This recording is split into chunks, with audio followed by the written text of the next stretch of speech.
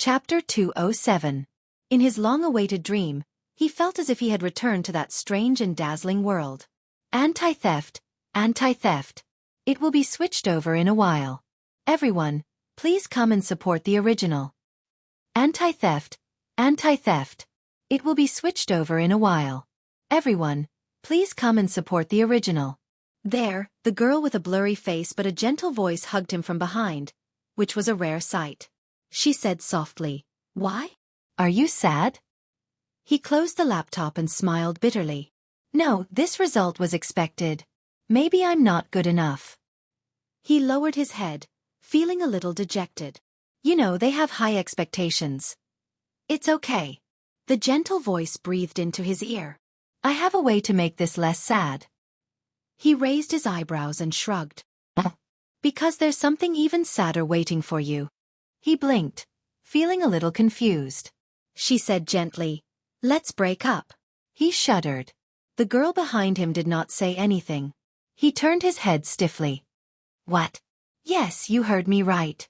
Because you're a failure now," she said flatly. "So I want to break up with you." His brain stopped working. He just stared blankly at her blurry face, feeling lost. Why? The voice behind him sighed. "Okay, it's a deal." He breathed in a daze. He could not accept it. He wanted to explain, but he felt that it was unnecessary. At this moment, "Okay." The voice snickered and rang happily. "Now, 10 seconds after we broke up, I announced that we're back together. Tada! Let me introduce you to my new boyfriend, Wu Qiren." He could not think straight. What? But a few seconds later, his heart started beating again. He panted and looked at her in surprise. "You? How is it? Compared to the pain of being dumped just now, is it less sad now? When you encounter setbacks, you have to cherish your crotch." The voice giggled and blew into his ear, making him feel a little itchy. "My name is Lei Feng. You don't have to thank me." He was a little speechless. The voice said happily, "Very good. If you have another tragedy in the future, I will continue to comfort you like this." He took a deep breath and shouted angrily, "Damn woman! Can you not break up and get back together in such a serious manner? Break up and get back together as a joke. I'll take it seriously, okay?" He felt as if someone's chin was smashing into his back. "Oh, this is nothing." The owner of the voice poked Zhang Heng's back with his chin and said loudly, "You don't know this, but there's a serial author on the internet. Every time the plot reaches its climax, he would write the book is over, and say that he's done with the book. Then, he would update the next chapter without saying a word, insisting that he's writing a new book. That's the peak of perfection. Then don't learn from him, okay?" In his memory, that voice laughed happily. His voice was full of exasperation and relief. Finally, the noise stopped. She lay lazily on his back and wrapped her arms around his chest. "Hey, Qiren, don't be afraid," she said in a low voice. "No matter what happens, I'm here to protect you." He lowered his head and closed his eyes. "I know. You're here to protect me." The voice did not speak. She only wrapped her arms around him a little tighter. But in the next second, everything in the dream was like a reflection on the surface of the water, shattered by a sudden wave. The girl disappeared before his eyes. While he was puzzled, he heard a cold and displeased female voice. The tone was low and contained an inexplicable emotion, making his hair stand on end. "I'm watching you. I warned you." In the next moment, Thales woke up with a start. He gasped for air. That voice. That voice. At this moment, a hand was placed on his shoulder. Thales turned his head, still in a state of shock. It was Gu, the man who had just shaken him up from his sleep. The Far Easterner squatted beside him and looked at him with a displeased expression. Little Rascal stood beside him with a sleepy face. "Wake up, Prince of Constellation," the butcher said flatly. "The person you're looking for is here." "So soon?" Thales forced himself to stay awake, temporarily suppressing the scenes in his dream. He rubbed his eyes and got up from the cold ground.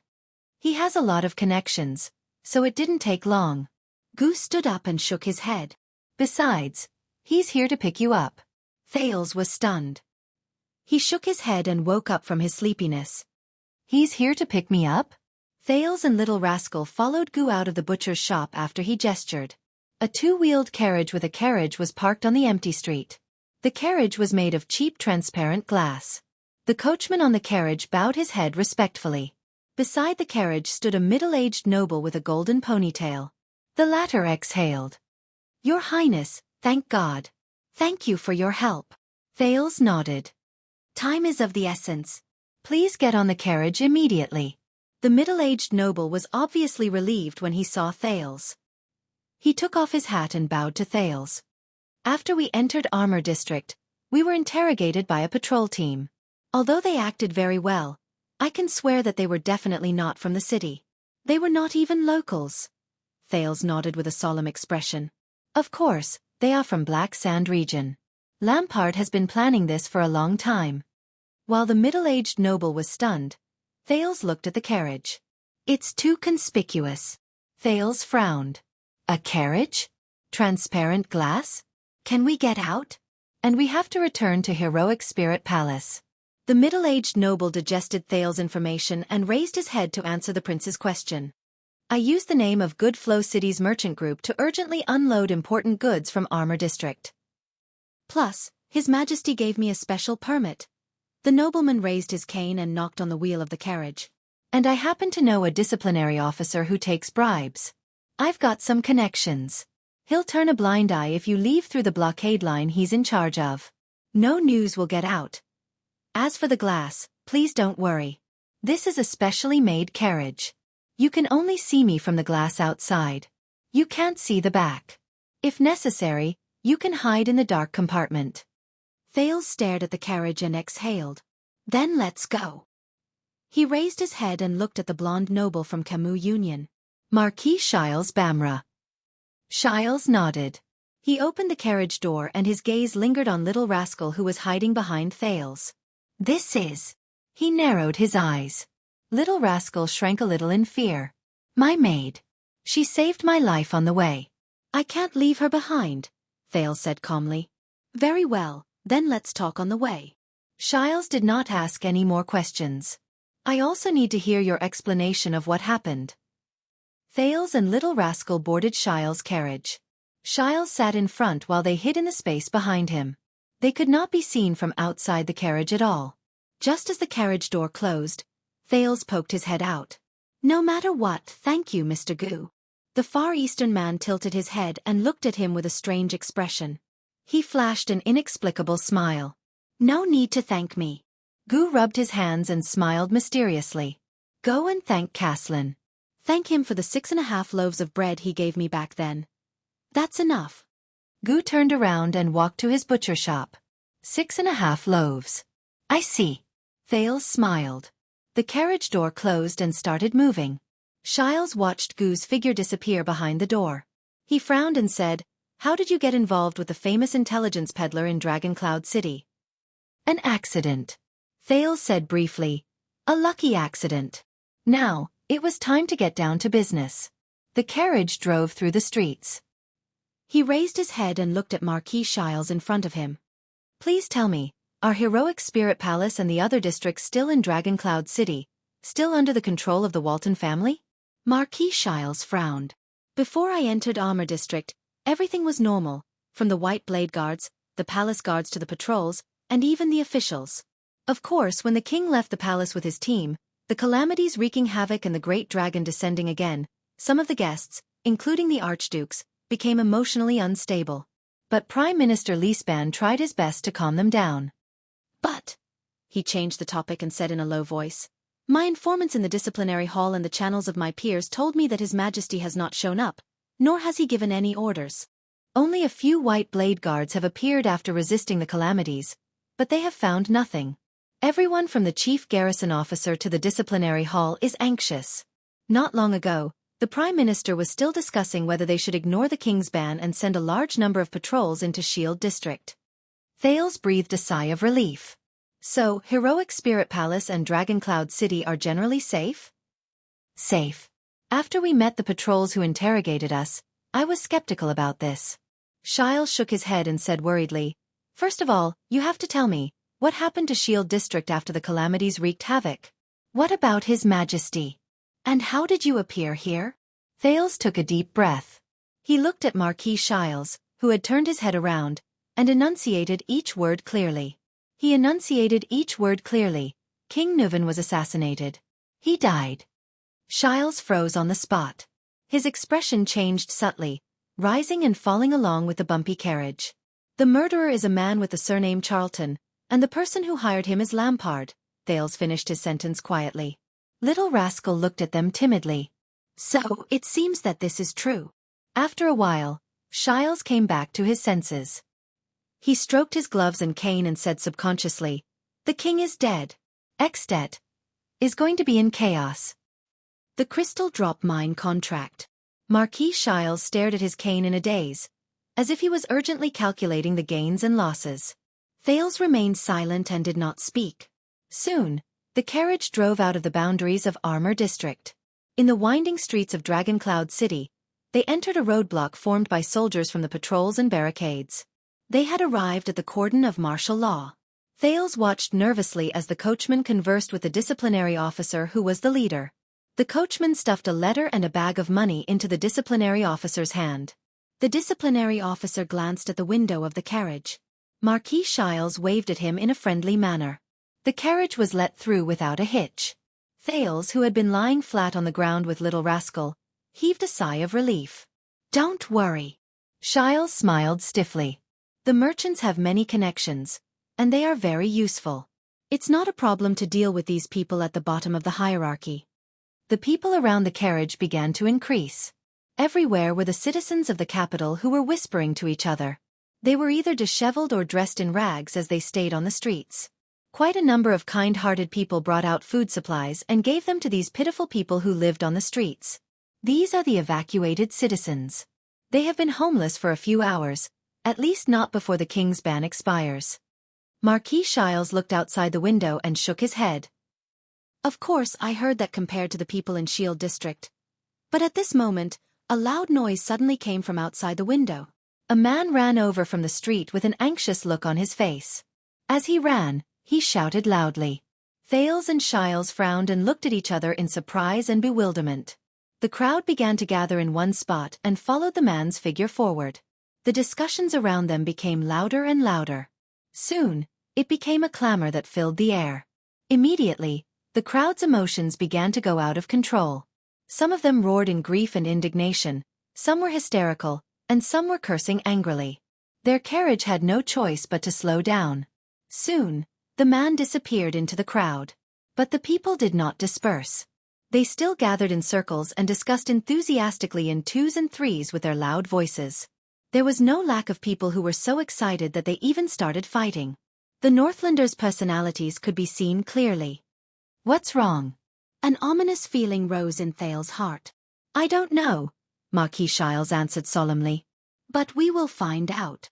Hence, at the next street corner, Marquis Shiles deliberately stopped the carriage. Under his signal, a patrol soldier, who was maintaining order but was arguing with his colleagues in an agitated manner, was invited by the coachman to the side of the carriage. Marquis Shiles opened the carriage door halfway and stuck his head out. "I am from Camus Union, King Nuvan's partner." The blonde, ponytailed noble handed over a silver coin and flashed a friendly smile. "May I ask what happened just now?" The soldier seemed to have just gone through an intense argument. Panting, he stared at the silver coin in his hand and was slightly stunned. He raised his head again and saw the golden wheat tassel and the dagger symbol on the carriage. "Sir, it's such an important matter." The soldier calmed down his agitated emotions. After he came back to his senses, he seemed to be a little reserved and stuttered, You still don't know." Marquis Shiles took out another silver coin and said gently, "So I need you to clear up my doubts. Just choose what you know and tell me." The soldier looked at the silver coin in his hand again, and subconsciously put it into his pocket. "It's like this." The soldier straightened his armor, shook his head and exhaled. His expression became a little unpleasant. "His Majesty, King Nuvan was assassinated." Shiles' expression changed at the same time. "What happened? How did you know?" On the other hand, Thales hid behind the marquee. He gritted his teeth and listened quietly. "I heard it from someone." The soldier looked at the marquee reaction and seemed to have received encouragement. His words began to flow smoothly. The whole of Dragoncloud City is saying that the murderer. Thales was shocked. Marquis Shiles frowned. Who is the murderer? It's those people from the Empire. The soldier raised his head and shouted angrily. They want to cause civil strife in Extet. The soldier's words became more and more indignant. His tone was filled with anger and hatred. Those damned remnants of the Empire, that Prince of Constellation from the south. They colluded with the Calamities, and even secretly ambushed people and assassins. They murdered the great-born king in Shield District. Those Constellatiate be asterisk stards. Under Little Rascal's terrified gaze, Thales leaned against the carriage in a daze. His heart was cold. Those Constellatiate be asterisk stards. Under Little Rascal's terrified gaze, Thales leaned against the carriage in a daze. Chapter 208. In the Alley of Armor district in Dragoncloud City, the three old friends finally drew their swords and started fighting. Theft. Please respect the author's hard work. If there's no trade, there's no theft. Under the moonlight, Cohen covered his innocent nose in pain as he looked at the man and woman in front of him, who started fighting at the slightest disagreement. He knew that in this special battle, there was no room for him to intervene. Miranda probably wouldn't allow him to intervene either.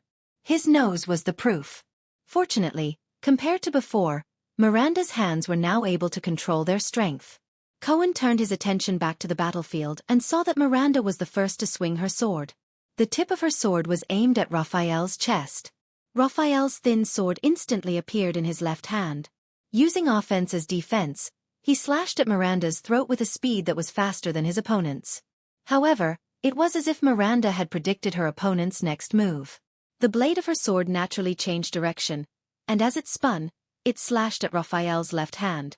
From afar, it looked as if Raphael had taken the initiative to extend his left hand to meet her blade. Cohen was amazed. This was Miranda's instinct after years of practicing the Pegasus music. She actively listened to and even controlled the rhythm of the battle, manipulating her opponent's every move. Raphael frowned. He quickly pulled his sword back and was forced to retreat. He knew how terrifying his former lover was and tried to quickly break away from her rhythm. But Miranda's gaze was as cold as ice. She followed up with a timely slash. When Raphael retracted his right leg, she slashed at his left leg, which was his center of gravity. Raphael was forced into a difficult position by this slash. He was forced to stop retreating and face the sword. Just like before, Miranda seemed to have predicted Raphael's movements. She pulled her forearm, and the wind howled. Cohen's pupils shrank as he watched the battle. In the 10 seconds, the swords of both parties did not touch, exchange, or clash. They only moved back and forth in the air, causing ripples in the air. But Cohen knew that this was an extremely dangerous battle. His teacher, Zadie Tafner, once told Cohen, who was not yet a police officer at that time, that this kind of silent and rapid battle was more often seen in battles between supreme-class fighters. The next moment, Cohen saw Miranda's blade instantly swing at Raphael's head at the most appropriate time, avoiding her opponent's block, dodge, and counterattack. Hiss! The sound of a sword tearing through the air could be heard. In that instant, Raphael's dark red eyes flashed with a different expression. His left arm trembled visibly. Then, the thin sword danced in the moonlight, leaving an afterimage. Ding! The blades of the two finally clashed for the first time, and the air vibrated with a sharp sound that tortured the ears. Cohen frowned and resisted the urge to cover his ears. Raphael gritted his teeth and quickly took 3 steps back. Miranda, on the other hand, stood in place and swayed. For a moment, the entire area fell silent. Miranda expressionlessly flicked her wrist, and a few strands of hair floated down from her blade. Raphael panted slightly and touched the right side of his forehead. A bloody scar had already appeared on his temple. As expected, Cohen sighed. True enough.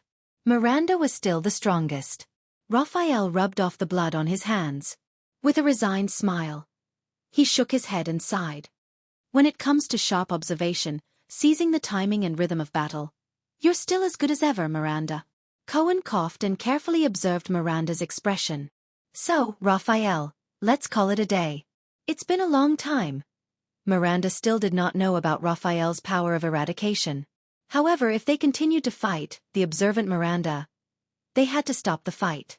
But at this moment, A voice that made the two men tremble came from the field. Raphael.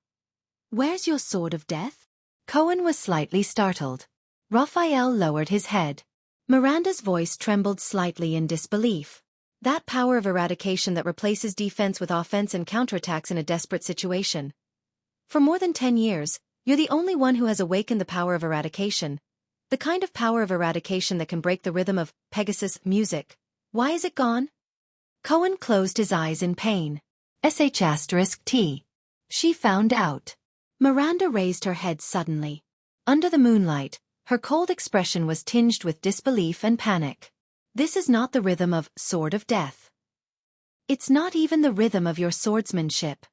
The swordswoman said slowly, although my hands, I can feel that cold temperature. It was hidden in your hands just now. It's another force. What is that, Raphael Lindbergh? Miranda's gaze was like two blades that pierced Raphael, who did not say a word. Cohen slapped himself on the forehead in frustration. The three of them were silent for a few seconds, until Raphael spoke in a gentle and relaxed manner. This is Prayer of the Dead. To be honest, it's not much different from Sword of Death. The young man in white sneered. His voice was still light. Fighting for a chance of survival in a hair's breadth, seeking victory in a dangerous situation to the limit. The style is very similar. I thought that you would not be able to feel it with your hands. Just like how Touch of Greed is the Disaster Sword's version of Glory of the Stars. Miranda furrowed her brows tightly. With a hint of anxiety, she keenly asked, is the so-called Prayer of the Dead also another version of Sword of Death? Her gaze was filled with indescribably complicated emotions. She fixed her gaze on Raphael. The Disaster Sword's ruthless power of eradication? Cohen was truly stunned. It seems that Miranda has already gathered a lot of information about the Disaster Sword in a short period of time. As for me, Cohen thought of the young man who ran away, and he immediately blushed. It seems that Klein has told you too much. Raphael narrowed his eyes as if he was deep in thought. Even if it's an unrestricted inheritance from outside the tower, he is still a swordsman who is close to supreme class. Why would he talk so much? To their surprise, Miranda suddenly smiled.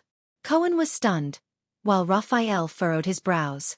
Is this why you hid it from me, Cohen? As she laughed, Miranda used her slightly hoarse voice to speak to Cohen without turning her head. The seed of the Tower of Eradication who is chosen once every 5 years, one of the candidates to inherit supreme class. Raphael Lindbergh. You actually sided with the Disaster Sword? Cohen, who was questioned, shut his eyes tightly.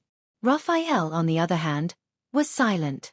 The police opened his mouth to speak, but when the words were at the tip of his tongue, he hesitated. He opened and closed his mouth.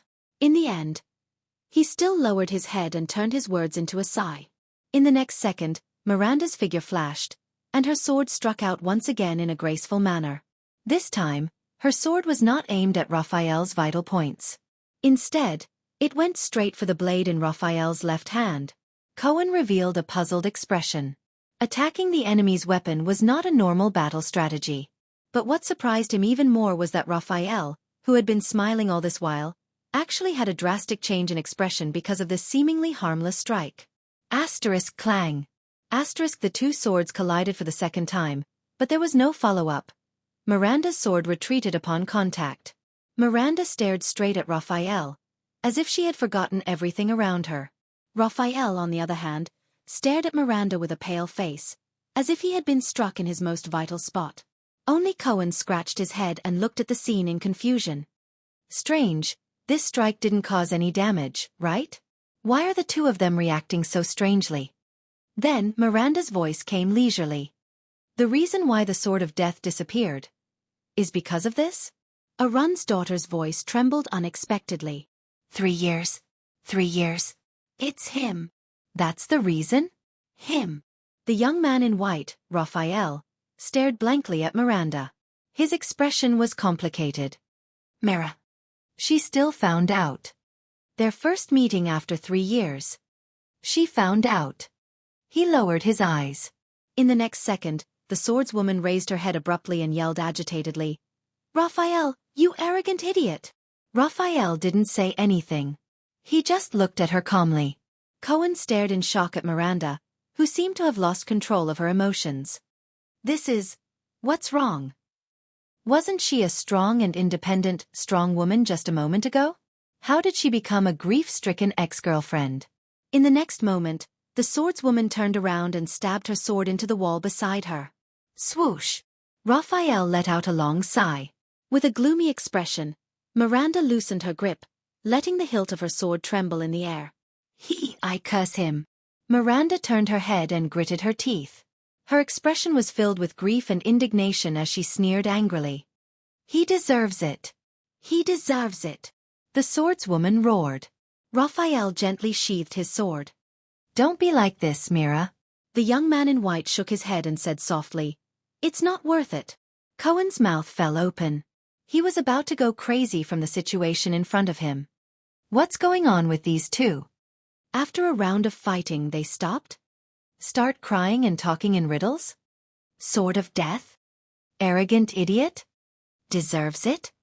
Not worth it? He was Cohen Caribbean, a Level 2 police officer of Eternal Star City's Western Police Station and the captain of the City Defense Patrol team. I can't understand it at all. I say, Cohen scratched his head in pain. As he walked closer to the two, he interrupted, Can someone explain to me what's going on? Miranda, even though Raphael has the disaster sword on him, you don't have to be so agitated. In the next moment, Miranda and Raphael raised their heads at the same time and shouted angrily. Shut up, Cohen. Miranda's face was filled with rage. Not now, Cohen. Raphael's face was as cold as ice. Cohen, who was interrupted by the two at the same time, paused in mid-air with his mouth wide open. He stared at them innocently and at a loss. He raised his hands, smiled apologetically, and took a step back. All right, you guys talk. The police officer, who was completely unaware of the situation, silently cursed in his heart. People like me who aren't smart enough shouldn't participate. Damn couples. After Cohen's interruption, the three of them were silent for a while.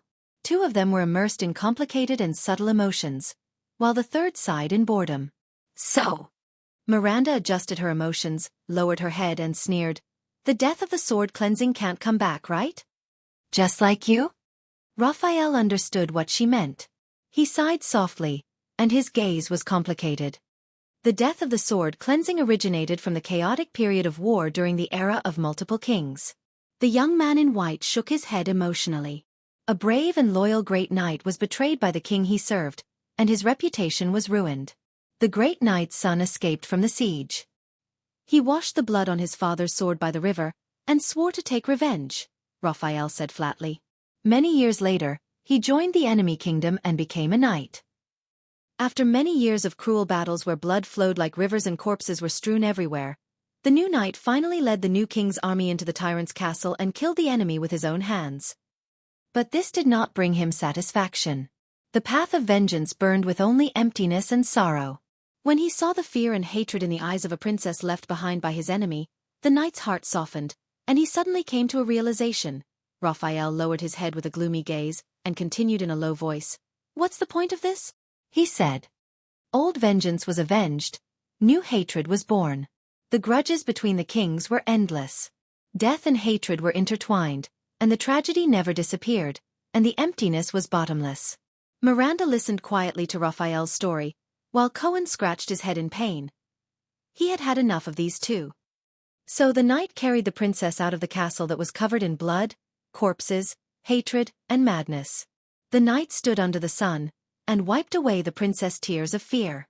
There, the knight swore that he would end this chaotic world that bred hatred and death. From then on, his extraordinary power was called the death of the sword cleansing. Raphael's story was finished. Miranda stood where she was in silence. Ha! Cohen laughed dryly, wanting to push the progress of the mission.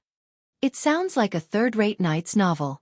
A tragic life, a noble birth, a powerful enemy, slowly becoming stronger, and when he sees a woman, his legs go weak. Then, he swore to dominate this chaotic world. Shut up, Cohen. This time, the man and the woman interrupted Cohen. Surprisingly, they were of the same caliber and speed. Once again, Cohen shut up, feeling wronged. Look. Raphael turned to Miranda, and with an obscure smile on his face he said, "Compared to a greater goal, these things are not worth caring about. Do you understand?" Miranda looked at Raphael, her eyes full of hatred and sorrow. "So, the Secret Intelligence Department?" Raphael twitched the corner of his mouth and nodded. The two stared at each other in silence. It seemed that only the other could understand each other. Until Miranda looked away with a pained expression. "I wasn't joking just now. This concerns the future of the two kingdoms. Dragon Cloud City will not be peaceful tonight." Raphael straightened his clothes, raised his head, and looked at Heroic Spirit Palace in the distance under the moonlight. He put on a smile again. Chapter 209. Somewhere in Eternal Star City. It was in pain. "This is an anti-theft stamp. I'll change it back later. PC readers can just refresh the page. Mobile readers can just long press on the table of contents to download again. Pirated readers can just open the Qidian or Genesis book page and start subscribing. I don't know how many people will listen." The air here was cold and moist. Its skin was wrinkled, its 6 limbs were weak, its abdomen was shriveled, its lips trembled, and its teeth were blunt. Only the darkness around it made it feel at ease. It raised its right hand and wanted to change its position, but it accidentally hit the metal cage. A sharp pain came from the surface of its skin that had just touched the metal. It opened its mouth and let out a meaningless howl of pain. This damned cage. The magic seal on it was rigorous, meticulous, comprehensive, perfect and flawless. It was the standard product of the Alchemy Tower. It did not know if it was the work of the Confinement Research Institute or the Spell Laboratory. It was probably the former. In the extinct Alchemy Tower, this kind of magic cage with a single function was only studied by this faction that had been in decline for a long time. For example, the cage that was currently trapping him here. It had endured such days for an unknown period of time, and even its sense of time had become numb. It even suspected that if it continued like this, then one day, it would even completely forget its own name.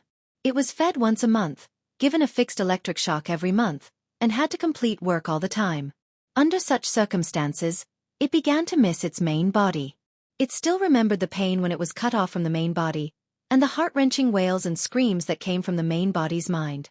Even many days and nights after that, even when it was its turn to be cut off, the pain was not comparable to the excruciating pain of being separated from the main body.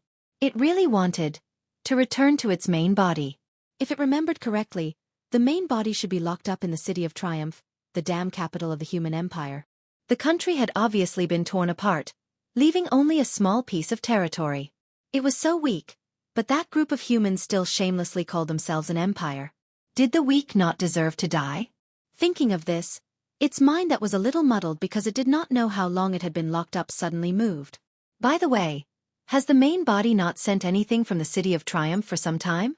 Whether it was letters or items, there was nothing. The mental connection between the main body and the main body seemed to have been broken for some time. Humans no longer used it? Impossible. It did not believe that those evil humans would let it or its host take a break. They would only endlessly squeeze out its value without knowing the bottom line. Did something happen to the main body? This thought flashed through its mind. No. Although the main body was also imprisoned, at least it was intact in the City of Triumph. The Empire knew its value, and the Imperial Prince had even tried to communicate with the main body. But how could the prideful main body respond to a lowly human's request for a trade? So they were still using itself to communicate.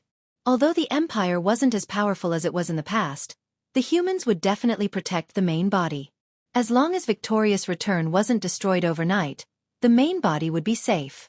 One day, it would definitely return to its main body. At that time, it would once again be as powerful as it was in the past. Then, it had to carefully hide itself and strengthen itself. Most importantly, it had to find a way to restrain those mystics. It did not want to experience the humiliation of being captured and imprisoned as a slave a second time. Especially that damned mystic, Giza Streelman. If the human outside the cage had not mentioned this name recently, it would have almost forgotten about it. It gritted its teeth with hatred. In front of that mystic, the feeling of its flesh boiling and blood exploding, the feeling of groveling at the other person's feet was something it would never forget. At this moment, a familiar swelling sensation came from its abdomen. It's here, it thought. The humiliation of being a slave and being forced to work as a slave surged into its heart once again. It did not know which severed limb it would be this time. At the top of the metal cage, the bell rang violently and urgently. Asterisk clack. Asterisk the metal cage door opened. It used all its strength to roar at the cage door, trying to express its hatred and malice. The sharp pain of being pricked attacked it again. It knew that it had to leave the cage to complete the task, or else the pain would only become more intense. Just like hundreds and thousands of times in the past, it reluctantly climbed out of the cage with great difficulty. The sharp pain slowly subsided. Its abdomen wriggled, and the contents inside surged up its throat and reached its oral cavity. The swelling sensation gradually disappeared. It opened its mouth full of fangs and spat out a piece of paper in the darkness. Another piece of paper. It thought in annoyance, these stupid humans, can't they send something interesting over next time? The piece of paper was grabbed by a young man in a white robe and violently pulled out of its oral cavity. Rude humans. The sharp pain appeared again. It howled in pain, and at the same time, it knew that it should return to the cage. With a heart full of humiliation and pain, it climbed back into the cage. The pain disappeared. The young man lit a lamp. The dazzling light made it grimace, and it raised its claws to cover its 8 pairs of eyes. Light. The thing it hated the most. Fortunately, after the young man saw the piece of paper clearly, he immediately extinguished the lamp. In the darkness, in its field of vision, the young man in a white robe put down the piece of paper in his hand and spoke in a much more solemn voice than usual. Things are somewhat beyond our imagination. An old and hoarse voice rang. It remembered this voice. During the years when it was brought away from the City of Triumph, many humans were in charge of managing its cage, but this old voice seemed to have been in charge for a longer time. First, the prince was intercepted by Lampard at the border, but it seemed to be a daunting experience without any real danger. Now, the diplomat group is heading to Dragon Cloud City under Lampard's escort. You know that I don't care about this, the old and hoarse voice said faintly. What about that homicidal maniac? Giza Streelman did not follow our plan to surround Ramon with Blood Bottle Gang, even though we used various channels and hinted to them countless times about Ramon's importance to the Brotherhood, the young man said quietly. Giza Streelman. The nerves all over its body were stimulated by that familiar name again. My enemy. The Mystic. The enemy of life that rampaged through flesh and blood. What happened? The old and hoarse voice rang again. It made its public appearance. According to our informants in Broken Dragon Fortress, Giza seemed to have endangered Prince Thale's safety on the way, the young man said. The sound of a cane hitting the ground rang in the darkness. The old voice sounded doubtful. According to the previous report, wasn't the Night Queen the one who intercepted His Highness? Is that why she requested help from Broken Dragon Fortress? Yes, but the information has been updated. It seems that things have become a little more complicated. The young man raised his head and revealed a smile that no one could see clearly in the darkness. The blood mystic appeared for the dark night black coffin in the hands of the blood clansman. It opened its eyes abruptly. During the years when it was separated from its main body, it had experienced too much numbness and chaos, but its memories with its main body were still preserved in its mind. Dark night. What a familiar term. Where did I hear it before? There was silence. The old and hoarse voice did not reply. I remember that thing is on the list of legendary anti-mystic equipment. But judging from your reaction, it is indeed an extraordinary item, right? The young man in white raised his eyebrows. You know, if we send a message and arrange for manpower now, we might be able to intercept the Night Queen. The air in the darkness seemed to have frozen in an instant. Don't ask. That coffin is not something we can touch. After a while, the hoarse voice slowly rose. Be it the coffin itself or the item in the coffin. The young man frowned and revealed a puzzled expression. But in the end, he still nodded. After Giza was forced to retreat by the fortress flower with the supreme shield, she did not appear again. And Ramon was lured to Extet by us according to the original plan. The old figure slowly stood up. Very well. If Blood Bottle Gang still cannot find Ramon, we will remind them again. No matter what, we must lure the blood mystic over. In fact, this is the next thing I wanted to say, the young voice interrupted him. Your last test seems to have worked. The owner of the old voice, the Black Prophet Murat Hansen, slowly raised his head in the darkness. Although the Brotherhood's headquarters did not make any moves under our surveillance, Black Sword appeared at the border between the two countries. The young man curled his lips. I think he went to save Ramon. It seems that there is indeed something wrong with that Ramon, and his value to the Brotherhood is probably far beyond our imagination. There was another strange silence. Then Morat's sinister laughter rang out slowly. He he he. The Black Prophet laughed softly. Heh, I was almost fooled by my own student and that old woman. There was a moment when I really wanted to dispel my suspicions about Ramon's identity and remove him from the blacklist. However, no matter how meticulous his disguise is, it is no match for your suspicion, which is even stronger than that of Broken Dragon Fortress, teacher. The young man in the white robe, Raphael Lindbergh, raised his head in the darkness and chuckled sarcastically. Release the news. Morat did not care about Raphael's mockery. He stopped smiling and said in a low voice, "The prince should have already entered Extet, right?" Raphael nodded. They are on the last stretch of the road in Black Sand region. Let Cora come back. The Black Prophet nodded and took a deep breath. Since he has completed his mission and successfully lured Ramon to the prince's diplomat group, Raphael crushed the paper in his hand and gently sprinkled it on a strange pattern on the ground. After the shredded paper came into contact with the pattern, they burned and disappeared in a bizarre manner. Do you want to proceed to the next step? The young man asked flatly. Yes, it is time to send a big gift to the secret room and the Brotherhood. The Black Prophet tapped his cane. Get ready to depart. This is your first big test before you take over as the head of the Secret Intelligence Department. Make sure that Black Sword and Giza enter Dragoncloud City at the same time and discover Ramon. Raphael flashed a bright smile. Black Sword against the Blood Mystic. It will definitely be a big scene. Morat took a deep breath and sat down again.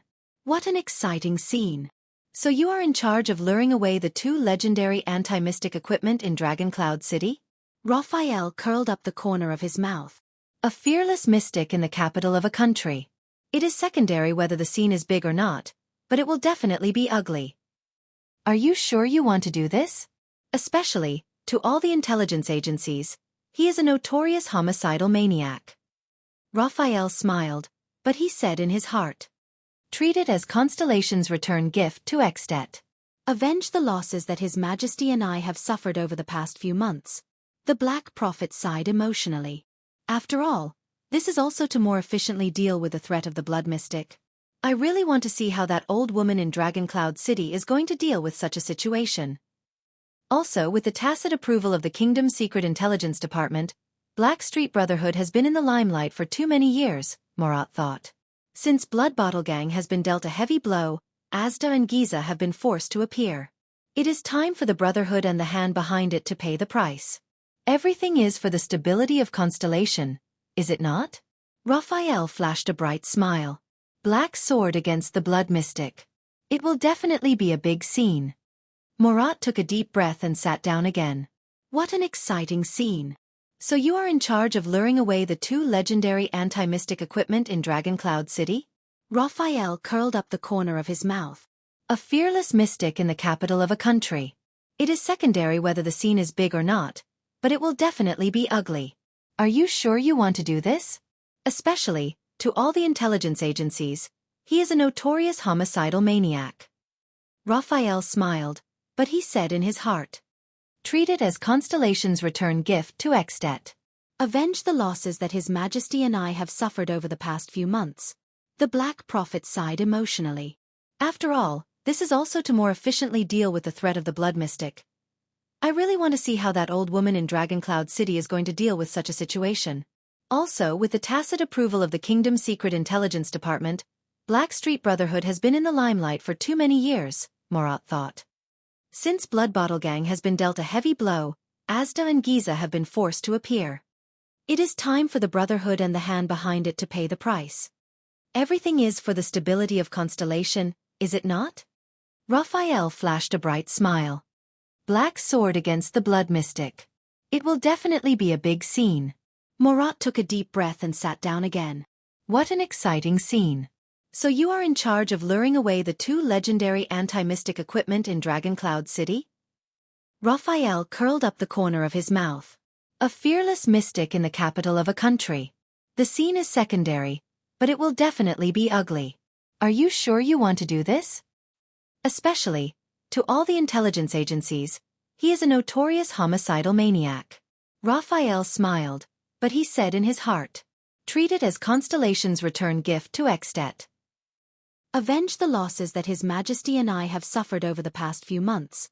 The Black Prophet sighed. After all, this is also to more efficiently deal with the threat of the Blood Mystic. I really want to see how that old woman in Dragoncloud City is going to deal with such a situation. Also, with the tacit approval of the Kingdom's Secret Intelligence Department, Blackstreet Brotherhood has been in the limelight for too many years, Morat thought. Since Blood Bottle Gang has been dealt a heavy blow, Asda and Giza have been forced to appear. It is time for the Brotherhood and the hand behind it to pay the price. Everything is for the stability of Constellation, is it not? Raphael flashed a bright smile. Black sword against the Blood Mystic. It will definitely be a big scene. Morat took a deep breath and sat down again. What an exciting scene. So you are responsible for luring away the two legendary anti-mystic equipment in Dragoncloud City. Raphael curled up the corner of his mouth.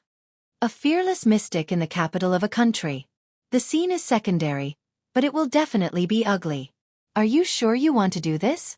Especially, to all the intelligence agencies, he is a notorious homicidal maniac. Raphael smiled, but he said in his heart, "Treat it as Constellation's return gift to Extet. Avenge the losses that His Majesty and I have suffered over the past few months." The Black Prophet sighed.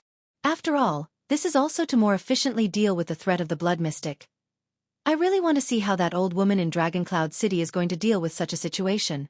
Also, with the tacit approval of the Kingdom's Secret Intelligence Department, Blackstreet Brotherhood has been in the limelight for too many years, Morat thought. Since Blood Bottle Gang has been dealt a heavy blow, Asda and Giza have been forced to show up. It's time for the Brotherhood and the hand behind it to pay the price. Everything is for the stability of Constellation, is it not? Raphael flashed a bright smile. Black sword against the Blood Mystic. It will definitely be a big scene. Morat took a deep breath and sat down again. What an exciting scene. So you are responsible for luring away the two legendary anti-mystic equipment in Dragoncloud City. Raphael curled up the corner of his mouth. A fearless mystic in the capital of a country. The scene is secondary, but it will definitely be ugly. Are you sure you want to do this? Especially, to all the intelligence agencies, he is a notorious homicidal maniac. Raphael smiled, but he said in his heart, "Treat it as Constellation's return gift to Extet. Avenge the losses that His Majesty and I have suffered over the past few months." The Black Prophet sighed. After all, this is also to more efficiently deal with the threat of the Blood Mystic. I really want to see how that old woman in Dragoncloud City is going to deal with such a situation. Also, with the tacit approval of the Kingdom's Secret Intelligence Department, Blackstreet Brotherhood has been in the limelight for too many years, Morat thought. Since Blood Bottle Gang has been dealt a heavy blow, Asda and Giza have been forced to show up. It's time for the Brotherhood and the hand behind it to pay the price. Chapter 210. Somewhere in Eternal Star City. It was in pain. Guard against theft. No rush. I'll change it back when I wake up. The air here was cold and moist. Its skin was wrinkled, its limbs were weak, its abdomen was shriveled, its lips trembled, and its teeth were blunt. Only the darkness around it made it feel at ease. It raised its right hand, wanting to change its position, but inadvertently hit the metal cage. A sharp pain came from the surface of its skin that had just touched the metal. It opened its mouth and let out a meaningless howl of pain. This damned cage. The magic seal on it was rigorous, meticulous, comprehensive, perfect and flawless. It was the standard product of the Alchemy Tower. It did not know if it was the work of the Confinement Research Institute or the Spell Laboratory. It was probably the former. In the extinct Alchemy Tower, only this faction that had been in decline for a long time would study this kind of magic cage with a single function. For example, the cage that was currently trapping him here. It did not know how long it had endured such days, and even its sense of time had become numb. It even suspected that if it went on like this, one day, it would even forget its own name. It was fed once a month, given a fixed electric shock every month, and had to complete work all the time. Under such circumstances, it began to miss its main body. It still remembered the pain when it was cut off from the main body, and the heart-wrenching wails and screams from the main body's mind. Even many days and nights after that, even when it was its turn to be cut off, the pain was not comparable to the excruciating pain of being separated from the main body. It really wanted to return to its main body. If it remembered correctly, the main body should be locked up in the City of Triumph, the dam capital of the human empire. The country had obviously been torn apart, leaving only a small piece of territory. It was so weak, but that group of humans still shamelessly called themselves an empire. Didn't the weak deserve to die? Thinking of this, its mind, which was a little muddled because it did not know how long it had been locked up, suddenly moved. That's right. Hasn't it been a while since the main body sent anything over from Victoria City? Whether it was letters or items, there was nothing.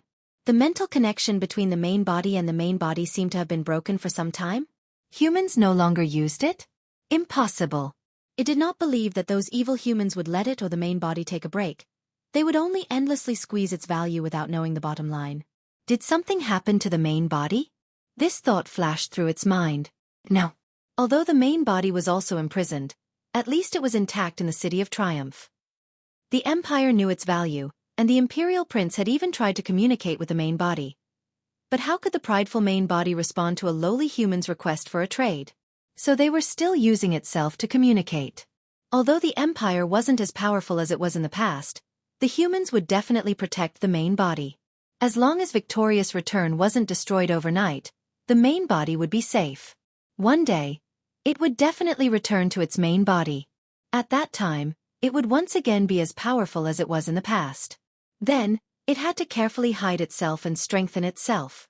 Most importantly, it had to find a way to restrain those mystics. It did not want to experience the humiliation of being captured and imprisoned as a slave a second time.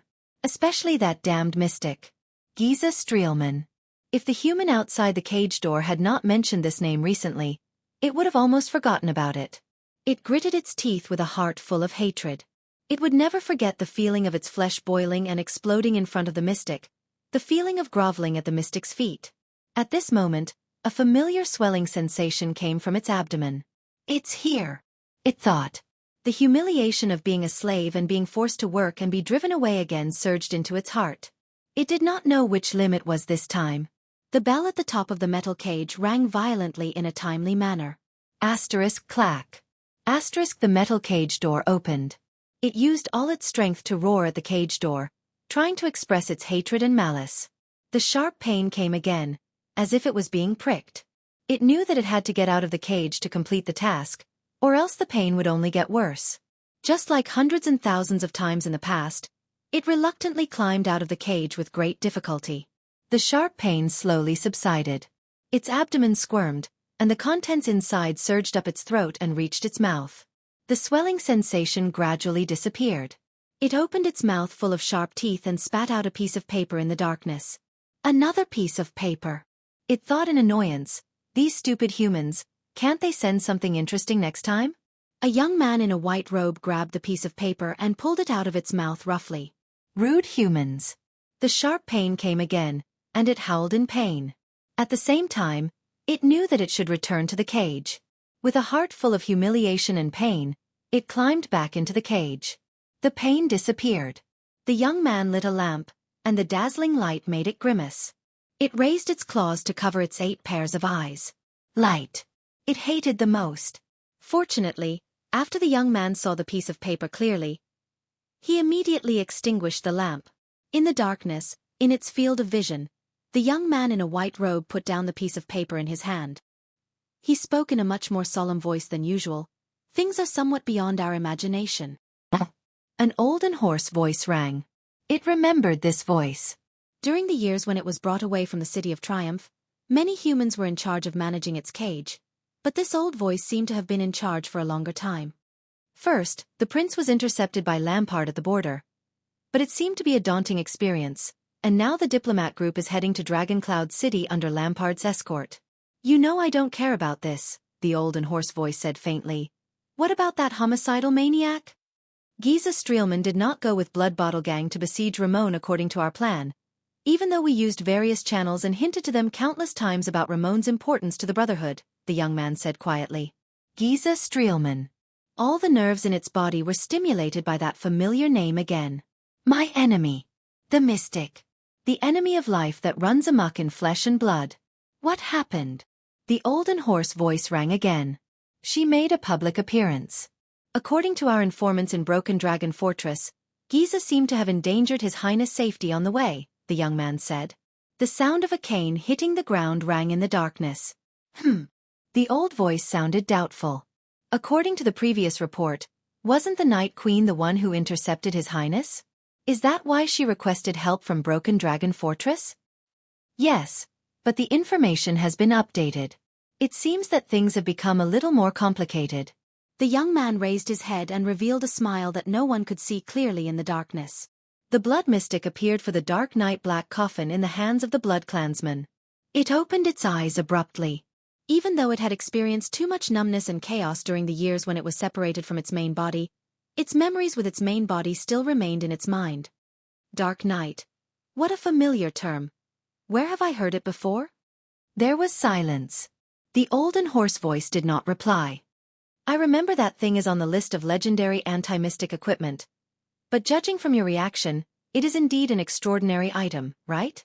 The young man in white raised his eyebrows. You know, if we send a message and arrange for manpower now, we might be able to intercept the Night Queen. The air in the darkness seemed to have frozen in an instant. Don't ask. That coffin is not something we can touch.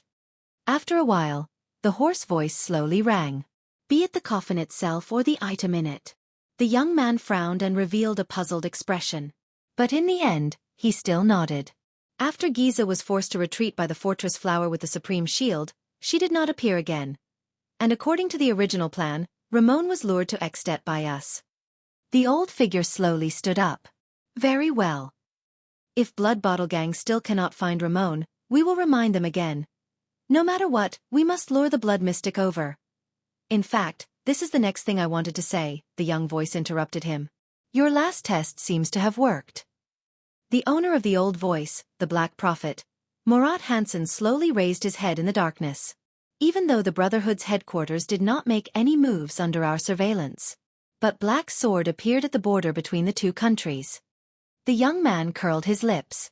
I think he went to save Ramon. It seems that there is indeed something wrong with that Ramon. And his value to the Brotherhood is probably far beyond our imagination. There was another strange silence. Then Murat's sinister laughter slowly rang out. He. The Black Prophet laughed softly. Heh, I was almost deceived by my own student and that old woman. There was a moment when I really wanted to dispel my suspicions about Ramon's identity and remove him from the blacklist. But no matter how meticulous the disguise is, it is no match for your suspicions that are stronger than those of Broken Dragon Fortress, teacher. The young man in the white robe, Raphael Lindbergh, raised his head in the darkness and chuckled sarcastically. Let the news out. Murat did not care about Raphael's mockery. He stopped smiling and said in a low voice, The prince should have already entered Extet, right? Raphael nodded. They are on the last stretch of the road in Black Sand region. Let Cora come back. The Black Prophet nodded and took a deep breath. Since he has completed his mission and successfully lured Ramon to the prince's diplomat group. Raphael crushed the paper in his hand and gently sprinkled it on a strange pattern on the ground. After the shredded paper came into contact with the pattern, they burned and disappeared in a bizarre manner. Do you want to proceed to the next step? The young man asked flatly. Yes, it is time to send a big gift to the secret room and the Brotherhood. The Black Prophet tapped his cane. Get ready to depart. This is your first big test before you take over as the head of the Secret Intelligence Department. Make sure that Black Sword and Giza enter Dragoncloud City at the same time and find Ramon. Raphael flashed a bright smile. Black Sword against the Blood Mystic. I'm sure it will be a big scene. Murat took a deep breath and sat down again. What an exciting scene. So you are in charge of luring away the two legendary anti-mystic equipment in Dragoncloud City? Raphael's lips curled up. A fearless mystic in the capital of a country. It is secondary whether the scene is big or not, but it will definitely be ugly. Are you sure you want to do this? Especially, to all the intelligence agencies, he is a notorious homicidal maniac. Raphael had a smile on his face, but he said in his heart. Treat it as Constellation's return gift to Extet. Avenge the losses that His Majesty and I have suffered over the past few months. The Black Prophet sighed emotionally. After all, this is also to more efficiently deal with the threat of the Blood Mystic. I really want to see how that old woman in Dragoncloud City is going to deal with such a situation. Also, Morat thought. With the tacit approval of the kingdom's secret intelligence department, the Blackstreet Brotherhood has been in the limelight for too many years. Since the Blood Bottle Gang has been dealt a heavy blow, Asda and Giza have been forced to appear. It is time for the Brotherhood and the hand behind it to pay the price. Everything is for the stability of Constellation, isn't it? Somewhere in Eternal Star City. It was in pain. The air here was cold and moist. Its skin was wrinkled, its 6 limbs were weak, its abdomen was shriveled, its lips trembled, and its teeth were blunt. Only the darkness around it made it feel at ease. It raised its right hand, wanting to change its lying position, but inadvertently bumped into the metal cage. A sharp pain came from the surface of its skin that had just come into contact with the metal. It opened its mouth and let out a meaningless howl of pain. This damned cage. The magical seal on it was rigorous, meticulous, comprehensive, perfect and flawless. It was the standard product of the Alchemy Tower. It was not known whether it was the work of the Confinement Research Institute or the Spell Laboratory. It was probably the former. In the extinct Alchemy Tower, only this faction, which had been on the decline for a long time, would study this kind of single-function magical cage. For example, the cage that was currently trapping it here. It did not know how long it had endured such days. Even its sense of time had become numb. It even suspected that if it went on like this, one day, it would even forget its own name.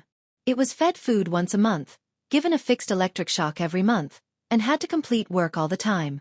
Under such circumstances, it began to miss its main body. Even now, it still remembered the pain when it was cut from its main body, and the heart-wrenching wails and screams that came from the main body's thoughts. Even for many days and nights after that, even when it was its turn to be cut, the pain was not comparable to the excruciating pain when it was first separated from its main body. It really wanted to return to its main body. If I remember correctly, the main body should be locked up in the City of Triumph, the damned capital of the human empire. The country had obviously been torn apart, leaving only a small piece of territory. It was so weak, but that group of humans still shamelessly called themselves the Empire. Don't the weak deserve to die? When it thought of this, its mind, which was a little muddled because it did not know how long it had been locked up, suddenly had a thought. That's right. Has the main body not sent anything from the City of Triumph for some time? There was nothing, whether it was letters or items. The connection between its thoughts and the main body seemed to have been broken for some time. Humans no longer use it? Impossible. It did not believe that those evil humans would let it or the main body take a break. They would only endlessly, without knowing the bottom line, squeeze its value dry.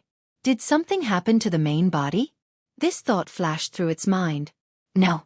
Although the main body is also in prison, at least it is intact in the City of Triumph. The Empire knows its value. The Prince of the Empire even tried to communicate with the main body.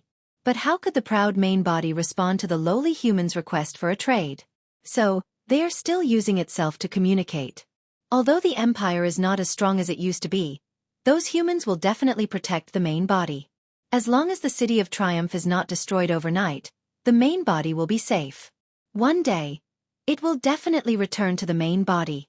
At that time, it will be strong again, just like in the past. After that, it had to carefully hide itself and strengthen itself. Most importantly, it had to find a way to restrain those mystics. It did not want to experience the humiliation of being captured and imprisoned as a slave a second time. Especially that damned mystic, Giza Streelman. If the human outside the cage had not mentioned this name recently, it would have almost forgotten about it. It gritted its teeth with hatred. In front of that mystic, the feeling of its flesh and blood boiling and exploding, the feeling of groveling at the other person's feet was something it would never forget for the rest of its life. At this moment, a familiar swelling sensation came from its abdomen. It's here, it thought. The humiliation of being a slave and being forced to work as a slave surged into its heart again. It did not know which limb it was this time. At the top of the metal cage, the bell rang violently at the right time. Asterisk clack. Asterisk the metal cage door opened. It used all its strength to roar at the cage door, trying to express its hatred and malice. The sharp pain of being pricked came again. It knew that it had to get out of the cage to complete the task, or else the pain would only get worse. Just like hundreds and thousands of times in the past, it reluctantly climbed out of the cage with great difficulty. The sharp pain slowly subsided. Its abdomen squirmed, and the thing inside surged up its throat and reached its mouth. The swelling sensation gradually disappeared. It opened its mouth full of sharp teeth and spat out a piece of paper in the darkness. Another piece of paper. It thought in annoyance, these stupid humans, can't they send something interesting over next time? A young man in a white robe grabbed the piece of paper and pulled it out of its mouth roughly. Rude humans. The sharp pain appeared again. It howled in pain, and at the same time, it knew that it should return to the cage. With a heart full of humiliation and pain, it climbed back into the cage. The pain disappeared. The young man lit a lamp, and the glaring light made it grimace. It raised its claws to cover its 8 pairs of eyes. Light. It hated it the most. Fortunately, after the young man saw the piece of paper clearly, he immediately extinguished the lamp. In the darkness, the young man in a white robe put down the piece of paper in his hand and spoke in a much more solemn voice than usual. Latest information from the fortress. Things are somewhat beyond our imagination. An old and hoarse voice rose. It remembered this voice. During the years when it was brought away from the City of Triumph, many humans were in charge of managing its cage, but this old voice seemed to have been in charge for a longer time. First, the prince was intercepted by Lampard at the border, but it seemed to be a daunting experience without any real danger. Now, the diplomat group is heading to Dragon Cloud City under Lampard's escort. You know that I don't care about this, the old and hoarse voice said faintly. What about that homicidal maniac? Giza Streelman did not follow our plan to surround Ramon with Blood Bottle Gang, even though we used various channels and hinted to them countless times about Ramon's importance to the Brotherhood, the young man said quietly. Giza Streelman. The nerves all over its body were stimulated by that familiar name again. My enemy. The Mystic. The enemy of life that rampaged through flesh and blood. What happened? The old and hoarse voice rose again. It made its public appearance. According to our informants in Broken Dragon Fortress, Giza seemed to have endangered Prince Thal's safety on the way, the young man said. The sound of a staff hitting the ground rose in the darkness. The old voice asked doubtfully. According to the previous report, wasn't the Night Queen the one who intercepted His Highness? Is that why she asked for help from Broken Dragon Fortress? Yes, but the information has been updated. It seems that things have become a little more complicated. The young man raised his head and revealed a smile that no one could see clearly in the darkness. The Blood Mystic appeared for the Dark Knight Black Coffin in the hands of the Blood Clan. It opened its eyes suddenly. Although it had experienced too much numbness and chaos during the years when it was separated from its main body, its memories with its main body were still preserved in its mind. Dark Knight.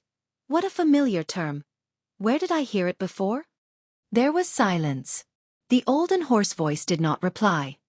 I remember that thing is on the list of legendary anti-mystic equipment. But judging from your reaction, it is indeed an extraordinary item, right? The young man in white raised his eyebrows. You know, if we send a message and arrange for manpower now, we might be able to intercept the Night Queen. The air in the darkness seemed to freeze in an instant. Chapter 2:11. The others stared blankly at the terrifying black hole on Raphael's arm and listened to the Black Prophet's voice that sounded as if it was right next to their ears. They could not react at all. Thal's thoughts stopped at the brand on Raphael's arm and the unknown thing beneath it. Little Rascal held on tightly to his arm, trembling slightly. She did not even dare to look at the black hole. Wyatt stood in front of Thales with an unpleasant expression. He subconsciously pressed down on the single-edged sword at his waist. Ralph's expression was hidden under the half-mask, but his twitching eyebrows explained everything. Cohen widened his eyes in shock at his old friend's strange behavior. Miranda stared fixedly at Raphael's arm, her breathing erratic. Communication type. Flying squirrel. Raphael seemed very weak. He straightened his body with a pale face and used his eyes to signal for the others to calm down. At the same time, he spoke to the strange black hole on his arm in a language that no one else could understand. The white glove is stained with blood. The double-edged spear is broken. Thales frowned slightly. Is this a secret signal? As soon as Raphael's voice fell, the cell instantly fell silent. Suddenly, the sharp teeth around the black hole wriggled. Almost everyone held their breaths. Wyatt was so nervous that he even unsheathed his sword. In the next moment, the distant but clear voice once again came from Raphael's arm as the black hole moved. Who's there? The Black Prophet's voice was cold. Raphael raised his head. The second prince and his entourage. Raphael's red eyes glanced at the prince and the people behind him. Then, he glanced at Cohen and Miranda. His gaze was complicated. And the two people I mentioned earlier. The black hole fell silent again. His Highness. Raphael's breathing calmed down. The weakness he felt when he opened the black hole on his arm seemed to have disappeared without a trace. He wants to know dragon's blood. Thales suppressed the nausea he felt at the sight of the disgusting black hole with sharp teeth. Ever since he got to know the blood mystic, his resistance to nausea had greatly increased. The prince panted, frowned and raised his head. What exactly is this? He could not see anything inside the black hole. There was only a bottomless darkness, but Thales knew that it was definitely not Raphael's arm or flesh. Under the dim light, the prince stared at the black hole in disbelief and asked the question on everyone's mind. Is that Murat's voice? Raphael gave him a deep look but did not speak. What answered him was the wriggling black hole. Your Highness, do you know who I am? A hoarse voice traveled into his ears, but the person he was talking to was someone else. Everyone turned to look at the second prince. Raphael nodded at him and aimed the black hole on his arm at Thales. Thales did not look at the black hole. Instead, he closed his eyes and inhaled deeply. He cleared his mind of all distracting thoughts and forgot about the unpleasant encounter in Mindy's hall. Of course, Lord Hanson. Thales opened his eyes and calmly said to the black hole, It left a deep impression on me. I dare not forget it. The others looked at this scene with different expressions. The black hole wriggled again. Murat's hoarse and aged laughter came from inside. Don't be nervous, Your Highness. I am not by your side. The Black Prophet's voice was like a venomous snake's hissing, making people uneasy. Of course you can also pretend that I am by your side, if that makes you feel at ease. Thales flashed an awkward and ugly smile, even though he did not know if the Black Prophet could see it. So, what do you want to know? The Black Prophet said slowly. 15 minutes, Raphael reminded him quietly. Don't forget about their next patrol. What do I want to know? Thales clenched his fists slightly. His brain worked quickly. Scenes flashed before his eyes. Everything. He raised his head and said without hesitation, About Lampard's operation this time, about King Nuvan's death. I want to know everything the Secret Intelligence Department knows. A chuckle came from the black hole. Cohen and Miranda looked at each other, their expressions extremely uncomfortable. All right. Finally, the Black Prophet's voice became clear, even though it was still unpleasant. Where should I start? Thales did not speak. He was waiting for Murat. There's a good time, the Black Prophet said softly on the other end of the line. The bloody year. Hearing that term again, Thales felt his heart begin to pound again. Miranda and Raphael looked up at the same time. They exchanged a silent glance, reading emotions that only they could understand. During Constellation's most difficult time, a count from Black Sand region brought Extet's letter of credence, or rather, a declaration of war. The Black Prophet's voice was as hoarse and unpleasant as ever, but it was strangely calm. That count had just risen to fame in Northland. He followed the traditional and cruel Northland tradition, stepped over his brother's corpse, and seized the right to inherit the Archduke of Black Sand region. Thales felt Little Rascal's grip on his hand tighten slightly. When he announced Nuvan's request to the entire court, when the Great Dragon and Constellation's war was inevitable, Murat continued, the late king detained the envoy from Extet. As the heir of Black Sand region, he was presumably very suitable as a bargaining chip in the war. Thales clenched his fists slightly. The story that Lampard told in the carriage was cut short on the day he went on a diplomatic mission to Constellation. But the prince did not expect that he could actually hear the continuation from the Black Prophet. The Black Prophet continued. However, a wise prince, after combining it with the Secret Intelligence Department's investigation, concluded that Dragon Cloud City's goal was to use us to execute Chapman Lampard. King Nuvan probably hated his nephew, who killed his brother. Thales' eyebrows twitched. A wise prince? So, after a secret conversation, Chapman Lampard successfully escaped with his subordinate's rescue. The Black Prophet let out a terrifying laugh, as though he was enjoying this memory. Prince Midir told me that he saw something unusual in the young Count Lampard's eyes. Midir Jadestar. Thales extracted this name from his memory. The late king's eldest son and crown prince, his uncle. Unusual. Thales frowned slightly. You mean Lampard's hatred towards Nuvan VII, the Walton family, and Dragoncloud City? Morat's emotionless snort came from the black hole. It seemed to be mocking, but also sarcastic. Since ancient times, every archduke in Extet has hated the person sitting on the common elected throne. It's not necessarily the Walton family, nor is it necessarily Lampard, the Black Prophet said hoarsely. But why Chapman? I think Prince Midir has his own reasons. A seed was planted and grew in the dark for 12 years. Morat seemed to be lamenting, even though Midir can no longer see it. Thales tensed up. Wait, the Secret Intelligence Department and Lampard have been in contact since 12 years ago? The second prince looked up in shock. Then, why didn't you stop his plot to assassinate Mariah and prevent the war crisis between the two countries in the beginning? And Broken Dragon Fortress. He was interrupted by the Black Prophet. Contact. You've misunderstood. The hoarse voice in the black hole snorted. Lampard has always been independent and free. The Secret Intelligence Department neither bribed nor controlled him. That was the least effective method. This is a tacit understanding. We didn't contact each other for as long as 12 years. We turned a blind eye to each other. But when the time came, we opened our eyes together from our hibernation and saw each other in the boundless darkness. The Black Prophet's words became colder and colder. At that moment, Thales even felt that the other side of the black hole was a ferocious beast hunting for food. No, it's a venomous snake. In the dark cell, Thales stared blankly at the black hole in Raphael's hand. He did not say a word. Opposite him, Cohen let out a long sigh. There was a look of displeasure on his face. Damned conspiracy, the police officer muttered in a low voice. No one paid attention to him. Everyone was listening to the Black Prophet. Your Highness, ever since your identity was established, especially after you were assassinated under Broken Dragon Fortress, Lampard and Poffert's plot to break Wall's monopoly on the throne has been exposed. Morat let out a cold laugh from the other side of the black hole. The kingdom's secret intelligence department knew that the time had come. Thales bit his lower lip and exhaled. Since then, you knew that it was Poffert's doing? You also knew about Lampard's plan? The Black Prophet sneered, but did not answer.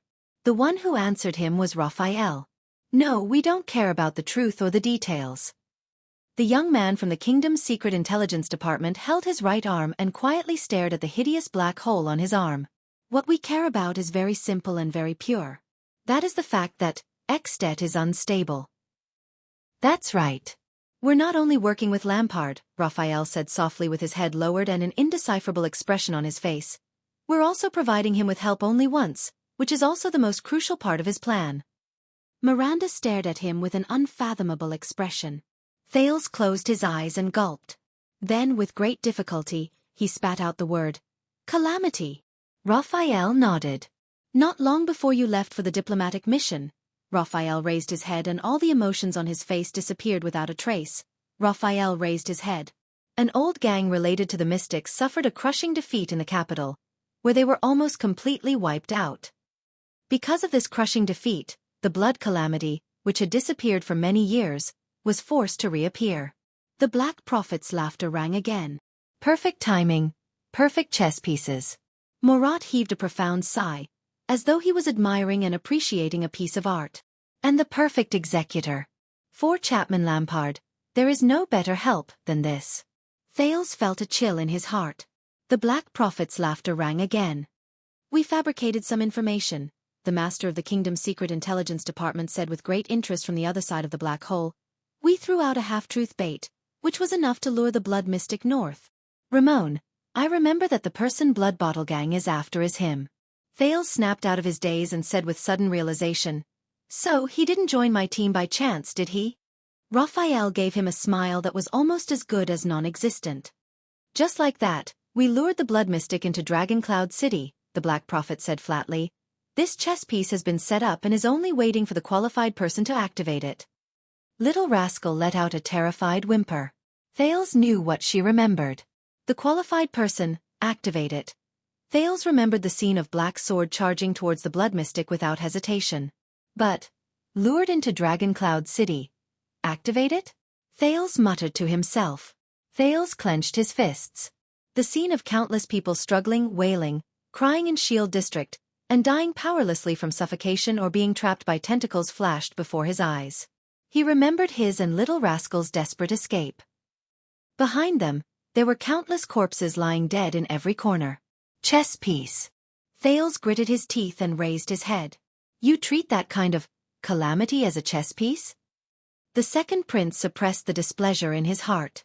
What gives you the confidence to think that you can control the legendary calamity and the power to destroy the world? Raphael turned and glanced at him. Confidence. Raphael snorted coldly. In all the recorded history, no matter how powerful the power, or how terrifying the existence, or even those monsters who can shatter the continent with a single thought, they are just noise for a moment, and smoke that passes by in the blink of an eye. No one has ever conquered everything with power. Raphael raised his hand and pointed at his head. So you don't have to blindly believe in power. This is the confidence of the Secret Intelligence Department. In front of a truly powerful person, even a calamity is just a chess piece. Thales shuddered violently. A truly powerful person. Thales raised his head. His eyes were filled with suspicion. Who told you these words? Raphael's eyelids twitched. He stared at Thales. But the young man still said quietly, "My teacher." Thales' heart skipped a beat. Go on, Miranda said. Her cold voice was especially prominent in the prison cell. How do you plan to use it, that calamity? The Black Prophet let out a low, hoarse laugh again. Last night, we activated the blood calamity as planned. Raphael took over the Black Prophet's words. King Nuvan soon received the news. A legendary monster is wreaking havoc in his city. Raphael glanced at the people around him, his tone returning to its previous indifference. This is all our work, to achieve two goals. First, to lure away and transfer away two powerful legendary anti-mystic equipment, he said coldly. Cohen frowned slightly. Lure away? Away from the calamity? Raphael looked at his old friend and revealed a mysterious smile. No, the young man from the Secret Intelligence Department said softly. Lure away from King Nuvan. Thales shuddered. He remembered the spear-wielding man and Nicholas when Black Sword brought him into the battlefield. They were all deliberately lured away, Raphael explained softly. The Soul Slayer pike, which can kill with one blow, and the Severing Soul's blade, which can create an absolute barrier, will be a great obstacle for the assassin to deal with Nuvan. What about the second goal? Miranda asked coldly. Raphael turned around and looked at the swordswoman beside him. This time, there was something indescribable in his eyes. Second, we also used the calamity to completely separate Nuvan from the heavy protection of the army and guards, he continued, looking into Miranda's eyes. The more enemies there are, the stronger the blood mystic becomes. To deal with it, we have to give up our advantage in numbers. Raphael shifted his gaze away from Miranda and focused his eyes slowly. As we expected, King Nuvan ordered a curfew in the city without waiting for us to remind him. He ordered for the people to be evacuated, the patrols to be transferred away, and the militia to be strictly prohibited. The Black Prophet sighed faintly from the other side of the black hole. Thales could tell that it was a heartfelt sigh. In the past 30 years of his reign, King Nuvan has never been as weak as he was last night. Away from the protection of the army and armed forces, Raphael said softly. Leave the rest to Lampard. His voice faded away.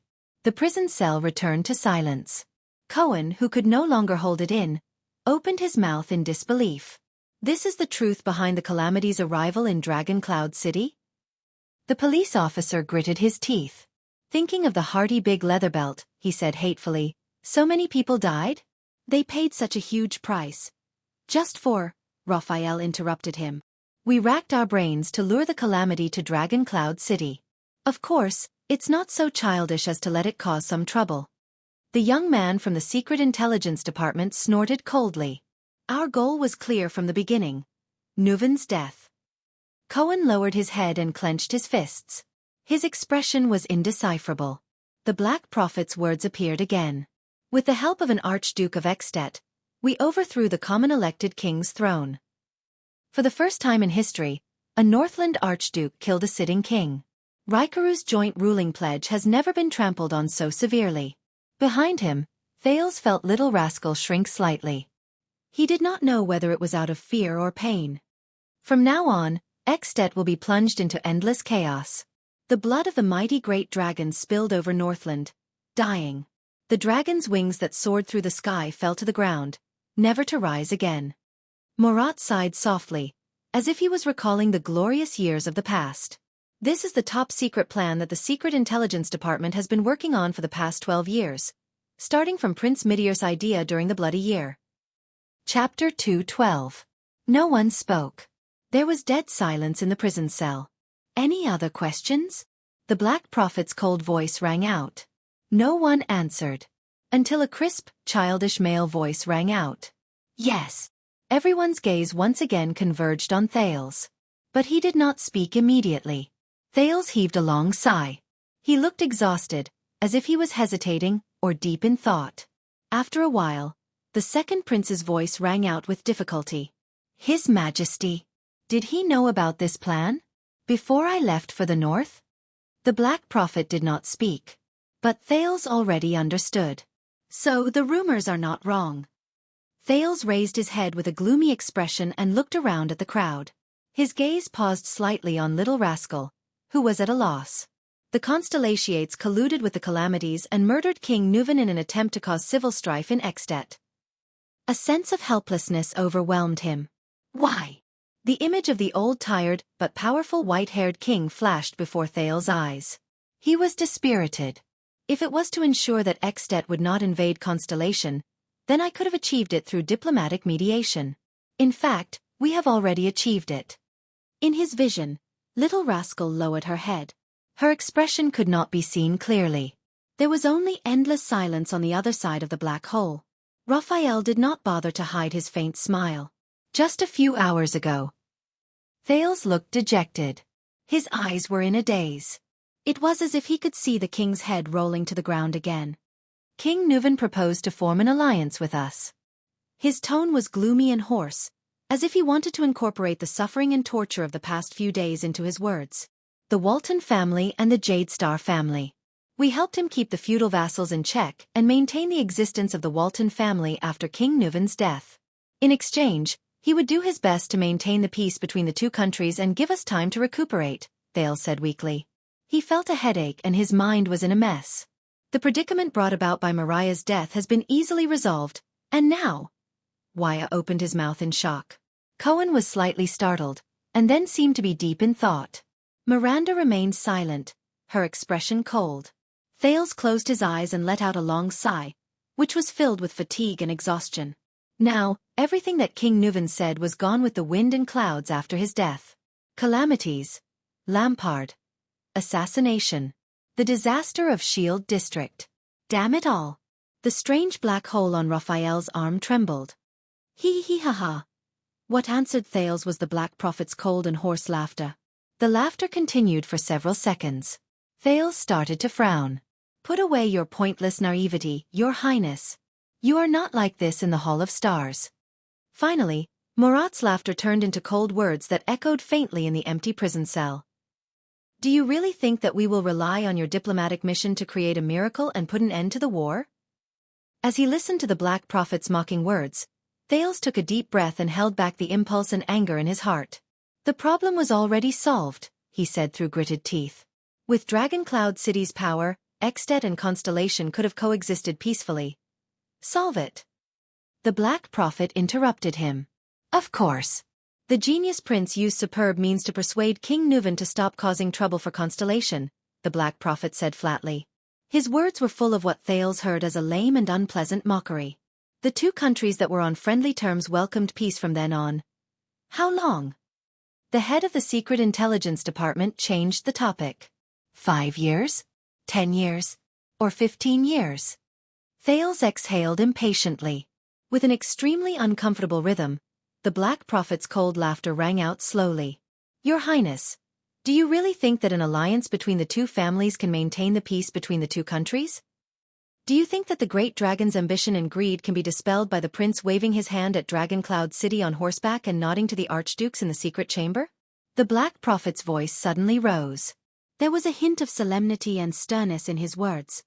Even Tormund and Raikaru couldn't do this 600 years ago. Thales was slightly startled. Do you know how many times King Nuvan dreamed of planting the red dragon flag on Broken Dragon Fortress in the past 30 years and bringing the northern territory of Constellation under the rule of extensions? The words of the head of the Secret Intelligence Department were like a venomous snake's tongue, hissing and making people feel inexplicably terrified. It's been 12 years. From the king to the archdukes, from the nobles to the commoners in Extet, they dream of going south again. The Black Prophet sneered. The 3 archdukes have never stopped provoking us at the border. Dragon Cloud City has been testing us every year. Why do you think Prince Mariah went to Constellation as an envoy? Cohen lowered his eyelids and added silently in his heart, "Revise the fortress treaty." Thales stared at the strange black hole on Raphael's arm without saying a word. They are not nameless pawns. The Black Prophet's words came slowly from the black hole on the young man's arm. They are Northlanders. They are born to wield swords in battle. They are Northlanders who have been famous since the uncivilized era. You better remember this for the rest of your life, Your Highness. They have the ancient Northland customs of joining the army and killing the enemy as their pride. They have strong bodies honed in the cold and hardships. They have a tenacious army forged with blood and honor. They have the hunters and commoners who can draw their winter pine longbows halfway without training. They have the invincible heavy cavalry who are good at charging with mystic guns and spears. They have the glacier sentinels and white blade guards who dare to fight the orcs head-on. They also have the enlisted soldiers who have no complaints about serving and sacrificing themselves. They can travel dozens of miles in a day with just a few pieces of bread. They have the elite standing army who undergo training 3 times a year and can withstand 70% casualties without collapsing. There was a chilling aura in Marot's words. They are born for war. Hearing all this, Miranda's expression grew colder. Recalling the battles of the past 3 years, she slowly clenched her fists. The Black Prophet paused for a second. The lights in the prison seemed to have dimmed, casting everyone's faces in shadow. Thales pursed his lips. But the Black Prophet did not let him continue. "Little Prince, have you seen the war 12 years ago?"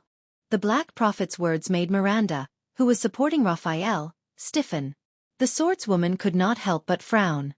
"Have you ever seen the Northland heavy cavaliers charging at us, the heavy swordsmen and axemen swarming up the city walls in an overwhelming manner? Have you heard the sound of siege owls hammering on the city gates and catapults bombarding the city walls? Have you seen corpses strewn all over the fields and starving people everywhere? Have you ever seen the eyes of the starving people who have lost all hope as they wander in a daze? Do you know how long the Northern Territory has been desolate?"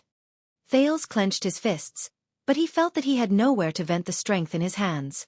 The scar on his palm began to ache again. Before his eyes, the light infantry under Broken Dragon Fortress who swore to besiege them and did not flinch even when facing the ferocious beast like Araka Murch, those Northlanders. At the same time, Miranda's face became extremely pale. She seemed to see the past again. A nightmarish past. It was a vast expanse of white snow. Raphael pursed his lips slightly. Intentionally or unintentionally, he grabbed the swordswoman's hand and exerted a little force. Cohen, who saw all of this, sighed in his heart. Miranda and Raphael. The 2 of them were the ones who experienced those disasters most directly. Thales stared at the squirming black hole. His mind in a mess, he gulped and sighed. "We have reached a consensus. Nuvan is old. He needs to be concerned about the king's death, the survival of the Walton family and Cloud Dragon Spear, the game between Dragon Cloud City and the Archdukes, not Constellation." The one who answered him this time was the red-eyed young man. "You've hit the nail on the head, Your Highness." Raphael raised his head slightly. His red eyes shone under the everlasting lamp. "The biggest problem is that Nuvan is old. Yes, he may still be able to restrain Extet and the 9 archdukes with his skills and remaining power, allowing Broken Dragon Fortress and the Northern Territory to be peaceful for a few years," the young man from the Kingdom's Secret Intelligence Department said coldly. "But what happens after that?" Thales' breathing suddenly stopped. The foul air in the prison, which was already unpleasant to begin with, seemed to have become even heavier. A long sigh came from the other end of the black hole.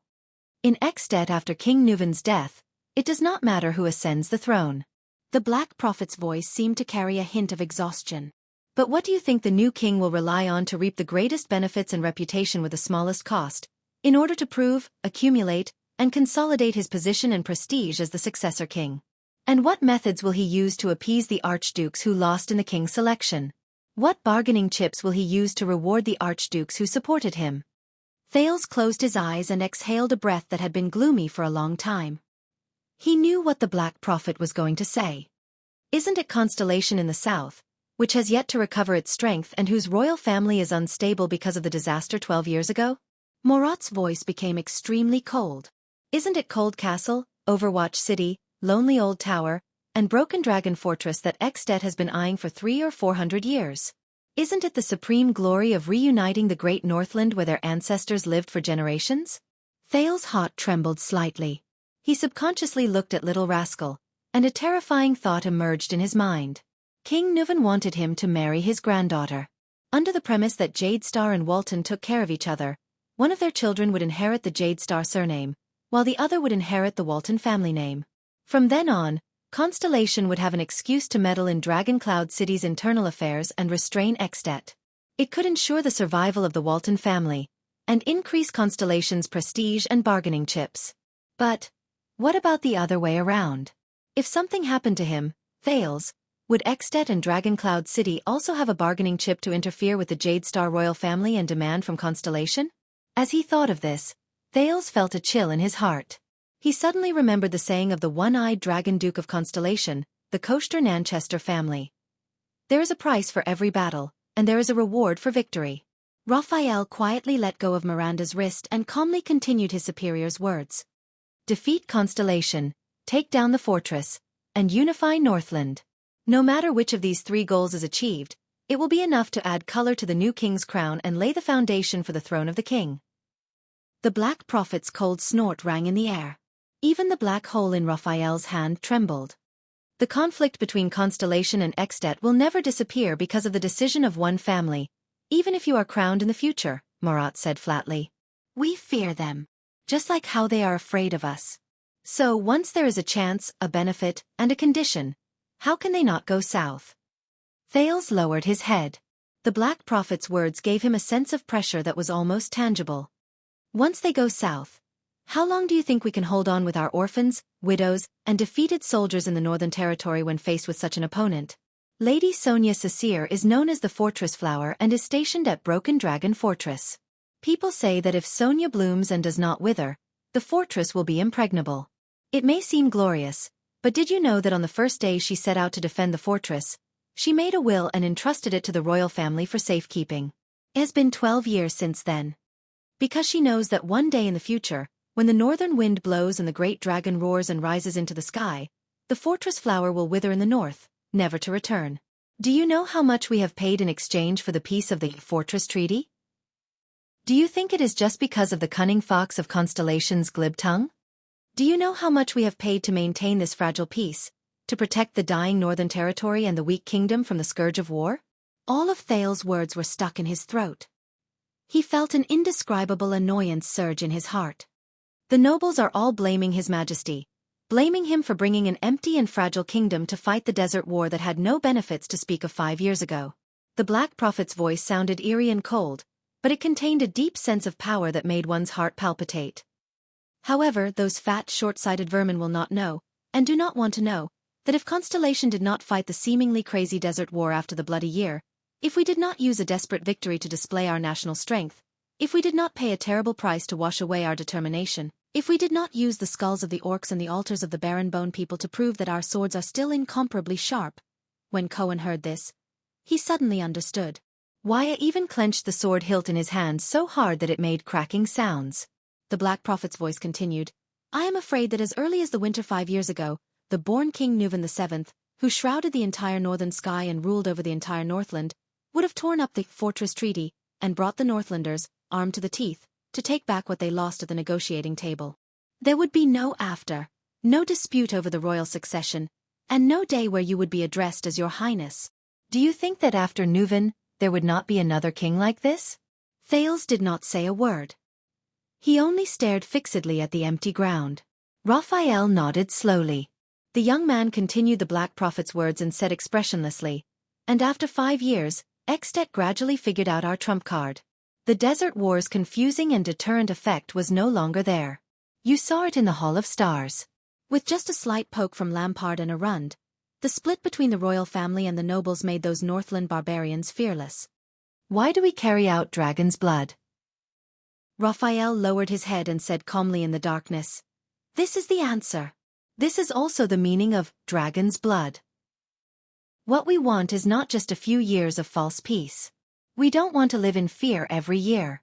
We don't want dangerous negotiations and confrontations." Raphael's face was pale and his pupils were blood red. With a complicated expression, he bowed slightly to the prince.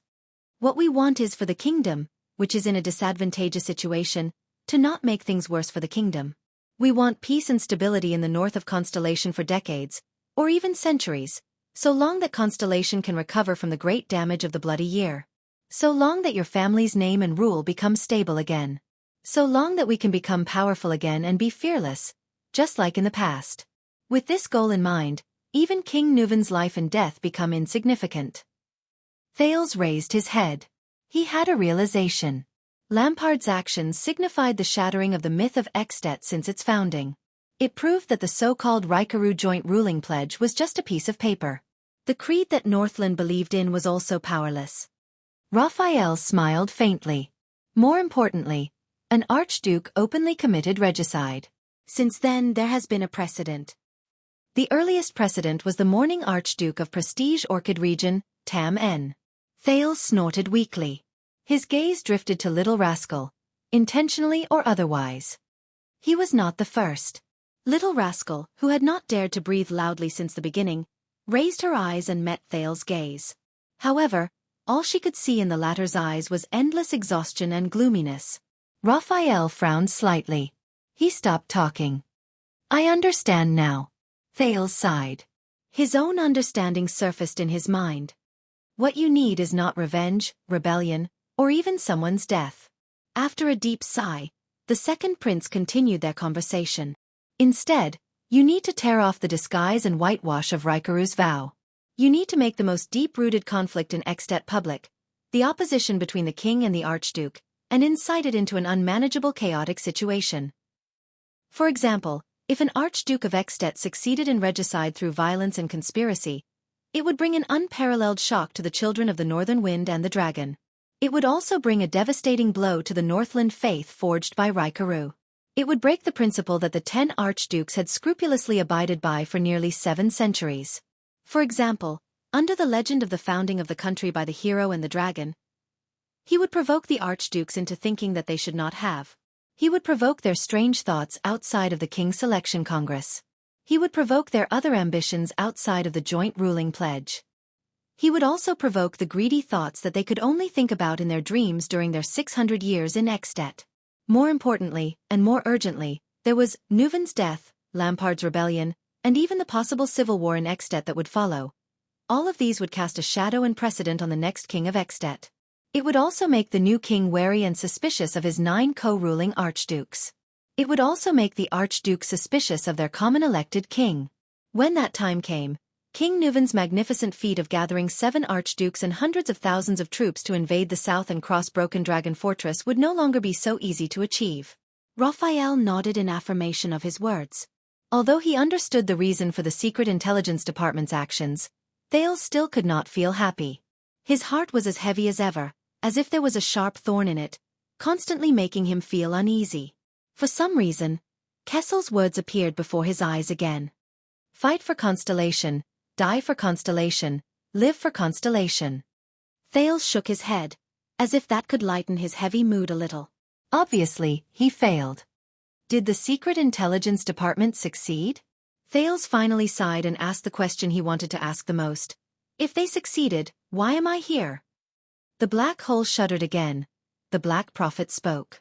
Out of Thales' expectations, this time, Murat Hansen actually asked a question. I am also very curious. What happened in Dragon Cloud City? Raphael's expression changed and became solemn.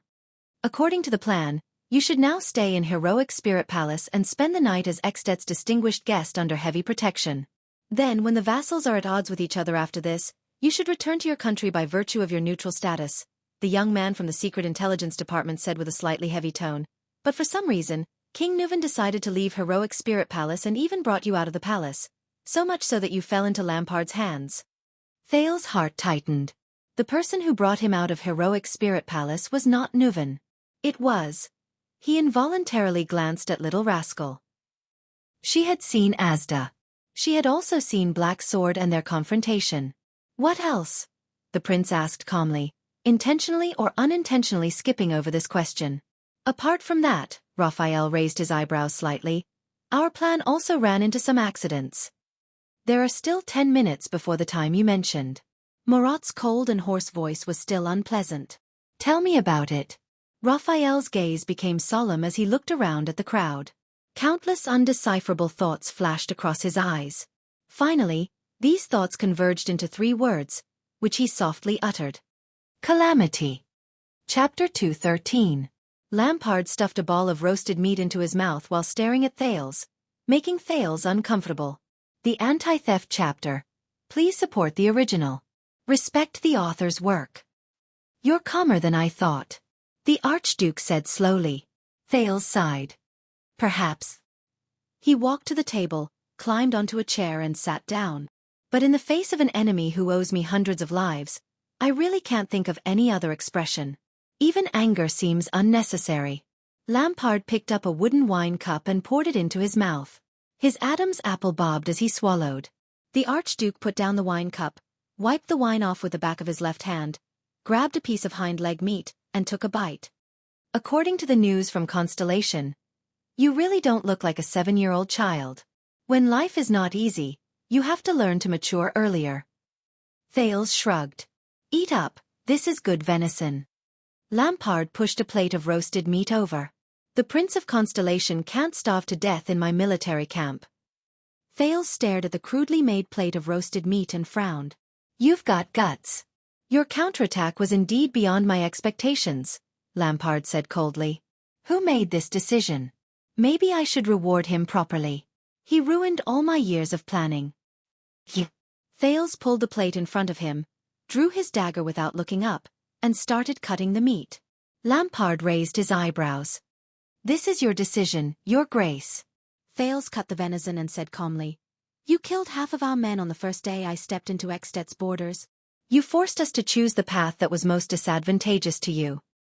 How long have you been standing here looking at the fortress opposite you every day?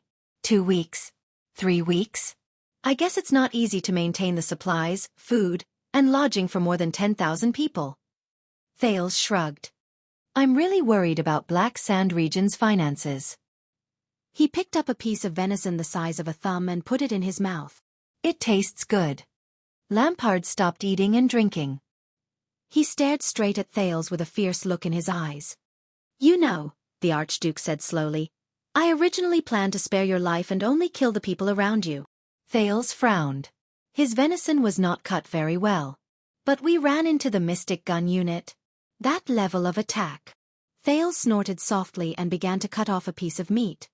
They wanted my life, didn't they? That was an accident, Lampard said calmly. Accident. Thales was so angry that he laughed. He put down the dagger in his hand. Your mystic gun. However, he was immediately stunned. Wait a minute.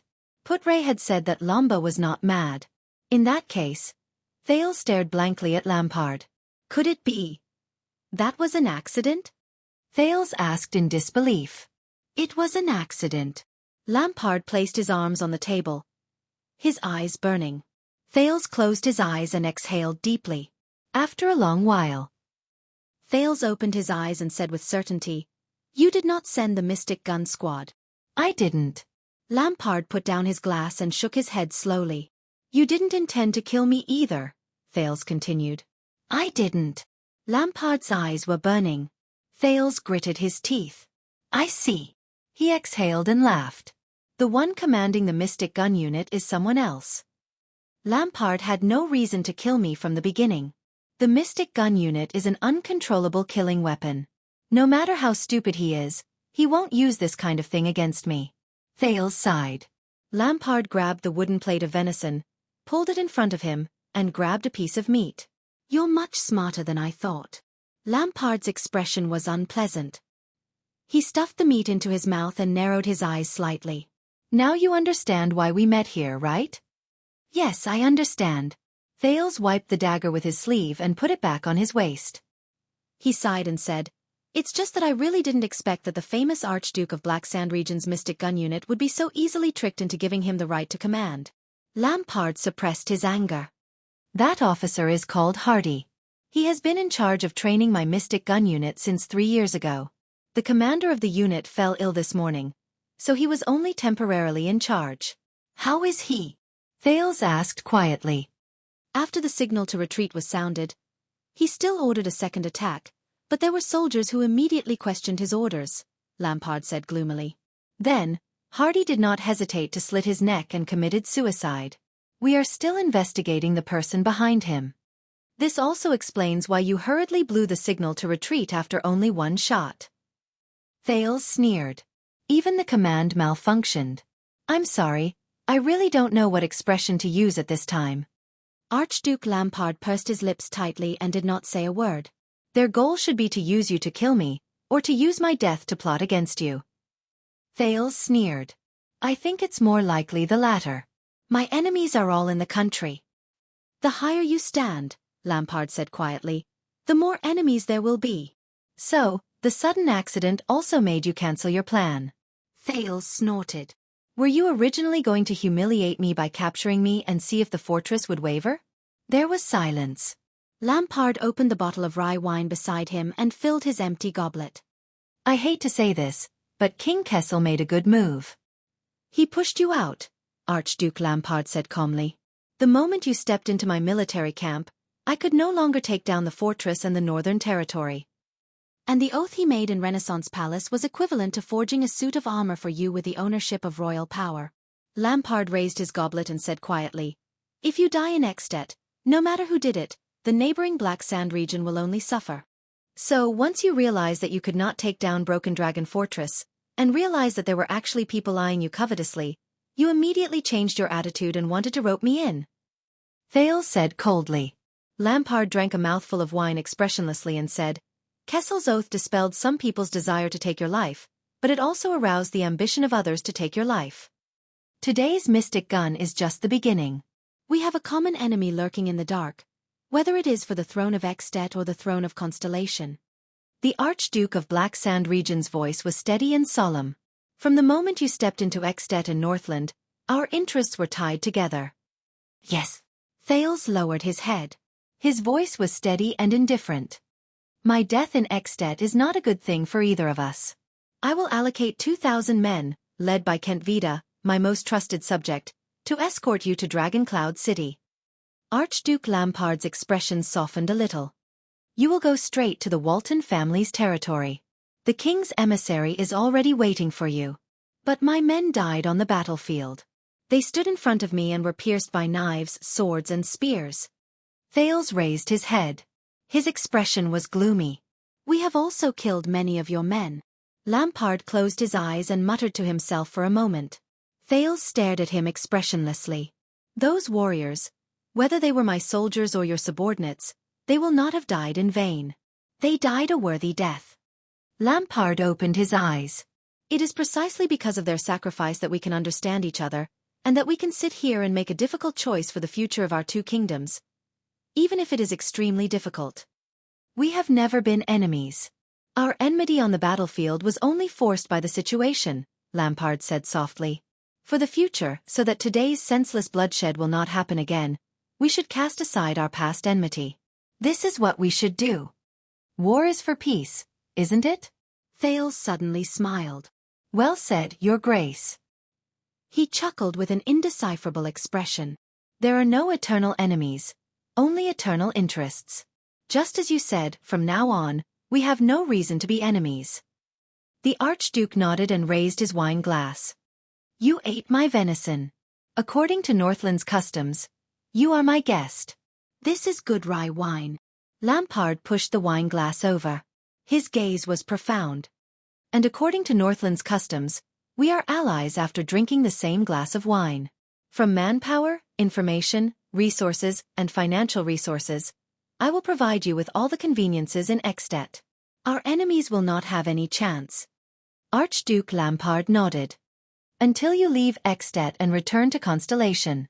Even until the day you Chapter 214. On a high platform in heroic Spirit Palace, the Star Killer stood beside King Nuven with his strange blade. "Your Majesty, those constellations have requested to look for their prince on their own. Write double quotation mark. Switch to the anti-theft chapter when you wake up." King Nuven propped himself up on the platform and narrowed his eyes as he looked down at his city. "This is Dragon Cloud City that belongs to the Walton family." The king exhaled slowly. "Let them go." King Nuven's voice sounded a little tired. "Maybe I can find my granddaughter on the way." Compared to the current situation, perhaps the Walton family is really secondary. King Nuven sighed heavily. Nicholas nodded and turned to pass the order. Not long after, the Star Killer returned to the king's side. This time, his expression was solemn. "The patrol team has reported back. We have locked on to the approximate location of the calamity." King Nuven's expression changed. He turned to Nicholas, and his gaze regained its shrewdness and decisiveness. In Shield District, there were 2 teams that did not respond for more than half an hour. Then, their corpses were discovered. They had been reduced to pieces, the commander of the White Blade Guard said slowly. "Shield District." King Nuven pondered for a moment. "Very well." The old king looked at Dragon Cloud City beneath him again and said flatly, "Turning people into pieces. Is there any information about that calamity that I need to know?" There was silence. Then, a peaceful voice rang out. "Yes, Your Majesty." Behind King Nuven, the master of the secret room, the Red Witch, Kalshan bowed her head respectfully. "If possible, please evacuate Shield District and the bordering districts as soon as possible. If necessary, you may even evacuate the residents out of the city." Beside her, Nicholas took a deep breath. "That much?" King Nuven frowned. "I have to evacuate half of the city for a calamity?" "Please believe me, Your Majesty," Kalshan said slowly in a gentle tone. "The price of half of Dragon Cloud City. It's better than the entire Dragon Cloud City." "Your Majesty, did you see it?" Nicholas hurriedly rushed to the high platform and reported to King Nuven. The old king stared at Dragon Cloud City beneath the high platform. He stared at the furthest, lowest, largest, and most populated district. "Ah!" King Nuven gritted his teeth. His eyes were bloodshot. "I saw it." Just now, a giant blood-red monster suddenly appeared there, followed by countless tremors and screams that could be heard clearly even in heroic Spirit Palace. Then, the monster went silent again. However, a few minutes later, another loud bang rang in the air. The entire Shield District shrank by 1 floor at a speed visible to the naked eye. "This is really unexpected. Apart from Raikaru, I am probably the first Northland king who has the fortune to witness it in more than 600 years. King Nuven's words were laced with a heavy hostility. King Nuven clenched his fists. Anger and hatred surged in his eyes. "The monster that I've only seen in pictures since I was young. Hydra Kilika. Raikaru's mortal enemy." King Nuven slammed his palm on the stage. The veins on his hand bulged. Nicholas gritted his teeth. He cast a glance at his own blade and slowly tightened his grip on the hilt. "What happened to Shield District?" King Nuven controlled his tone and asked calmly, "How many residents have been evacuated? What about the patrol team's report?" Behind him, the Red Witch, Kalshan, walked forward with a solemn expression. She looked at the smoke-filled district in the distance and sighed slowly. When she raised her head again, the Red Witch's eyes regained their clarity and calmness. "Your Majesty," the Red Witch said flatly, "forgive me for being blunt. I'm afraid it's already." Kalshan bowed slightly and respectfully. "There's no more Shield District." At the edge of Shield District, Nicholas turned a giant tentacle into ashes with a smooth slash. Behind him, countless shadows of swords and blades could be heard. The elite warriors of the White Blade Guards were carrying out their duty to end more and smaller tentacles. The Star Killer frowned and walked down from the battlefield. In the distance, King Nuven, who was tightly surrounded by a dozen guards, narrowed his eyes and looked at the captain of his personal guards. "Your Majesty." The sound of hooves could be heard from afar, along with the loud reports of the cavaliers on the horses. "The secret room sent news that Kilika has disappeared." "Very good." King Nuven's expression changed. He nodded and said to a noble behind him, "This proves that our strategy is effective. That calamity. It does not dare to face the Soul Slayer Pike head-on." Nicholas, who had just gotten rid of a tentacle, walked forward. We used the best strategy against the blood calamity. On one hand, we used a small number of elites and legendary anti-mystic equipment to attack its vital points. On the other hand, we divided and surrounded it, cutting off its source of power. Your Majesty. The Star Killer's expression became solemn and his eyes shone. We suppressed it. King Nuven nodded heavily. Behind the king, a few Northland soldiers rode over on horseback. They brought along a few noble bureaucrats who were in charge of delivering the news. They continued to deliver the news. Also, Your Majesty, we still do not have any news about the Prince of Constellation and your granddaughter. King Nuven's expression did not change, as if he did not care about his granddaughter's life or death. Also, the nobles and the residents of the other districts are talking about it, especially the residents you evacuated. Many of them saw that monster. There are all sorts of comments about the Calamity's invasion. Many of the militias who have been enlisted have requested to immediately change their equipment and join the battle. The situation is a little chaotic, and the patrols are somewhat unable to keep the situation under control. Reply to Madame Kalshan. Continue to monitor that thing and keep the news flowing. King Nuven turned around and frowned slightly. He thought carefully and then decisively ordered. Also, inform the chief garrison officer to disperse the patrols and pacify the civilians one by one. In the name of the king, this place will be solved very quickly. Ordinary troops without anti-mystic equipment will not be of any use. No one is allowed to conscript or gather troops for any reason. The few bureaucrats nodded and continued to report the situation. The outskirts of the city are very close. We also received news when we evacuated the residents. Your 6 counts and their vassals have already sent fast horses and messenger crows 3 times, requesting to bring their troops into the city as reinforcements. Bringing thousands of people to feed that calamity? The king rudely interrupted them. Reply to them that the Waltons have seen their loyalty, but this is not an ordinary battlefield. A large number of troops will only make the situation worse. One of the clerks quickly recorded the king's words.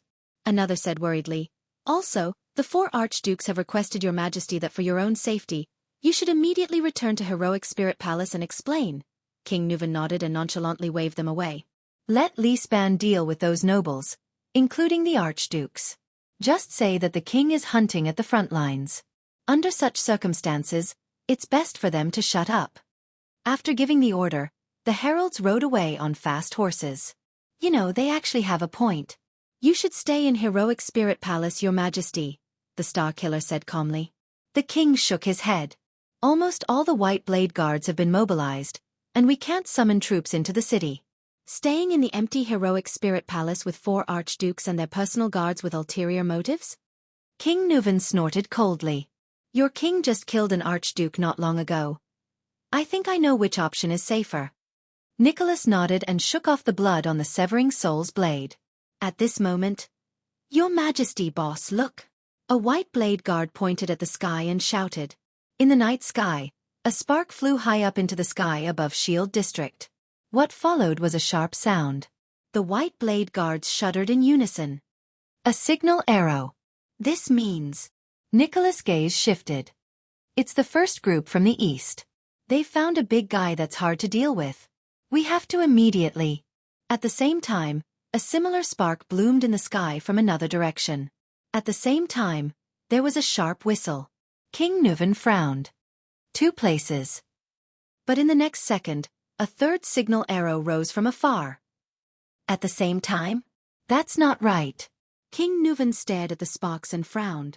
We've strictly assigned the routes. We've divided them into 2 directions, east and west, and gradually encircled them from the edge of Shield District. While the 1st and 5th groups are clearing the route in front, the troops at the back should not have encountered the big guy. Just as he spoke, a 4th signal bolt appeared not far away. Nicholas' expression changed drastically. There are so many signals at the same time. There's only one explanation, Your Majesty. A few seconds later, Nicholas panted and said, a new monster broke out from the ground, so other than the 1st and 5th groups, the others have also encountered it. He could not finish his sentence. Asterisk bang. Asterisk a loud rumble was heard. In the smoke and dust, a blurry and indistinct gigantic creature appeared in the center of Shield District, swinging its countless tentacles. Everyone present stared at the monster, the multi-headed snake, Kilika, dumbfounded. How could this be? King Nuven gritted his teeth. Looking at the nightmare monster that had reappeared, he took a deep breath and looked at the warriors around him. It's such a big target. Isn't it afraid of the Soul Slayer Pike's ability? Glee Ward he. King Nuven stopped talking. The old king's expression was unpleasant. He had obviously realized something. There was a few seconds of silence. Then, Nicholas put the severing soul's blade into the scabbard on his back and slowly crouched down. He tightened the straps on his legs and nodded solemnly. Your Majesty, I request that we depart immediately. The Star Killer regained his extreme calmness. He said softly, we must slow down the work of clearing these tentacles. I think I need to bring the severing soul's blade to save Glee Ward as soon as possible. Everyone present stared at the monster, the multi-headed snake, Xueqi, dumbfounded. How could this be? King Nuven gritted his teeth. Looking at the nightmare monster that had reappeared, he took a deep breath and looked at the warriors around him. It's such a big target. Isn't it afraid of the Soul Slayer Pike's ability? Glee Ward he. King Nuven stopped talking. The old king's expression was unpleasant. He had obviously realized something. There was a few seconds of silence. Then, Nicholas put the severing soul's blade into the scabbard on his back and slowly crouched down. He tightened the straps on his legs and nodded solemnly. Your Majesty, I request that we depart immediately. The Star Killer regained his extreme calmness. He said softly, we must slow down the work of clearing these tentacles. I think I need to bring the severing soul's blade to save Glee Ward as soon as possible. Everyone present stared at the monster, the multi-headed snake, Xueqi, dumbfounded. How could this be? King Nuven gritted his teeth. Looking at the nightmare monster that had reappeared, he took a deep breath and looked at the warriors around him. It's such a big target. Isn't it afraid of the Soul Slayer Pike's ability? Glee Ward he. King Nuven stopped talking. The old king's expression was unpleasant. He had obviously realized something. There was a few seconds of silence. Then, Nicholas put the severing soul's blade into the scabbard on his back and slowly crouched down. He tightened the straps on his legs and nodded solemnly. Your Majesty, I request that we depart immediately. The Star Killer regained his extreme calmness. He said softly, we must slow down the work of clearing these tentacles. Chapter 2:15. At that moment, Thales figured out many things. Outside Dragoncloud City, Nicholas once told him that the king's men were investigating within Constellation and found clues about the Disaster Sword's assassination of Mariah. Furthermore, the assassination attempt on Thales at the fortress was also related to the Disaster Sword. The two clues combined and implicated Archduke Pofret. But Miranda and Cohen had already confirmed that the Disaster Sword was just a cover to lure them here. In other words, the information obtained by the king's men was also a lie. It was an excuse to draw King Nuven's attention to Pofret. The problem was, who in Extet was qualified and capable of being King Nuven's eyes and ears, investigating cases on his behalf and sending back fabricated information? And now, Thales looked at the red-robed lady before him with a complicated gaze. He watched her cross her hands and stand calmly and kindly in front of the thick door. Not only that, why did Lampard's grand operation not alarm Dragoncloud City? Why could his army enter the city without anyone knowing? Why could he easily find so many connections? Thales took a deep breath and brought his attention back to the present. Raphael stood in front while Cohen and Miranda stood on his left and right. The young man from the kingdom's secret intelligence department was no longer as indifferent as before. Instead, it was replaced by intense vigilance and solemnity. I thought it would be someone coming to change shifts or patrol, but... Cohen looked suspiciously at the Red Witch, who had a faint smile on her face. He carefully whispered, "The situation is bad, right? Who is that old lady?" "Very bad," Miranda replied softly behind Raphael with her hand on the hilt of her sword. "I think that's the Red Witch." Cohen did not speak anymore. His eyebrows furrowed again. Thales tightened his grip on Little Rascal behind him and felt the slight tremble in her palm. He took a deep breath and told himself to stay calm. If the Red Witch is involved, that means... Madame Calchon. Raphael looked at the old woman before him coldly. "No wonder I was able to sneak in so easily. You knew I would come, so you set up a trap." Calchon looked at him quietly and suddenly grinned. I've been dealing with the kingdom's secret intelligence department since I was 8. The old woman's expression was peaceful and her eyes were calm. I know you all too well. Raphael's expression changed slightly. Thales frowned. 8 years old? Is child labor popular in the darkroom? He cursed silently. As for you, you are still too young, little friend, the Red Witch said plainly. If it were Marat, he would have noticed something was wrong when he entered the city. Raphael did not speak. Her red eyes trembled slightly, but the tension on her face did not relax in the slightest. Having been exposed to the secret intelligence department for many years, he was deeply aware of the terrifying power hidden in this seemingly frail old woman before him. Damn it! Cohen tilted his head, the corners of his mouth twitching slightly. That's the Red Witch? Is she ambushing us? Ralph shook his head, his face serious. He felt something in the wind. As you can see, Miranda's gaze was fixed on the door behind Kalshan. I can sense that there are many people lying in ambush outside, moving stealthily and breaking out of the encirclement by surprise. This was their greatest advantage, but now it was gone. Wyatt gritted his teeth with an unpleasant expression. The attendant in front of Thales whispered, "She's standing very close to us. At this distance maybe we can—" "No," Miranda answered crisply. Cohen furrowed his brows. "Why?" "Because she's the Red Witch." Raphael's gaze did not waver. His lips parted slightly as he answered for Miranda. "Only a fool would believe that she would intercept us unprepared. We can't act rashly." Hearing that, the police officer gritted his teeth in indignation. "I've probably encountered half of all the bad luck in my life today." "Look for other exits," Miranda said in a low voice. "If it doesn't work, we'll break out from her. They're definitely well prepared." At this moment, Madame Kalshan, who was sitting opposite them, laughed softly. Her laughter was old, but warm and peaceful. As her laughter rang out, everyone on Constellation's side looked as though they were facing a formidable enemy. Raphael Lindbergh, a homeless orphan in the Great Desert, and now the young man that the Black Prophet values the most, Kalshan said with a smile. "Is this how you repay the Arund family who raised and nurtured you for 12 years? Why, is Duke Arund not good to you? Why did you betray him?" Raphael did not move. Thales' expression changed. He glanced at the other two people worriedly, but Miranda did not seem to notice, while Cohen looked puzzled. "But you also know, look at your eyes." Kalshan sighed and continued, as though she felt sorry for Thales. "You can never become one of them." In Thales' eyes, Raphael's back was still unmoved. But from his half-cut sleeve, the prince noticed that the tendons on Raphael's wrist tightened slightly. "He's wavering," a voice whispered in Thales' heart. "And you, Miss Arund?" The Red Witch turned her head and looked at Miranda, revealing a mother's loving gaze toward her daughter. "Have you ever thought about it?" Miranda was startled. "Why Raphael? Why him?" Kalshan said slowly. "Why did the Black Prophet choose him, who has no power or influence, instead of any noble with a bright future?" The cold-looking swordswoman could not help but frown slightly when she heard this. "Don't listen to her." Raphael turned sideways to face the Red Witch, his expression as though he was facing a great enemy. "Don't listen to even a single word. Look at your father. If you still care about the Northern Territory and don't want this precious land to be taken away by despicable means, Northland girl, Extet will always open its doors to you. Northland belongs only to Northlanders." The Red Witch smiled at her. Thales frowned slightly. He felt that there was something wrong with this sentence.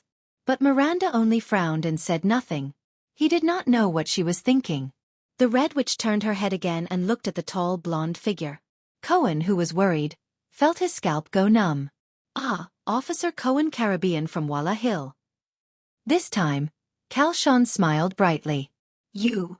Wait." Cohen's expression changed and he interrupted her. "Stop talking nonsense, old woman." Recalling Raphael's warning, Cohen's face tightened and he grabbed the hilt of his sword fiercely. He shook his head violently and said nervously, "I won't listen to a single word you say." Miranda rolled her eyes and exhaled through her nose.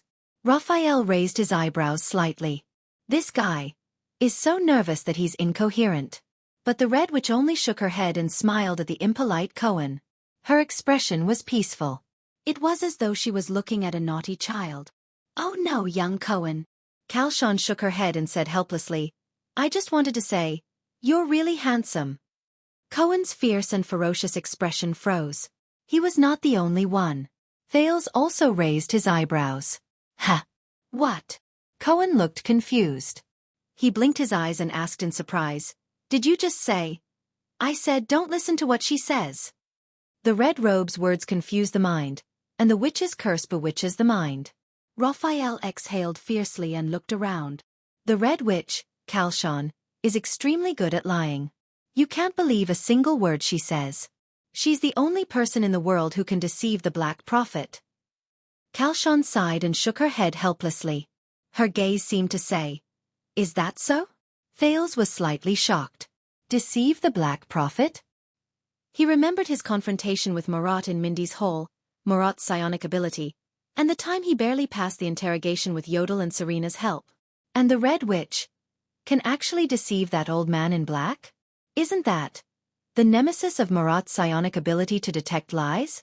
Cohen, on the other hand, was completely stunned. Wait a minute. She lied. Cohen blinked and was a little puzzled. He turned his head and said, "But she just said I'm handsome." Miranda and Raphael turned their heads together and shouted angrily at the same time. Shut up. Cohen had no choice but to shut his mouth resentfully. God, I have a feeling.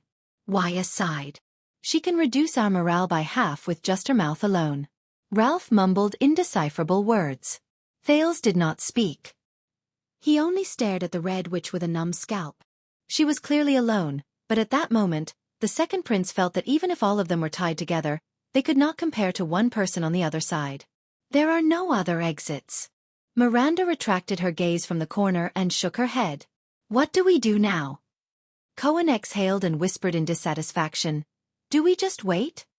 I'll stall for time. All of you slowly spread out. Raphael curled up the corners of his mouth slightly. Thales did not know how he managed to practice his ultimate skill of speaking without moving his lips. He said, look for an opportunity and attack together. See if we can capture her. According to rumors, the Red Witch's abilities are not high. Raphael narrowed his eyes. But be careful, she may be carrying equipment similar to the alchemy ball. Okay. Wait, what do you mean by rumors? It literally means, according to rumors. However, in the next moment, Thales became the next person the Red Witch spoke to. Prince Thales. The old woman looked at the prince with a complicated expression. Her expression was one of pity. It is my honor to see you again. Thales' expression changed slightly. Of course, it would be my honor as well. If I wasn't in prison and you weren't on Lampard's side. Your Highness. Raphael shook his head slightly at Thales and narrowed his eyes. Lies. Thales nodded. The second prince kept repeating Raphael's words about the witch's curse in his heart to remind himself to be careful. Compared to the time he faced the Black Prophet in Mindy's hall, compared to the feeling Marat gave him, compared to the huge pressure that made his nerves taut all the time, this old woman gave him a vague sense of unease, which made his hair stand on end and made him feel inexplicably terrified. Especially the panic and apprehension he felt about what she was going to say next. Kalshan sighed and shook her head at him with a sincere expression. The wrinkles on her face moved slightly, as if she was very helpless. I'm really sorry, but since you've already come to the kingdom of the Great Dragon, since you'll be returning to prison in a while, you may never be free again, the old woman said mournfully. Do you have anything else to say? Do you want me to bring it to her? Thales frowned slightly and secretly became vigilant. Who else could it be? Kalshan sighed. Her expression was subtle and there was a smile on her lips, as if she was recalling something. Of course it's beautiful and intelligent. Madame Theranjarana. Chapter 2:16. Thales took a deep breath and stared at the Red Witch in front of him. Even though Asda had answered his questions about being a mystic, Thales still had many doubts about his own physique. His primary suspect was still his mysterious mother, especially after hearing the Queen of the Sky's baffling words. The second prince's chest heaved slightly. Why did you mention this name? She's lying, Thales thought. The Prince of Constellation's first middle name was a rare name. It was not a secret. Kalshan's eyes narrowed into slits as she flashed a gentle and friendly smile. At the banquet, you talked about a mother's pain of longing for her son. Kalshan opened her eyes slightly and looked at Thales with an amused gaze. Of course she wanted to repay you. The Red Witch's gaze flickered and she enunciated each word meaningfully. In the same way. Thales clenched his fists slightly. God. She knows something. At least she knows that's my birth mother. Prince Thales. Thales was slightly startled. He raised his head and looked at Raphael. The latter shook his head slowly with a solemn expression. Please remember, no matter what she does or says now, it's all for her own purpose. If you need answers, the Secret Intelligence Department is always at your service. We have enough information in our treasury. Thales turned his head. His gaze swept past Miranda, who had a heavy heart, Raphael, who had a solemn expression, and Cohen, who had a puzzled look on his face. He frowned, took a deep breath and nodded. That's right. At least not now. Kalshan sighed slightly. Sometimes I admire Marat's ability to teach his students. The old woman turned her gaze and looked straight at Raphael. Every one of his students is so outstanding, be it those who are loyal to him or those who are his enemies. Raphael snorted coldly. Miranda slowly walked to the left of the Red Witch, while Cohen moved to the other side. In the face of such an obvious action, Kalshan seemed to be completely unaware. This made Thales even more uneasy. Prince Thales. The Red Witch's gaze became fierce, which was rare for her. Remember my advice at the banquet? All the difficulties you have experienced are nothing compared to Marat's. His loyalty is the deadliest poison, Kalshan said solemnly. The more loyal he is, the more dangerous he is. I'm sure you've already experienced this. Thales shut his mouth and frowned. Raphael shook his head. This is too ironic coming from the mouth of someone who betrayed King Nuvan. Karshan smiled. The tragedy of the Secret Intelligence Department is that your master is only a Jade Star. The Red Witch shook her head nonchalantly. The Jade Star who rules over Constellation forever. But the monarch of Extet is always changing. So, the secret room is only loyal to Extet. Kalshan paused for a moment and her smile became cold. When the king can no longer represent Extet, we will choose the most advantageous route for Extet. Thales was struck by a thought. When the king could no longer represent Extet, could it be? Betrayal is betrayal. Cohen could not help but say, especially when Nuvan is still the king. His footsteps were getting closer and closer to Kalshan. I didn't want this to happen either. Kalshan glanced at Miranda and Cohen, who were getting closer and closer. She shook her head and sighed. But when we found out, it was already too late. Thales frowned. What do you mean? I mean. Kalshan raised her head.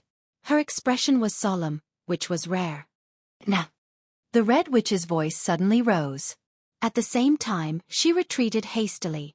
Cohen and Miranda were startled. Asterisk boom. Asterisk before anyone could react, a huge explosion came from above their heads. It shook Thales so much that his entire body trembled. His ears rang. The ceiling was broken open. Countless stones poured down from above their heads, bringing with them gusts of dust. Amidst the flying dust, Thales coughed and instinctively raised his hand to shield his eyes. What happened?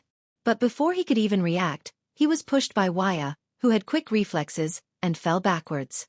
Waya unsheathed his single-edged sword and slashed at the stones above their heads. A few stones were sliced open and smashed against the surrounding empty space and walls, bringing up even more dust and obscuring the figures of Raphael and the others. Thales and Little Rascal both lost their balance and fell on the ground a meter behind them. Forget about her. Raphael's anxious shout came faintly from the front. Return and defend. Ralph swung his remaining left arm and generated a cyclone, intending to scrape away the dust. But a sturdy figure in a military uniform descended from the sky. He landed in front of Ralph. In his blurry vision, Thales vaguely saw the figure calmly avoid Ralph's hidden blade. Ralph, on the other hand, flew to the side under the effect of his psionic ability. But in the next moment, the sturdy figure instantly exerted force and struck with his elbow. Ralph's figure paused heavily. Asterisk thud. Asterisk amidst the dust, the phantom wind follower's body flew backward and crashed into a prison cell. No! Waya's furious roar rang in his ears. The power of eradication surged into the attendant's sword-wielding hand. He stood in front of Thales and charged towards the figure in the dust. Amidst the endless pain, he swung his sword without any regard for the consequences. The wind from the sword brushed against his face. Thales had no choice but to close his eyes. Impulsive, a deep male voice rang. The sturdy figure did not retreat. Instead, he advanced towards the tip of Waya's sword. Waya's single-edged sword slashed into the enemy's shoulder. Asterisk clang. Asterisk the sound of the blade cutting through iron was heard. But the tall figure immediately swung his right arm, pressed it against Waya's neck, and gave it a forceful push. Asterisk thud. Asterisk Waya's figure flew backward, and his head hit the wall of the prison cell solidly. The attendant fell to the ground in defeat. Asterisk T. Thales gritted his teeth. As he coughed, he pulled Little Rascal, who was equally at a loss, to her feet. As soon as he looked up, he saw the tall figure in the dust. The enemy pulled Waya's sword from his shoulder armor, tossed it aside, and walked towards Thales. Thales did not have time to panic. He instinctively retreated. Asterisk clang. Asterisk Raphael appeared from the dust and swiftly swung his sword at the back of the enemy's head. His arm trembled, and a strange sound came from his muscles. The tip of his sword blurred, and it whistled shrilly in the air. The tall enemy suddenly turned around. As he turned around, a thin blade with a smooth arc was instantly unsheathed from his waist. Asterisk swoosh. Asterisk it was a blade rarely seen in the Western Peninsula. It was a light cavalry blade that shone with a golden luster. The moment the enemy drew his blade, Thales felt the air around him tremble, and it became hotter than ever before. The instant the temperature rose, it was as if someone had suddenly lit a fire in the air. It reminded him of the bombardment from the Mystic Gun. The enemy turned around and slashed at Raphael's blade. Asterisk sizzle. Asterisk the saber and long sword collided, but the sound produced was not the usual collision of metal, but a shrill sizzle. Raphael's blade broke in an instant. The broken blade hit the wall, and was immediately repelled. Ah! Raphael gritted his teeth and groaned in pain. His sword-wielding left hand was ablaze, and he was forced to retreat. In the dust, the enemy swung his saber nonchalantly. The blade was not on fire, but it strangely drew a string of sparks in the air. Thales watched in shock as the powerful enemy defeated the three of them in an instant. He was terrified. Miranda and Cohen appeared at Raphael's side at the same time, and their swords whistled. Miranda's sword wavered, as if she could change at any time, while Cohen's attack was fierce and powerful. The enemy did not panic. He lowered his left shoulder, and just like how he dealt with Waya and Ralph, he pounced on Miranda. That weapon was strange. She could not fight him head-on. Seize the rhythm and force him. Miranda's gaze shifted, and the Pegasus music was activated. The tip of her sword was aimed at the enemy's crotch. However, contrary to her expectations, the enemy did not even try to dodge. Instead, he went straight for her sword. Under Miranda's shocked gaze, her sword stabbed into the enemy's waist. Just as the blade was about to penetrate deeper, the enemy's waist trembled, and the blade slid out from his waist, bringing with it a gush of blood, but avoiding the vital parts. In the next second, the enemy lowered his body and rammed forward. His iron-like left shoulder slammed into Miranda's right chest. As the swordswoman staggered back and groaned, the enemy ruthlessly struck her with the hilt of his blade. Asterisk thud. Asterisk Miranda fell to the ground in pain from her chest and abdomen. Cohen's sword came from the enemy's back. The enemy snorted. Asterisk clang. Asterisk the blade pierced the point where the enemy's armor and arm guard met, and blood gushed out. Before the blade could pierce into his body, the tall enemy quickly turned around, and with the pressure from the two pieces of armor, he abruptly pulled the blade to the side. Then he swung his blade. But contrary to the enemy's expectations, Cohen was not affected by his strange movements. The police officer let go of the hilt the moment he turned around. Cohen pounced on the enemy with a fierce expression, and lowered his body to avoid the enemy's fierce blade. The police officer hugged his waist tightly, pressed down on the enemy's forearm, and exerted force with both legs. The enemy let out an "oh," as if he was very surprised. Asterisk bang. Asterisk under Cohen's terrifying impact, the two men fell to the ground together, bringing up another cloud of dust. Asterisk clang. Asterisk the enemy's saber fell from the sudden impact. Ah! Cohen, who was on top of the enemy, roared with a ferocious expression. He slammed his elbow down, and hit the enemy's abdomen. Asterisk thud. Asterisk the enemy grunted. But Cohen was immediately grabbed by the shoulders by the enemy, and the enemy suddenly sat up. The enemy suddenly and forcefully headbutt Cohen's nose. Asterisk bang. Asterisk the police officer, who was seeing stars, was about to use his arms to break free from the enemy's chains. But the enemy reacted quickly and pushed forward. As Cohen staggered and regained his balance, he kicked out. Asterisk thud. Asterisk behind the two men who were fighting fiercely, Raphael swung his left shoulder a few times. With a strange sizzling sound in his arm, the flames on his left hand strangely extinguished. Raphael gritted his teeth and kicked the sword on the corpse of a guard, and moved forward with the sword. But Cohen's figure staggered and fell from the front, and Raphael had no choice but to support him. Miranda struggled to get up from the ground and joined them.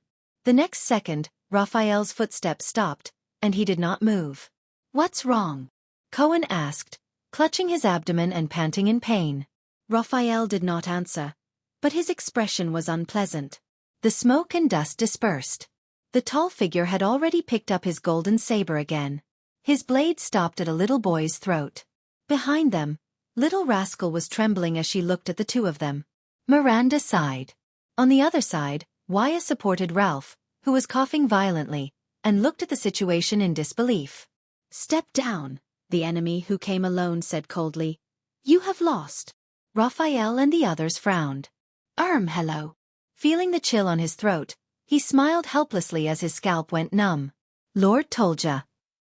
The tall enemy, one of the 5 war generals of Extet, the Fire Knight of Black Sand region, Ram Tolja, coldly held the saber in his hand and nodded in response.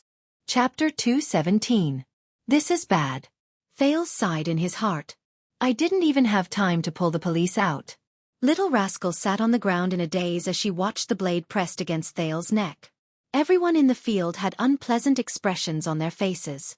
From the moment Tolja broke through the ceiling to the moment he defeated 5 people and took down Thales, it all happened in the blink of an eye.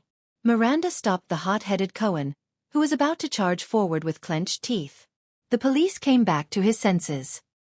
He wiped the blood from his nose and looked at the mess around him. Then, he looked at the enemy who had suddenly appeared. In a daze, he recalled his teacher Zadie's words, "One day, when you realize that you can end a battle in an extremely short amount of time, you'll probably be close to supreme class. Damn it." So this newcomer, Cohen clenched his fists. Looking at the prince who was being held hostage, he felt extremely gloomy. Raphael looked at the Red Witch at the door, then at the Fire Knight and Thales on the other side. His expression was gloomy. He actually came from above. Waya looked at the broken ceiling in shock, then at the rubble around him. Cohen gritted his teeth.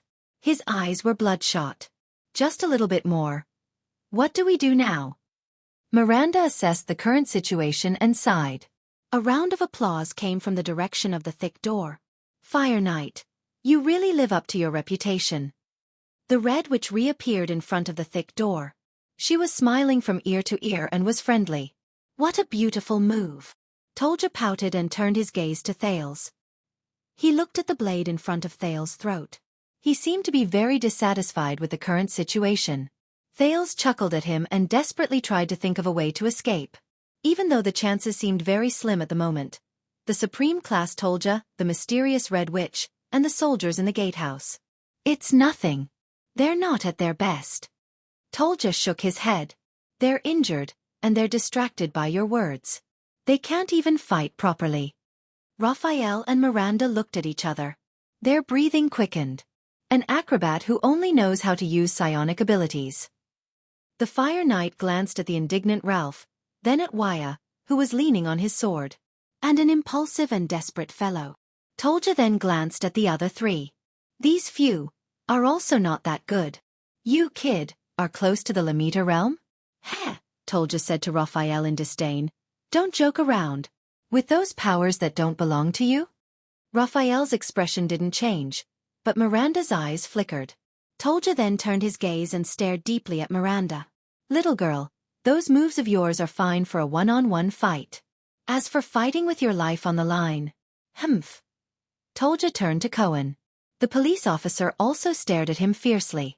But Tolja suddenly smiled. "You're not bad, tall guy." The Fire Knight nodded slowly. There was approval in his eyes. "Among these people, only you know how to kill efficiently." Cohen was stunned. Who knows, you might be the one with the highest achievements among them, Tolja said calmly. Cohen looked at Thales, who was being held hostage by him, and felt a wave of frustration in his heart. Thales anxiously looked at each of his own people, but he could only see exhaustion and powerlessness on their battered bodies. Karshan stepped forward. The Red Witch is good at lying. Am I right? Karshan raised her eyebrows. There was a profound look in her eyes. However, lies don't need to be weaved with words. The Red Witch looked at Raphael, whose expression was unreadable. She smiled faintly. You're not the only one who's stalling for time, my friend from the Secret Intelligence Department. Tolja glanced at the 5 people around him and frowned. But, is it really necessary with just these few people? The Fire Knight shook his head with a disdainful look on his face. The soldiers can completely deal with all of them. Karshan smiled. There was no hint of impatience. First of all, the Red Witch said amiably, we want them alive. It's easy for accidents to happen in a chaotic battle. Secondly, forget about the others. Karshan turned to Raphael. There was a subtle look in her eyes. But this person.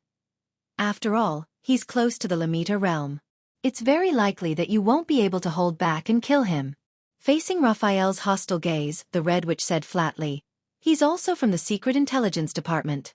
He may have other means, such as the alchemy ball, or committing suicide before being captured. After all, it wasn't easy to force him to show himself. Raphael did not say anything. So, Karshan smiled again. Can you hand over the Staff of Constellation now, my dear Raphael? Raphael seemed to be a little tired. He staggered. Cohen wanted to support him, but Raphael had already put his hand on Ralph's shoulder before he could. Raphael leaned against Ralph's shoulder and panted a few times. Then, he steadied himself and stared at her. There was a subtle change in his expression. The Staff of Constellation is not with me, the young man from the Secret Intelligence Department said slowly. You don't have the Staff of Constellation? The Red Witch grinned. The wrinkles at the corners of her eyes rippled slightly.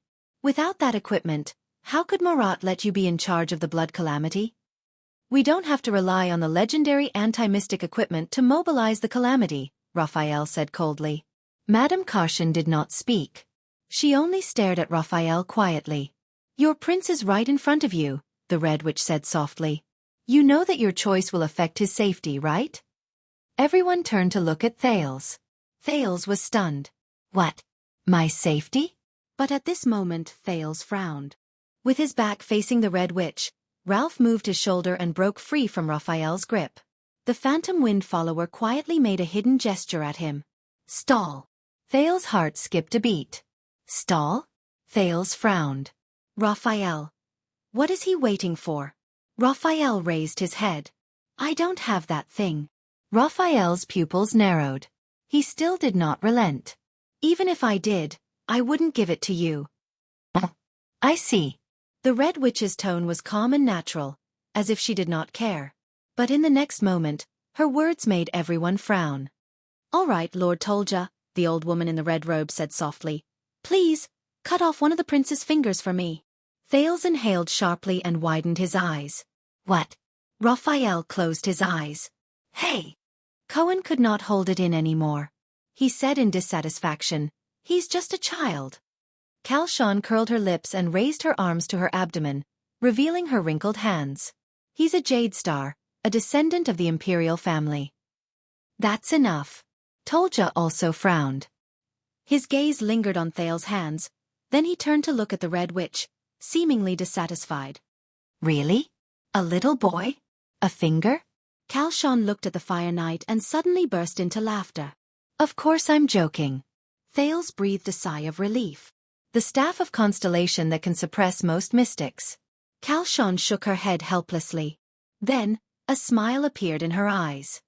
How can it only be worth a finger? How about an eyeball? Thales shuddered again. He was almost cut by the blade. Hey, wait a minute. Thales quickly raised his hands, but Tolja immediately turned the blade. The surface of the blade pressed against his skin, and he felt a chill. Staff of Constellation, right? This time, he succeeded in attracting everyone's attention. Kalshan turned her gaze to Thales. I heard that you are known for your precocious intelligence, your highness. The Red Witch flashed her kind smile again. But at that moment, Thales only wanted to stay as far away from that smile as possible. Kalshan said kindly, perhaps you can convince him to cooperate with us for the sake of your body's integrity? Thales gulped. He turned his gaze to Tolja, who was staring at him coldly, and smiled awkwardly. The second prince looked at Raphael, but the latter only looked at his feet.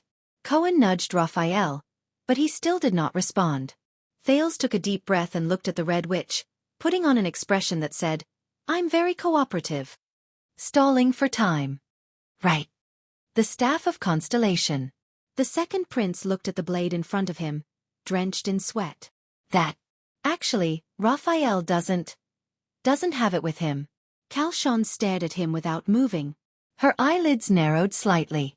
Thales felt goosebumps under her gaze, but his face was almost numb from laughing. Is that so? Finally, the Red Witch sighed. Then you're going to lose one of your eyes.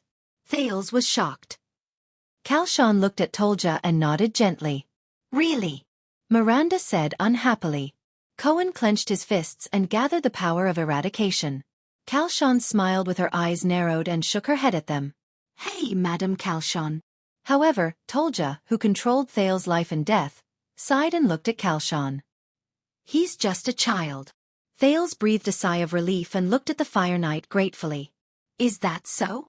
Kalshan raised her eyebrows and then smiled. Then forget it. Thales did not dare to move. He watched the interaction between the Red Witch and the Fire Knight. But I heard that Lord Tolja's knife technique is exquisite and subtle, and that you can cut a fly? The old woman smiled faintly. Tolja narrowed his eyes. The Red Witch said gently, then why don't you show us? How about I cut off his right eyelash with my knife?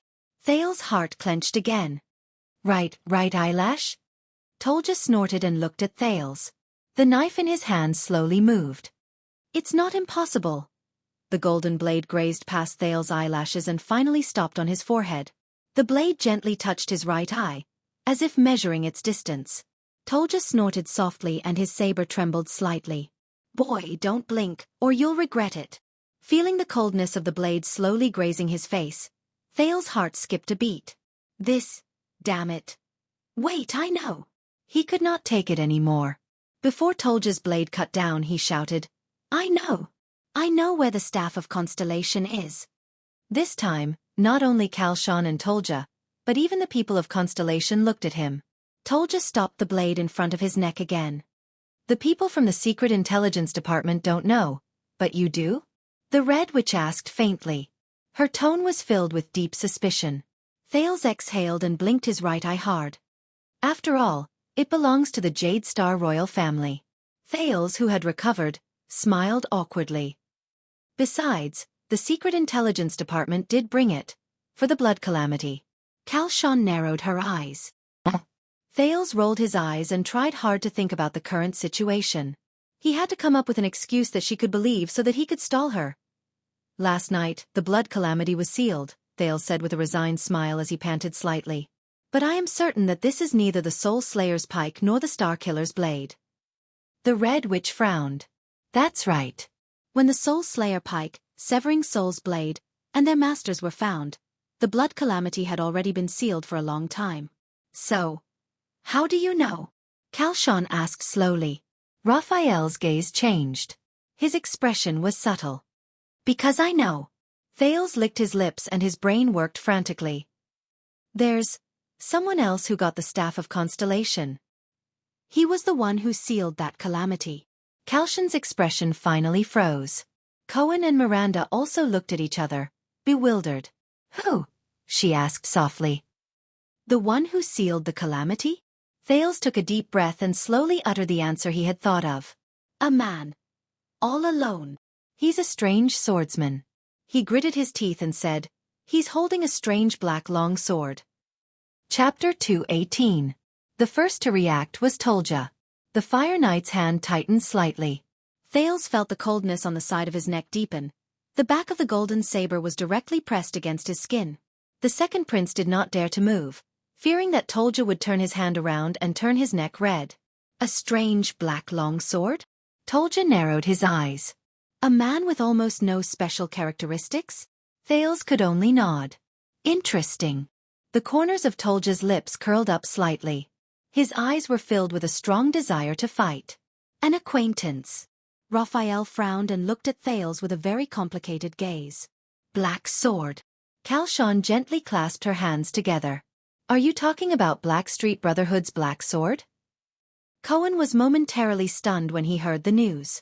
Brotherhood? Why would Constellation's Blackstreet Brotherhood? I don't know. Thales opened his mouth carefully with widened eyes, afraid that his throat would come into contact with Tolja's blade when he moved. Probably. Kalshan stared at him quietly. The Secret Intelligence Department gave the staff of Constellation to Black Sword? The Red Witch said softly. Raphael did not say a word. He only stared at Thales in silence, even ignoring Cohen's action of cupping him from behind. Thales forced an awkward and ugly smile to show his tacit agreement. Please. Who the hell knows about the staff of Constellation? And that Raphael has no intention of speaking at all. Thales thought fearfully. Mr. Blacksword, I'll have to use you as a shield. You shouldn't mind. It's not like you'll lose a piece of flesh anyway. However, a few seconds later, the old woman suddenly laughed out loud. Ha ha ha. Kalshan smiled and shook her head. Her eyes were filled with helplessness and amusement, as if she was watching a child fight. Morat must be very troubled by you. Liar. Thales' eyes widened slightly. Ha! The Red Witch sighed. How do you think I knew about the Secret Intelligence Department's plan in advance? Kalshan raised her wrinkled eyes. There was a deep chill in her gaze. Did I know that they wanted to use the calamities to launch a conspiracy? Thales was slightly startled. When you were still on your way to Dragoncloud City, Prince Thales, an old friend from the Blackstreet Brotherhood, used a messenger crow to ask us for help. Kalshan swept her gaze across the people in the field. Her gaze lingered on Raphael for a moment. He is being forced to the north by the Blood Bottle Gang and has no choice but to rely on your diplomat group. Thales took a few seconds to understand the meaning of this sentence. Then, he shuddered a little. In an instant, a chord was opened in his brain. His brain. His brain of a string. At that moment, he did not even care about the blade on his neck anymore. Are you talking about Ramon? Thales asked. Him. Raphael's expression was still calm and he did not say a word. On the other hand, Waya and Ralph looked at each other in astonishment. I see. Ramon didn't ask me to use a messenger crow to contact Blackstreet Brotherhood. Thales came to a realization and mumbled absent-mindedly. He wanted to contact all of you.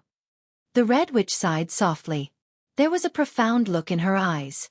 Ramon is very quick-witted. He guessed that his predicament was the work of the Secret Intelligence Department, Kalshan said calmly. So he contacted the secret room directly. And I know Marat too well.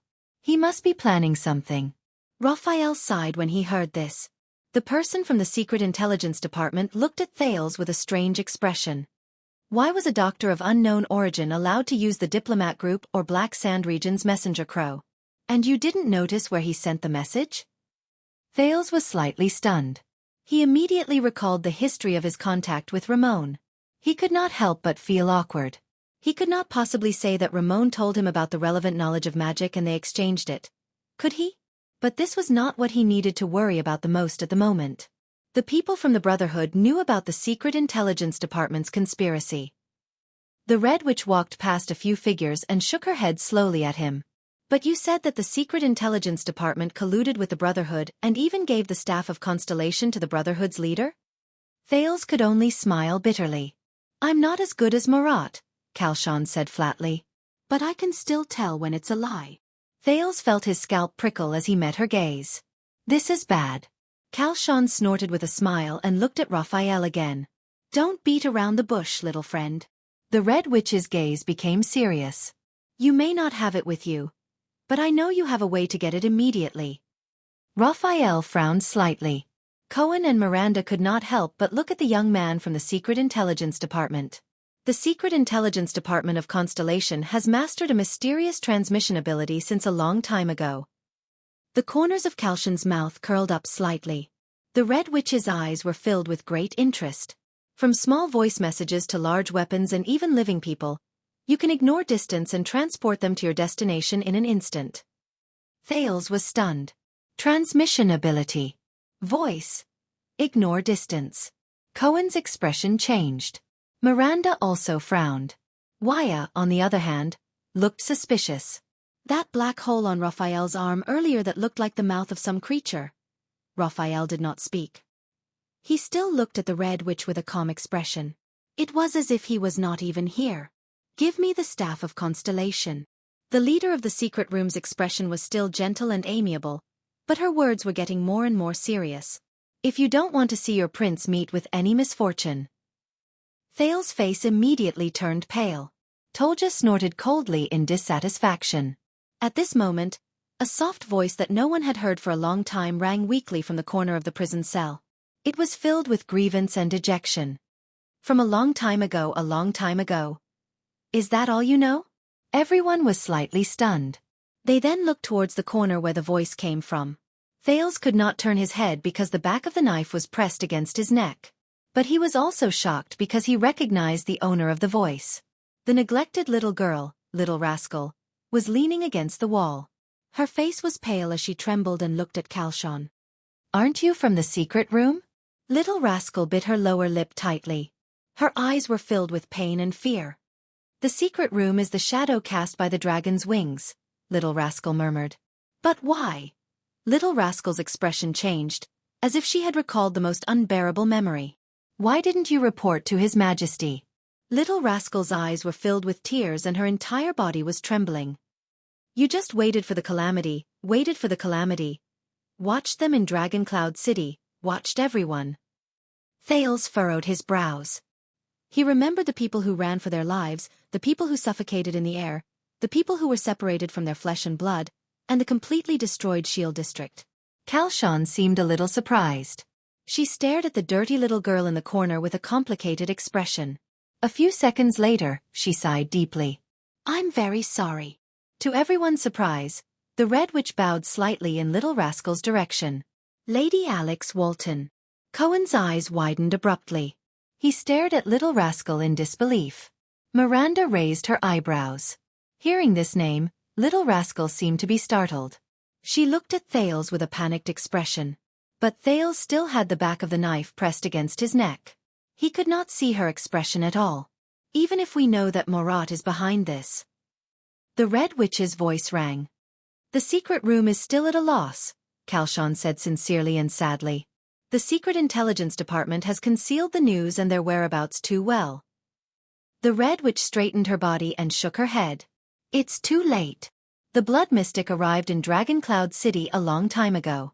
We didn't know the Secret Intelligence Department's plan, and we had no way to defend ourselves. Kalshan's voice was low and her gaze was bleak. We could only watch the diplomat group get closer and closer. Little Rascal snapped out of her shock and fear. She clenched her fists and raised her trembling head. Then you should report this to His Majesty. The girl gritted her teeth hard. Tears could not stop flowing from her eyes. That's the king of all extensions. So many people died in Dragon Cloud City. He can definitely prevent these things from happening. The Red Witch raised her head abruptly. Her eyes suddenly lit up and she looked at Little Rascal solemnly. Our king? Madame Kalshan murmured softly and uttered the king's name. Nuvan Raikaru Kadian Walton? The person in charge of the secret room smiled faintly. Believe me, for the past 30 years, I've respected him immensely. She nodded. Her eyes were filled with respect and nostalgia. At least, during most of his reign, he was a good king. I'm already prepared to report this to him. Kalshan's expression changed and she uttered the next sentence. If he didn't hide it from me and planned to sell Dragon Cloud City to Constellation and betray Extet in order to continue his family. Everyone's expression changed. What? The shocked Cohen could not help but ask. Little Rascal's face was pale. She stared blankly at Kalshan. Yes, my dear lady. The Red Witch sighed softly. I intercepted King Nuvan's messenger crow to the Supreme King of Constellation. He wants to rely on the power of the nine-pointed star to save the Cloud Dragon Spear that is in danger. He wants to use the marriage between you and the young prince to intimidate the new king. Kalshan's gaze became extremely fierce. For this reason, he did not hesitate to let Constellation obtain a bargaining chip to meddle in Extet's affairs. In the future, He even let an heir with Jadestar's blood take over the first territory of Extet. Apart from Raphael and Thales, almost everyone widened their eyes. Even Tolja could not help but turn his head to look. Everyone's gazes simultaneously shifted to Little Rascal, then to Kalshan, and finally to the second prince who was being held hostage. At that moment, Thales only felt complicated. The scene of King Nuvan passing the ring to Little Rascal appeared before his eyes. My God! Cohen's mouth formed an O shape. He stared straight at Thales.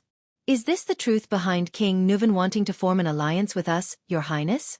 To let the descendants of the Jadestar royal family and the Walton family inherit the Archduke of Dragoncloud City?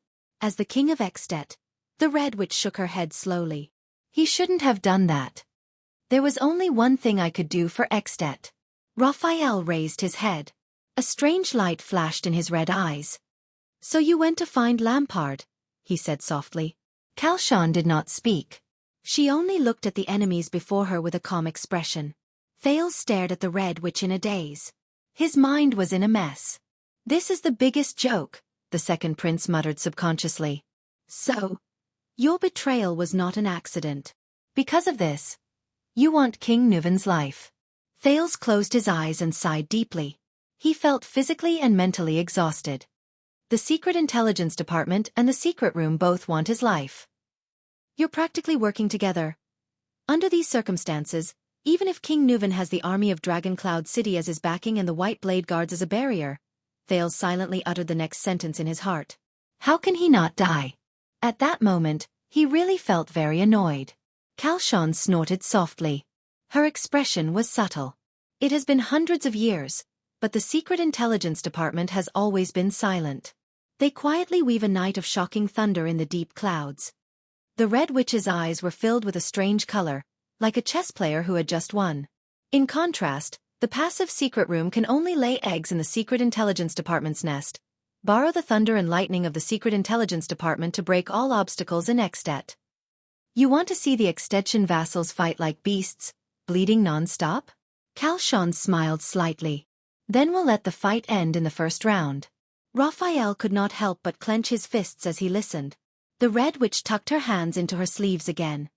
You want both sides to fight to the death with equal strength. Then we'll push the situation completely towards one side. Cohen and Miranda exchanged a look. They saw the surprise in each other's eyes. You want Extet to descend into a chaotic situation of endless disputes over the throne and endless suspicions over power after Nuvan? The leader of the Secret Room shook her head slightly. Then we'll give you Chapman Lampard. Raphael pursed his lips, closed his eyes and sighed. So, Nuvan lost his sight and ears, and was powerless to fight back against the calamity and Lampard. He stared at the ground in a daze. Our backup plans all failed. I lost, Raphael said dejectedly. Kalshan snorted softly, and her expression became amiable again. I know what you're thinking, little friend. The Red Witch nodded slightly and looked at Little Rascal, who was on the verge of tears. Since things can't be done, then capture a Walton descendant and bring him back to Constellation as a bargaining chip, right? What a pity! Kalshan seemed to shake her head regretfully. The next moment, her expression became solemn. Morat, why is he in such a hurry? The Red Witch raised her head, and her eyes shone brightly. He even let a young boy like you do such a thing? Why is he in such a hurry to groom you like how he groomed his heir? The silent Raphael still did not speak. Miranda thought of something and was shocked. Kalshan, who did not get an answer, flashed a confident smile. She then spoke softly, her voice filled with exhaustion and dejection. He doesn't have much time left, does he? As soon as she said this, all the Constellations were slightly stunned. Raphael furrowed his brows even more. Tell me, how much longer can he hold on? The Red Witch said faintly. There was a hint of worry in her tone. 5 years or 10 years? Raphael pursed his lips. Thales stared at Kalshan in a daze. Morat's figure appeared in his mind. The old man who could force Gilbert and Gines to retreat with just a word. The old man who could see through lies with his eyes. He actually... In the next second, Kalshan took a deep breath, as though she wanted to suck away all her emotions. Forget it. Let's not talk about him. The corners of her mouth curled up slightly. Let's get back to the main topic. The Red Witch clapped her hands. As she clapped, many people walked in through the thick door. There were soldiers of Black Sand region dressed in patrol uniforms, as well as ordinary people dressed in different uniforms. There were men and women, and they looked like commoners. But they all looked at the people in the prison cell with unfriendly expressions. The soldiers of Black Sand region held their weapons and walked into the prison cell, arriving before the constellations. The commoners walked quietly behind Kalshan, not saying a word. Thales sighed. Tolja chuckled. Seeing the scene around her, Miranda's expression changed. Cohen lowered his head in pain. What do we do now? The police officer gritted his teeth and said softly, troubled. Stay calm, Raphael replied in a low voice. The Red Witch smiled faintly. If you still refuse to hand over the Staff of Constellation, you know, the prince is not the only one I can use to threaten you. There are also your companions. Raphael stared coldly at Kalshan. The Red Witch bowed slightly and nodded at him, revealing her usual kind smile. Thales looked at the numerous soldiers in the field, watching them stand in formation and block the exit. His heart turned cold. It's over. Now. He felt the chill on his neck and glanced at the indifferent Tolja. What should I do? But at this moment... boom. A deafening roar rang out. Kalshan raised her head abruptly. Gravel and dust came crashing down from above her head again, stirring up a cloud of dust in the prison cell. The soldiers of Black Sand region unsheathed their weapons subconsciously. Before anyone could react, a few figures suddenly descended from the sky. Just like Tolja before this. The Fire Knight realized that something was wrong. He quickly reacted. Thales felt his arm tighten. Tolja grabbed his right hand tightly and controlled it in front of him. The dust was so strong that Thales could not open his eyes. He could only rely on his hearing to discern the situation in the field. As the figures flashed, countless sounds of fighting could be heard in the dust. The clashing of metal and the angry shouts of the soldiers rose and fell. Swoosh. Bang. Clang. Quick. Defend. Be careful. Retreat. Protect. Arc. In a short 10 seconds, accompanied by the sound of a few bodies falling to the ground, the chaotic sounds disappeared and the field gradually quieted down. The dust finally dispersed. Thales was still held tightly by Tolja, the blade never leaving his neck. The Fire Knight furrowed his brows and coldly observed the situation in the prison cell. The prince saw everything in front of him clearly. He was shocked. There was a big hole in the ceiling where the Red Witch had been standing just now. The soldiers of Black Sand region, including the people from the secret room, all retreated to the position of the thick door. They looked at the uninvited guests in front of them with nervous and surprised expressions. The invaders who had descended from the sky. They were more than 10 valiant warriors. Their gazes were fierce and their movements were agile. They were dressed in light gray armor and had machetes covering their faces. Some of them were even equipped with excellent arm shields and crossbows. At this moment, the invaders were in formation. They stood in front of the soldiers of Black Sand region, separating them from the Constellations and Tolja in the prison cell. Beside these warriors who had suddenly appeared, many enemies had already fallen. Behind the defense line, the Red Witch stood in front of Raphael and the others with an unpleasant expression. She was far away from the protection of her own people. Kalshan's situation was very bad. There was a white long sword with a strange curve in front of her neck, and her right arm was tightly clamped. The hostage-taker behind her said coldly to the soldiers of Black Sand region, "Everyone back off, for the sake of this lady's carotid artery." Cohen stared at the invaders in a daze. He exchanged glances with Miranda and Waya, unable to hide the shock and bewilderment in his heart. Everyone was caught off guard by the sudden turn of events. "Who are these people?" the police officer asked in a low voice. Miranda shook her head and looked at Raphael, who was still silent. Looking at the warriors who had suddenly appeared, Thales' pupils shrank. "Wait a minute. This attire." He carefully looked at the warriors' equipment, and then his mouth fell open in shock. Thales recognized these people. The silent confrontation lasted for a few seconds. Then the Red Witch, who was being held hostage, sighed. "So the rumors are true." She retracted her gaze from the blade in front of her neck and said to the hostage-taker behind her, "As expected, you built an emergency secret passage in the gatehouse?"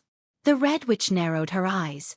She glanced at the invaders around her, and then at her subordinates, who had been forced to retreat outside the thick door, and said in a low voice, You can even hide from the secret room.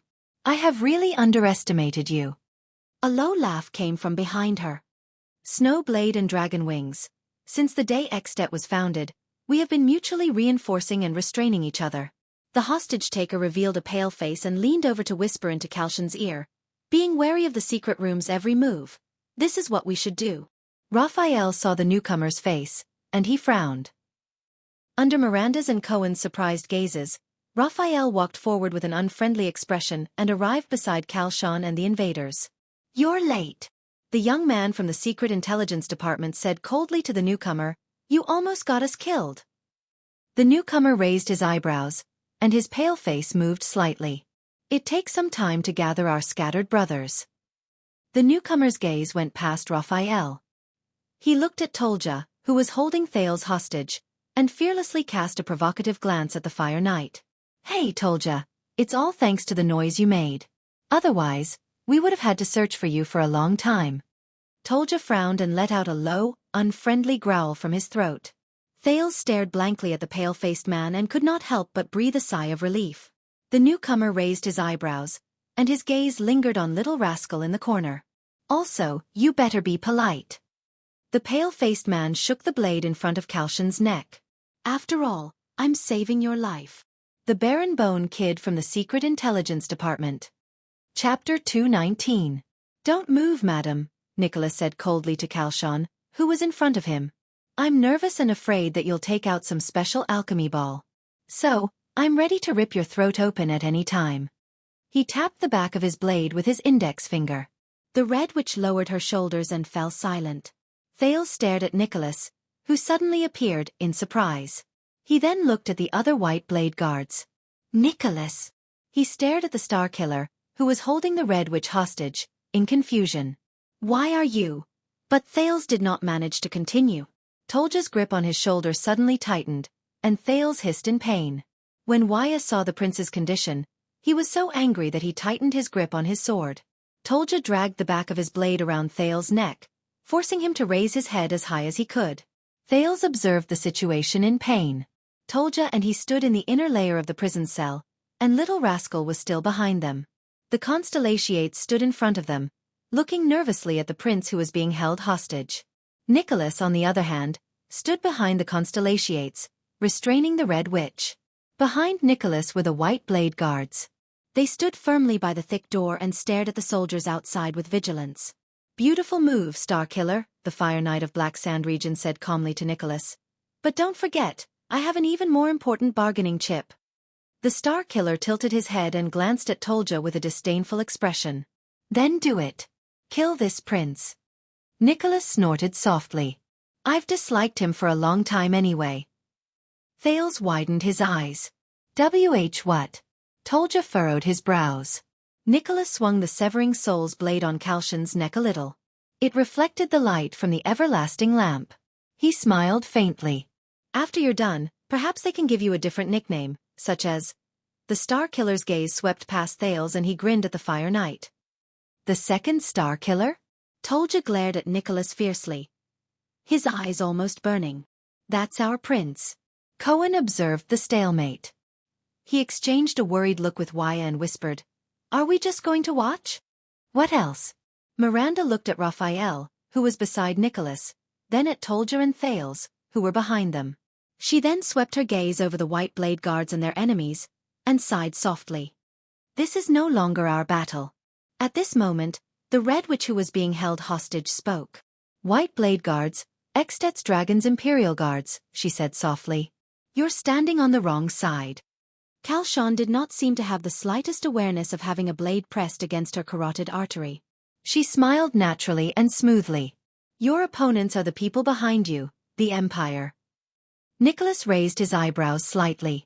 The Red Witch sighed softly as if she was extremely regretful. It was their secret intelligence department who planned all of this, such as the calamity and the king's death. The expressions of the Constellatiates, including Thales, also changed. All right. Kalshan was right, Thales thought anxiously. The second prince glanced worriedly at the White Blade guards, but their expressions were hidden behind their masks. Only a pair of cold eyes could be seen. Raphael, who was standing next to Nicholas, sighed softly. Oh, this problem. It's very complicated to explain. But now. He walked to the front of the two of them and looked at Nicholas seriously. He looked at the blade in his hand that was pressing against Kalshan. Shouldn't we think of a way to escape first? Nicholas suddenly turned his head to look at the young man from the Secret Intelligence Department. His gaze was cold. Raphael endured the piercing glare and put on a fake relaxed smile. You know, the heir of the Walton family is also here. Perhaps this is not a good time to chat, especially with the Red Witch who has countless lies. Nicholas looked at the innermost part of the prison cell.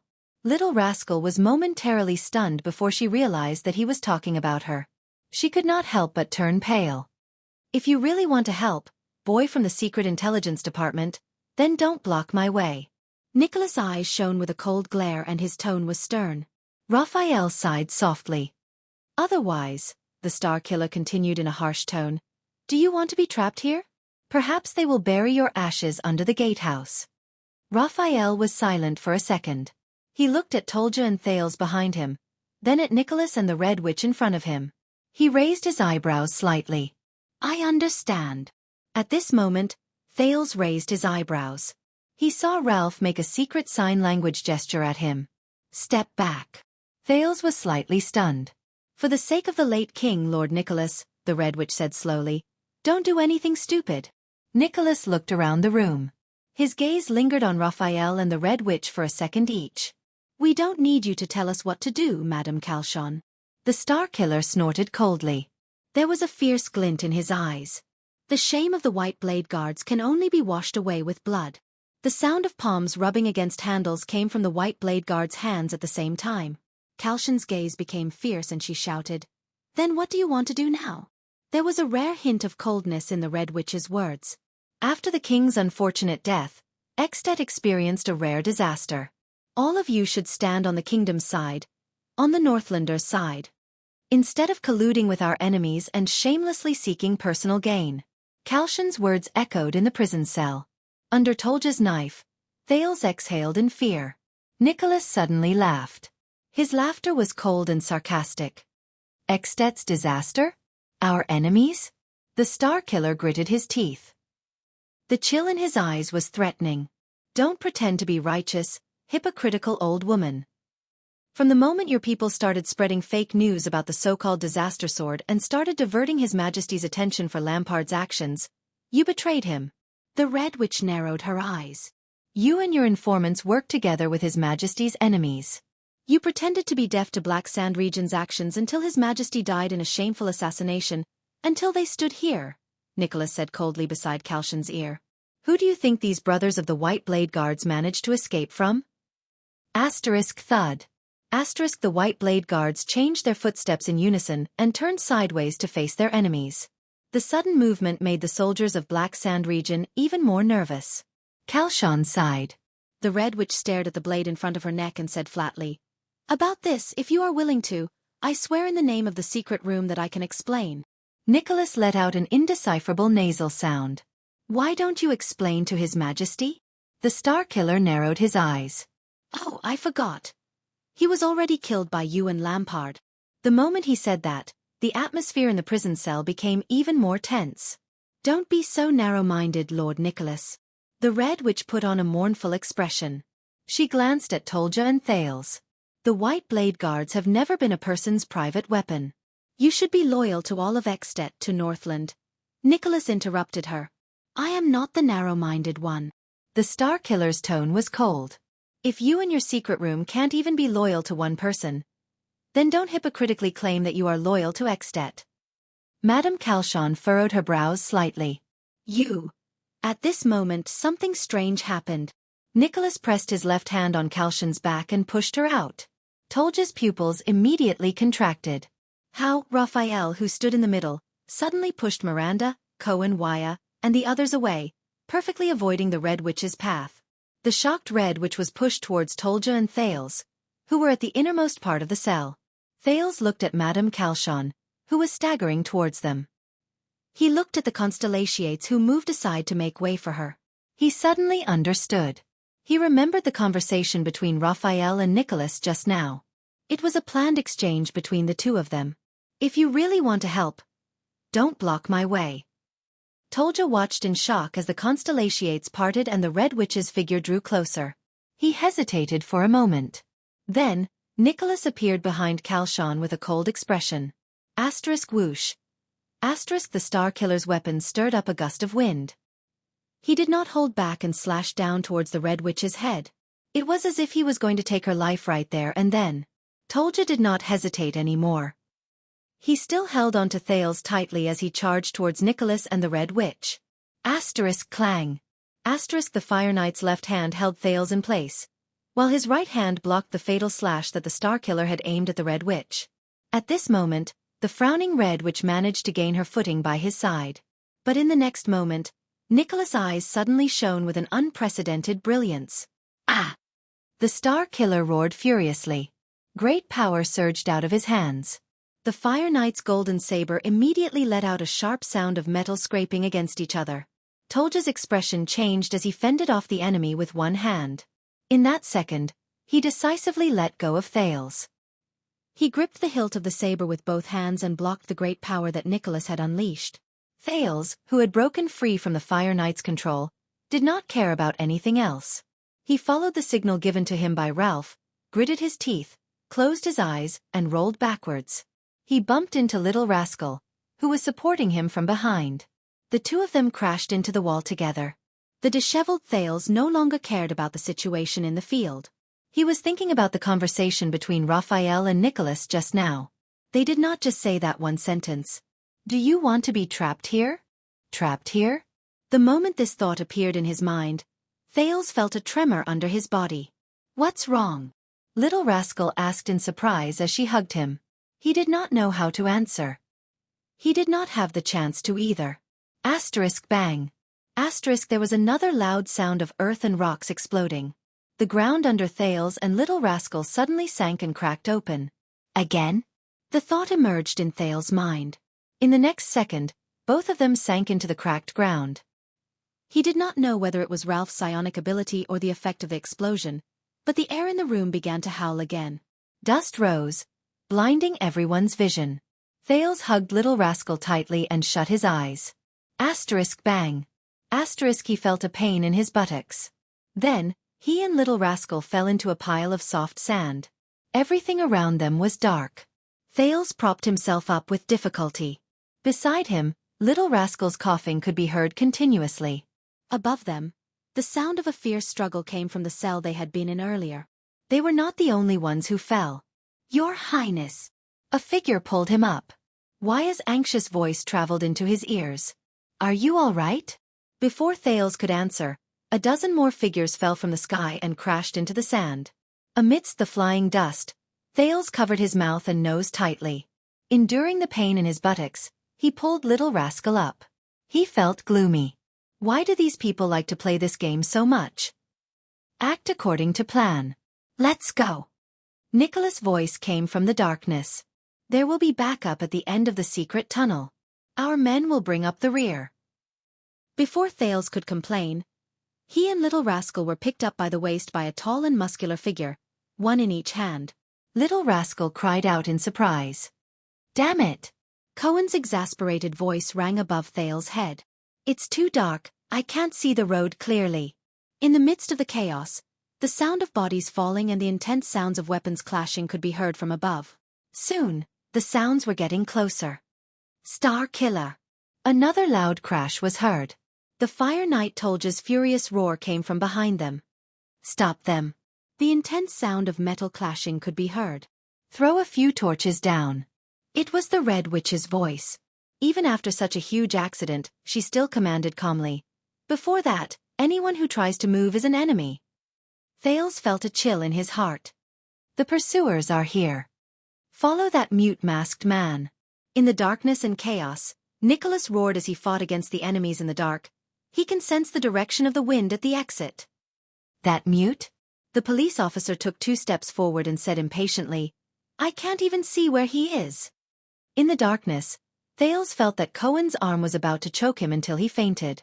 His Sin of Hell's river was activated without warning. Waves surged into Thales' eyes, and his surroundings were suddenly filled with strange colors. Shut up, big guy. Thales gritted his teeth and angrily knocked on Cohen's arm. Listen to me. The police officer, who was holding him, immediately froze. Thales forced himself to calm down. He found Ralph in the chaotic field of vision, the figure that was emitting a faint green light. He then said to Cohen, "Take 5 steps forward. No, 2 steps for you, then turn left." "Hurry up." Thales did not feel any movement. He anxiously urged, "Don't just stand there." Cohen seemed to have come back to his senses. He followed Thales' instructions and took a step forward. Wow! The police officer carefully took a step forward. When he felt the solid ground beneath his feet, he asked in surprise, You can see?" Thales was slightly stunned. "Go straight ahead." "As long as you eat more animal livers and fruits," Thales lied without batting an eyelid in the field of vision of the Sin of Hell's river. "You can also find light in the darkness." In the darkness, Cohen nodded skeptically. Amidst his bewilderment, Cohen followed the path that Thales pointed out and ran after Ralph. The sounds of fighting behind them became more intense. In Thales' field of vision, a dozen of them followed Ralph and ran into a narrow tunnel in the dark. "Nicholas!" Tolja's furious roar came again. "Don't even think about it." The next moment, a bright light suddenly shone from behind them, illuminating their surroundings. Thales narrowed his eyes and saw his surroundings clearly. The tunnel they were in was very narrow and full of dust. Even the ground was uneven and stony. Ralph took the lead, moving like the wind. Thales and Little Rascal were held in Cohen's arms, while Miranda and Waya followed closely beside him. Everyone was running nervously. The White Blade guards protected them closely behind them. Only the Star Killer and Raphael were nowhere to be seen. The light behind them grew brighter and brighter. Thales could not help but grab Cohen's arm and turn around. Then he was stunned. There was nothing behind them. There was only a blazing fire. It was as if an invisible huge fire snake had rushed into the small tunnel and was about to devour them. The surrounding temperature immediately rose. "This is the rising sun saber." The Star Killer's furious roar came from behind them. "Damn it, Secret Intelligence Department. If you don't want to be roasted, get out of the way." Amidst the fire, 2 figures appeared in Thales' eyes, which had been modified by the Sin of Hell's river. One of the figures emitted a light that was like countless needles, scattering in all directions. He pushed the other gray figure away. Then, the hedgehog-like figure, probably Nicholas, suddenly swung his saber at the back of the tunnel. The next moment, the fire snake seemed to have crashed into an invisible barrier and was blocked in front of the 2. It was like a vertical wall of fire. This reminded Thales of the Air Mystic's air wall. But he could see clearly in his field of vision that the thing that blocked the flames was another strange, invisible barrier that glowed yellow. It was connected to Nicholas severing Soul's blade, which was also glowing yellow. "You can't run." The Fire Knight's furious roar came from behind the flames. "Do you still have alchemy balls? The ones that can explode?" In front of the fire, the gray figure turned around and asked Nicholas, who was beside him, "You can't hold them off for long. They will catch up to us sooner or later." Thales could tell that it was Raphael. Just now was the last of the guard's stock. "If we use them, we'll have one less." In the field of vision of the Sin of Hell's river, Nicholas, who looked like a glowing hedgehog, raised the severing soul's blade and blocked the growing flames. "Is there really no more?" Raphael's voice came. "Do you think that's a snowball made by hand?" Nicholas turned his head and said angrily to the people from the Secret Intelligence Department, "Do you think you can take one out so easily?" Raphael did not speak. He turned around abruptly and swung his left hand in the direction of the flames. A ball-shaped object was flung out by him. "Damn it!" When he saw the ball, Nicholas shouted in exasperation, "Why didn't you say so earlier?" Then, he and Raphael both turned around and dashed out. The moment the Star Killer turned around, the raging flame seemed to have lost the obstruction of the barrier and surged towards them fiercely. In the next second, bang! Following the violent explosion, Thales felt his field of vision suddenly shake. Another cloud of dust flew into the air. Everyone could not help but cough. Their legs became unsteady. Boom! The rumbling explosion was accompanied by the sound of countless rocks and soil pouring down. Everyone could not help but stop in their tracks and turn their heads to look behind them. The flames gradually became smaller until they completely disappeared. What disappeared along with them were the two figures. Thales narrowed his eyes and opened his mouth in surprise. He knew that the tunnel behind him had collapsed. The surroundings returned to darkness and silence. Only the sound of everyone's panting rose and fell. My God! This was Waya's panicked voice. They... Don't stop. No matter what happens behind you, don't stop. This was an unfamiliar voice. It was probably one of the White Blade Guards. His words were filled with long-suppressed anger. Go! Miranda's decisive voice rang in the darkness. I'll go find them. Cohen was stunned. But, in the next second, the sound of Miranda's light footsteps was already far away. Don't just stand there, a White Blade Guard said coldly. We're not out of danger yet. Cohen exhaled unwillingly. Thales could feel him turning his head to look at the darkness behind them. Thales sighed. If you're worried, then go and take a look. Thales felt Cohen's arm tighten. Let me take His Highness. Waya panted. He can't be trapped here. Cohen shuddered slightly. A few seconds later. F***CK. The police officer cursed. In the next second, Cohen stomped his foot fiercely. Then, he turned around and strode away. The group of people followed Ralph and hurried on their way without making a sound. They kept running. In the seemingly endless tunnel. Amidst the seemingly endless danger. In the bottomless darkness. Running toward the only way out. Thales stared at the darkness behind him in a daze. The sin of hell's river kept gathering in his eyes. A few minutes passed. Finally, Thales' eyes moved. In the deep darkness behind him, a glowing porcupine-like figure appeared. Then, a grayish figure appeared. And a figure that was emitting white light. Because there's only one, of course we have to be careful. Raphael's voice came faintly from the darkness. I don't have the habit of bringing the alchemy ball around. Nicholas, Raphael, and Miranda caught up with them. Oh my God! Cohen heard Raphael's voice. He turned his head and did not even care that he tripped. I thought you were really buried inside. Beside Raphael, the Star Killer mumbled something in a low voice. His voice clearly traveled into Thales' ears amidst the messy footsteps. He seemed to be saying, Miser. Thales breathed a sigh of relief. They escaped. All right. Nicholas' voice came. It was a lot calmer than before. There should be no more danger. After all, we're in the secret passage. The group probably knew that they had escaped danger. Their footsteps slowed down and they started walking. Thales and Little Rascal were put down. Thales leaned against the wall and subconsciously patted his chest. His mind was blank. He felt that he had passed another obstacle. Speaking of which, Cohen's puzzled voice came from the darkness. Why don't you light a fire? The police officer said impatiently. Do you have to run like a blind man? The ventilation here isn't very good, Nicholas said flatly. If you want to suffocate to death, of course you can. Cohen immediately fell silent. Right. In the darkness, Waya leaned against the wall and panted slightly. Isn't this gatehouse the line of defense to protect heroic Spirit Palace? How can there be a secret passage to sneak in? The tunnel was silent for a moment. During the Third Peninsular War, Nicholas' voice came leisurely. The Night Wing King occupied the other districts. Only Axe District, this place, and Heroic Spirit Palace were left. When Heroic Spirit Palace was isolated and helpless, sealed off from all sides, and cut off from supplies, this was the last chance of survival the Northlanders dug out. Phew! Cohen exhaled. His tone was filled with the joy of escaping from a great disaster. Thank you, Night Wing King. You're so great. Everyone fell silent. Even if he could not see, Cohen could feel the Northlanders' murderous gazes in that instant. The sound of Miranda's elbow came from the darkness. And Cohen's pained cry. I was just... A few seconds later, the police officer's awkward voice rose. Just kidding. After the war, this secret passage became top secret. Even the secret room had to be kept a secret. Nicholas snorted in disdain. Only the commanders of the White Blade Guards of every generation knew about it.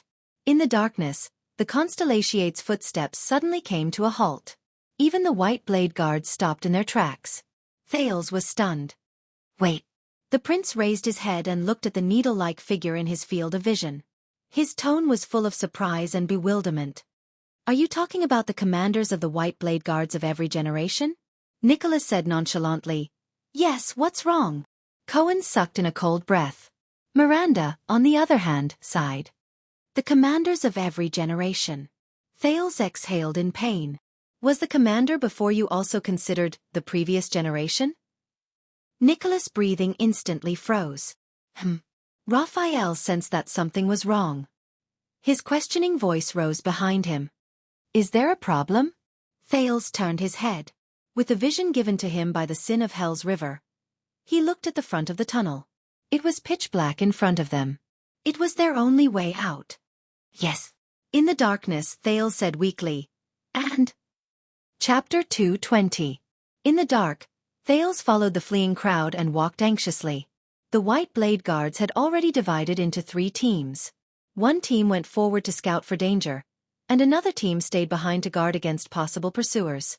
The last group of guards stood guard around them. Nicholas walked at the front of the team and sighed deeply in the dark. When did this happen? He asked hoarsely. No one answered him. Then, Miranda's voice came from the side. If I had to guess, the swordswoman said flatly, it was from the beginning. Nicholas was silent for a second. He might have just been tricked, the current commander of the White Blade Guard said dejectedly. You know, Black Sand region fabricated information about the disaster swords and passed it to Caslin. Thales exhaled. He felt the mental exhaustion begin to attack him again. No matter what lies ahead.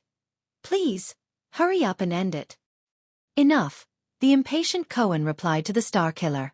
He walked at the back of the team and his voice was a little loud. Your hypocritical former boss personally appeared to deal with us, the police officer said mockingly. He hid among the soldiers of Black Sand region and knocked me down with 2 punches. Then you should feel honored. Nicholas raised his head abruptly. Suppressing his anger, he said coldly in the dark, not everyone is qualified to take 2 punches from Caslin. Cohen furrowed his brows and was about to retort, but Raphael interrupted him. Raphael narrowed his eyes. To be able to persuade the Groundshaker to help. Now we know how they quietly and effortlessly deceived us into opening the gatehouse. Nicholas lowered his head and did not speak. No one saw that at that moment, his eyes were filled with complicated emotions. Thales thought of something. Wait, if Caslin knew about this secret passage from the beginning, the prince muttered in the team, then how did you still have the chance to sneak in? Nicholas raised his head. But the person who answered was Cohen. Maybe he wanted to wait for all the White Blade Guards to arrive, the police officer said through gritted teeth. Then finish us off again. The others did not speak. The atmosphere became very oppressive. Look, they were guarding us. First, they waited for the Secret Intelligence Department, then the White Blade Guards. Before Cohen finished speaking, he said indignantly, besieging the enemy and attacking the reinforcements. Is there a more vivid tactical example than this? Nicholas punched the wall fiercely. Bang! A muffled sound rang out. Even in the darkness, everyone looked at him. The Star Killer raised his head and exhaled. Nicholas' gaze turned cold again. Go to hell, Caslin, the Star Killer said coldly. Raphael snorted softly, his meaning unclear. At this moment, perhaps, outside of the debate. Thales' voice cut in abruptly. There was a hint of fatigue in his voice. What should we do? The second prince said quietly, if this is the only exit of the secret passage. Nicholas clenched his fists lightly. The Star Killer suddenly laughed. We don't have a choice, he said softly. Don't we?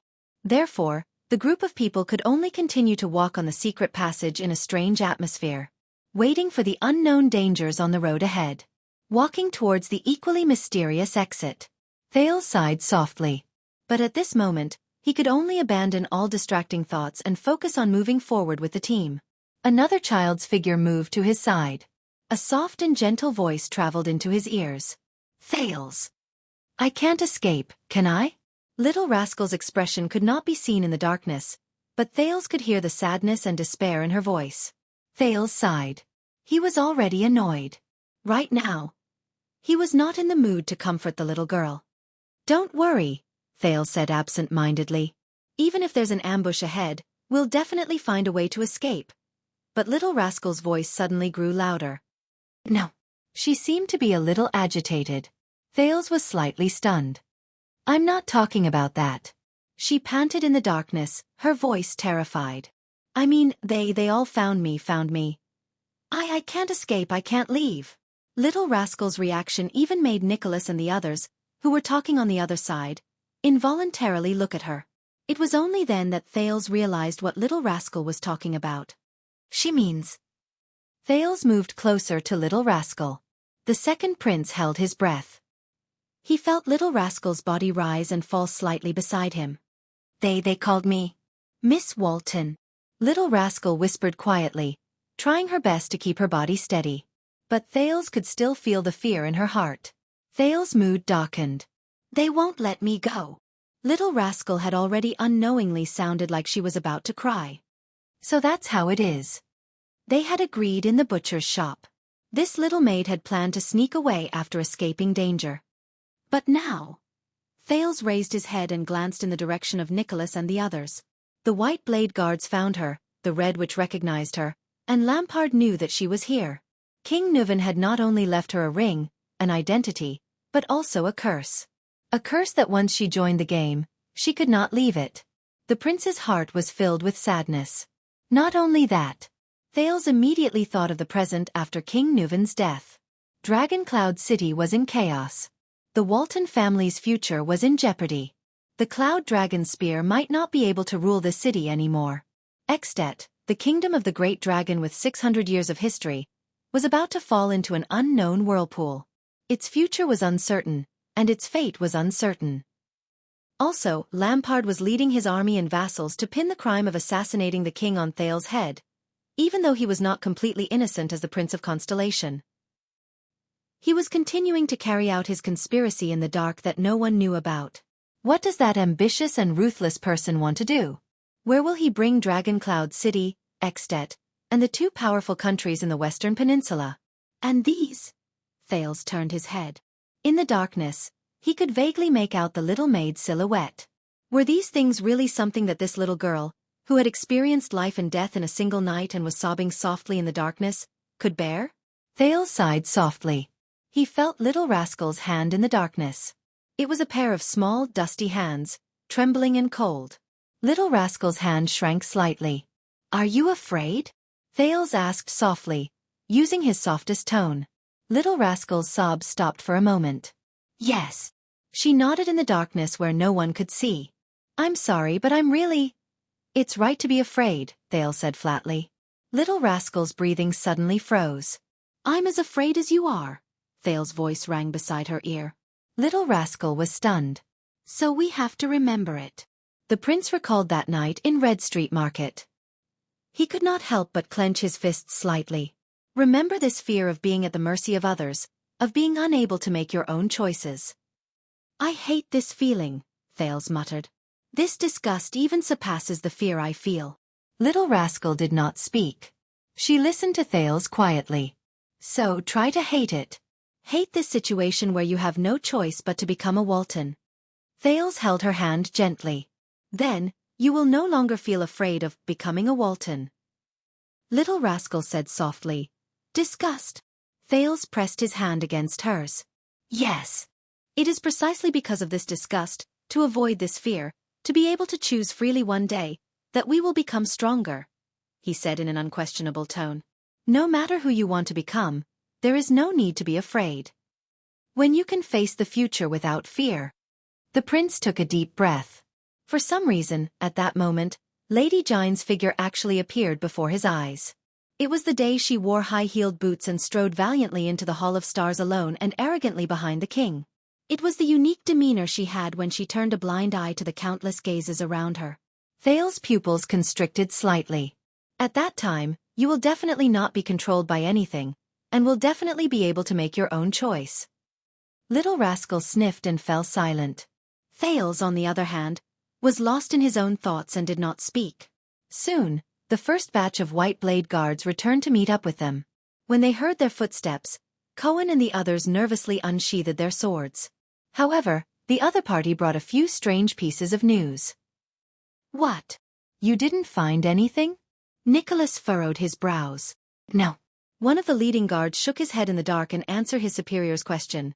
Whether it's an ambush, a trap, or someone in the open, we didn't find anything. We're already at the exit. The Star Killer furrowed his brows slightly. Is this normal? Raphael's voice came from behind. Nicholas shook his head. It shouldn't be like this, the commander of the White Blade Guards muttered. Caslin should know about this secret passage. Cohen's voice also came from behind. Could it be that he still doesn't know about this place? It's possible, Miranda said softly. Or he was delayed by something. Maybe they're lying in ambush outside the exit. Wire raised his eyebrows. His voice was filled with worry. Waiting to catch us all in one go. Thales exhaled through his nose and interrupted them with a sound. All right. The second prince felt a headache coming on. It's useless no matter what we say. Thales said dejectedly. No matter what's waiting in front of us, we only have one answer, don't we? They could only move forward. There was no way out. Just like how he did on the battlefield in front of the fortress. They could only move forward. Everyone in the darkness fell silent again. With an indescribable sense of nervousness, they continued on their way. For a few minutes, only the sound of hurried footsteps could be heard in the darkness of the secret passage. The pitch-black darkness, the dull and monotonous rhythm, and the fear in their hearts caused the atmosphere to become more and more solemn. Because of this, Thales could only count the number of steps in his heart to relieve his increasingly depressed state of mind.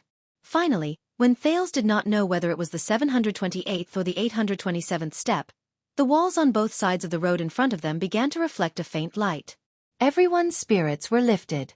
But their nerves, which had just relaxed and eased, also tensed up. That's the exit. Nicholas placed his hand on the hilt of his knife and whispered to the people behind him. Be careful. The group immediately fell silent. Cohen exhaled, shrugged his shoulders, and slowed down his pace. Miranda and Raphael remained silent, as if they had a tacit understanding. Thales did not even dare to breathe loudly, afraid that he would startle some unknown entity. But as their field of vision became brighter, they moved forward faster and faster. As they gradually approached the exit, the light in front of them grew brighter. Then, the exit appeared clearly in front of them. At the end of the dark tunnel, there was a hole that emitted a piercing white light. Nicholas sighed. Everyone's nerves also relaxed. It was not because of safety, but because they had been in a dark and oppressive environment for a long time. Even their minds had become abnormal. So, the moment they saw the exit, they felt as if the thing they had been anxiously waiting for had finally come to an end. Even though this is not a good outcome. A silhouette stood at the exit quietly. Thales' heart sank. Is it the person who will receive us? He asked softly. Of course not. Nicholas shook his head. He no longer lowered his voice. He's not stupid enough to stand at the hole. The Star Killer's expression became very calm. He seemed a little relieved. Cohen sighed. The White Blade Guards quietly spread out and protected Little Rascal's surroundings. Miranda pressed her hand on the hilt of her sword and opened her mouth slightly. Are you ready to fight? Raphael narrowed his eyes. Did you see who that was? I couldn't see his face clearly. The corners of Miranda's lips curled up slightly. But that figure is too familiar. Cohen frowned. Familiar? You mean Croche? Nicholas ignored the argument behind him. He gestured to the people behind him and strode forward alone. He walked towards that figure. The figure turned his head slightly. Light shone on his face.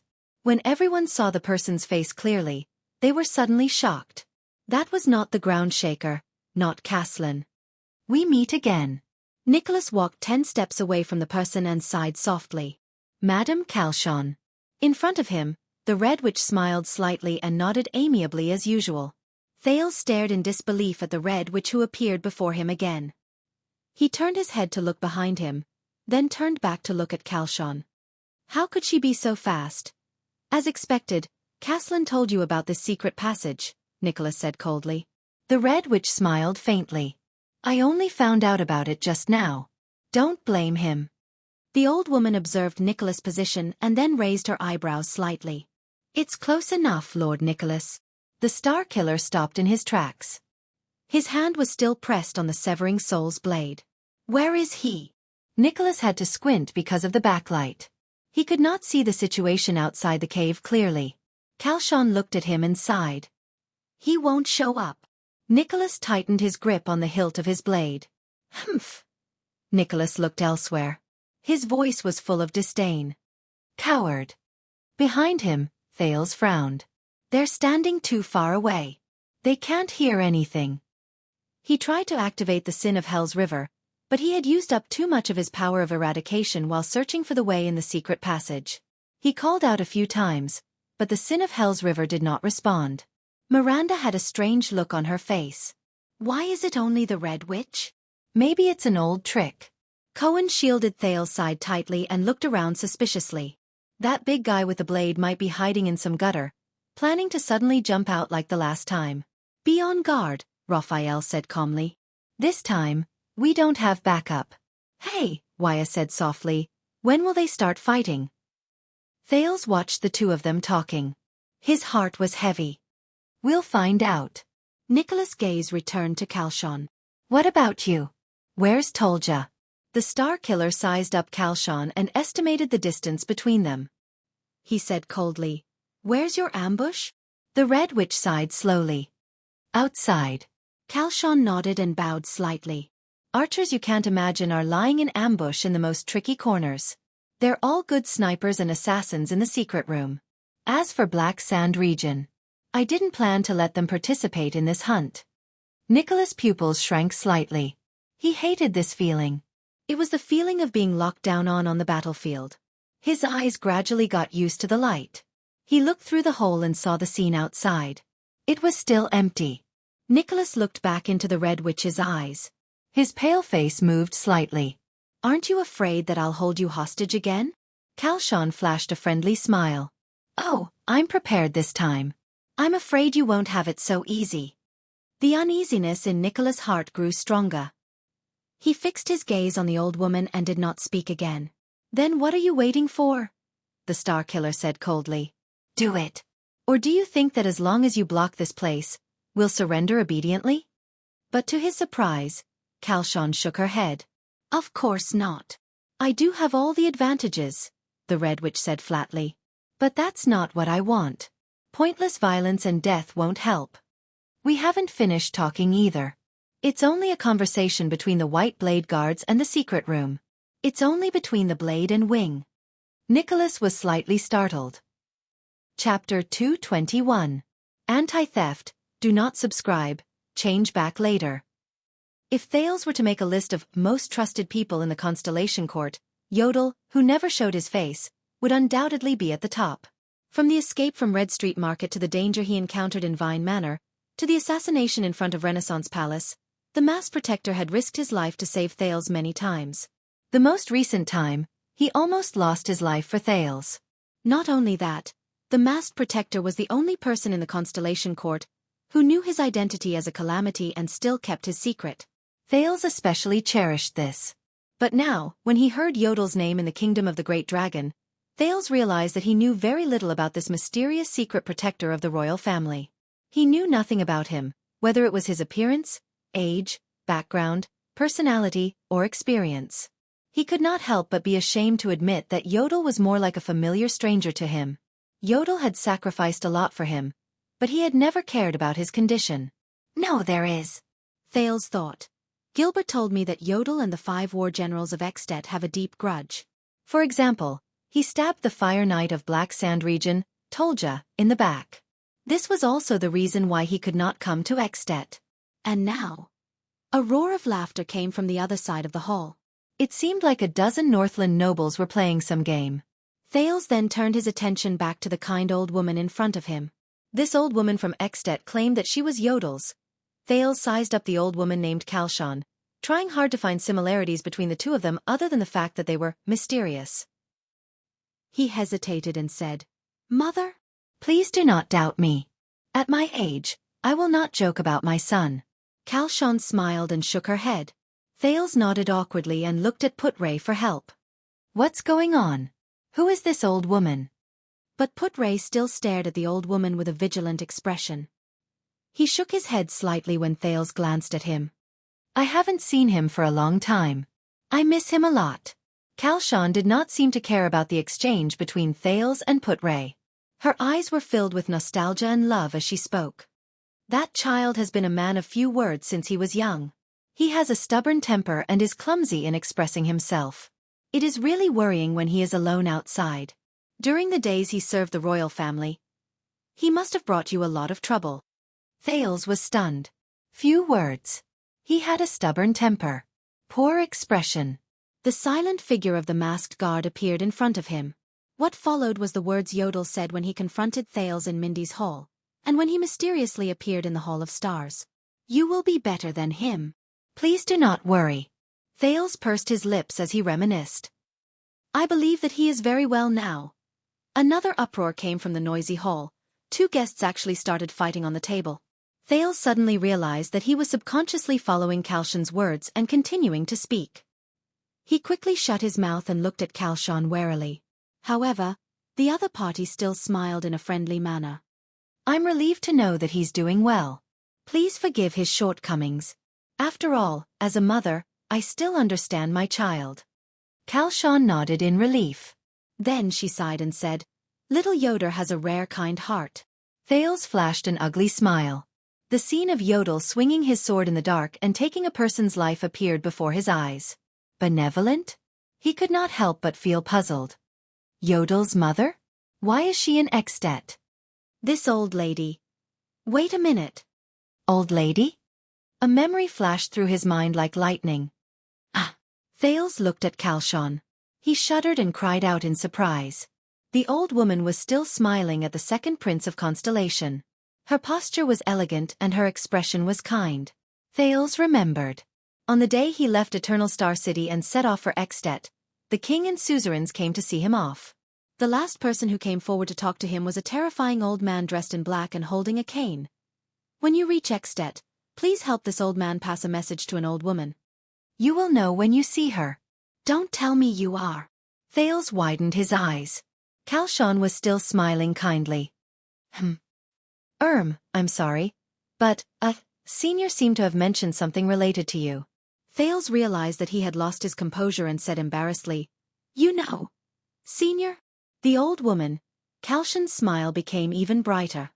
Let me guess. Is it a sinister old man who likes to hide in the dark and wears black all day long? I heard that he has started using a cane in recent years. Thales frowned. Do you know Murat? His vigilance was immediately raised to the highest. A person who can be specially mentioned by the head of the Secret Intelligence Department. Other than dangerous, he really can't think of any other adjective. Hearing the Black Prophet's name, Putray frowned and looked at his prince. I can imagine how you feel, Your Highness. Kalshan smiled. I think, knowing him is not something to be happy about, is it? Thales had an answer. Maybe Murat is reminding and warning me. The second prince sighed. He said, if I meet an old woman in Extet who takes the initiative to come up to me. I'm sorry, these are Murat's exact words. It's okay. That old man looks polite, but he doesn't know what manners are. Kalshan shook her head nonchalantly, and the wrinkles on her face smoothed out. Heartbreakers are best at provoking people's hearts. I won't fall for it. Heartbreaker? Thales opened his mouth slightly in surprise, then tried his best to close it. There's a lot of information contained in this sentence. He tilted his head and said awkwardly, In fact, the Black Prophet, Lord Murat Hansen, asked me to bring you a message. He actually asked a prince to bring me a message. Kalshan raised her eyebrows. Under her narrowed eyelids, a pair of smiling eyes were revealed. I'm really looking forward to it, Your Highness. Thales only felt that the old woman's kind smile in front of him gave him a lot of pressure. Compared to the overbearing, almost tangible pressure he felt when he faced the Black Prophet, this Granny Kalshan revealed information that made him frown with a gentle and friendly attitude. It really made him feel awkward and helpless, and he did not know how to defend himself. He said. Thales laughed dryly. Don't cross the line. As soon as he finished speaking, Thales suddenly realized that the old woman in front of him revealed a strange expression. Don't cross the line. Kalshan closed her eyes and took a deep breath. She sighed and lowered her head. Her expression was complicated and indecipherable. She murmured faintly, So what? Before the puzzled Thales could react, Kalshan put away her reminiscence and smiled again. "You're in a difficult situation now, Your Highness. You're struggling to survive in the gap between Constellation and the dragon, and you're also struggling to stay afloat in the maelstrom between the king and the Archduke." Kalshan sized up Thales with a gentle gaze. "But please believe me, compared to Marat, these are not worth mentioning." The next moment, under Thales and Putre's puzzled expressions, the old woman nodded gracefully and turned to leave. "Thank you for your time." Thales retracted his gaze from the old woman's slowly departing figure. He could not help but notice that all the nobles, servants, and guards on the old woman's path bowed respectfully to her and made way for her. Thales frowned. He could roughly guess the other party's identity. "Oh my God!" Waya exclaimed softly behind them. "I just saw the Red Witch?" Thales turned his head and looked at his attendant. "I'm sorry, I thought they all." Waya's face was full of surprise. "You know, they don't easily appear in front of people." "Them." Thales exhaled and helplessly grabbed a piece of buttered bread. "So, my guess was right?" "That Granny Kalshan, she is—" "That's right," Putre replied with a solemn expression, using the bardic poem he was good at. "The stars shine, and the dim places are pitch black. The great dragon soars in the sky, and the shadows under its wings are endless." Thales and Waya looked at the barred vice diplomat together. "That lady is a terrifying figure who is as famous as the Black Prophet of the Kingdom's Secret Intelligence Department." Putre's eyes were filled with fierceness as he said softly, "She is the person with the highest authority in Extet's secret room." "The Red Witch, Kalshan." Thales, who had a huge headache, rolled his eyes. To be able to establish a foothold in Extet's palace as a woman and let people call her the evil witch legend. "Be careful, Your Highness. She's definitely not just here to watch the show." "You may not believe me when I say this, but after I saw that lady—" Thales put the bread into his mouth dejectedly and looked at the two Northlanders who were fighting fiercely with their bare fists in the distance. He said listlessly, "I miss Marat so much now." "Also, who is Yodel?" Putre looked at Thales doubtfully. "Does he serve the royal family?" A royal secret." Thales picked up an iron fork and stabbed it into the onion in front of him. "The secret protector of the Supreme King of Constellation is actually the son of Extet's head of intelligence." Sigh. Another bottomless pit of gossip. In this banquet specially organized for the Prince of Constellation's arrival and the gathering of the 5 archdukes, the Prince of Constellation, as the one being welcomed in name, was undoubtedly neglected. Fortunately, nothing troublesome happened.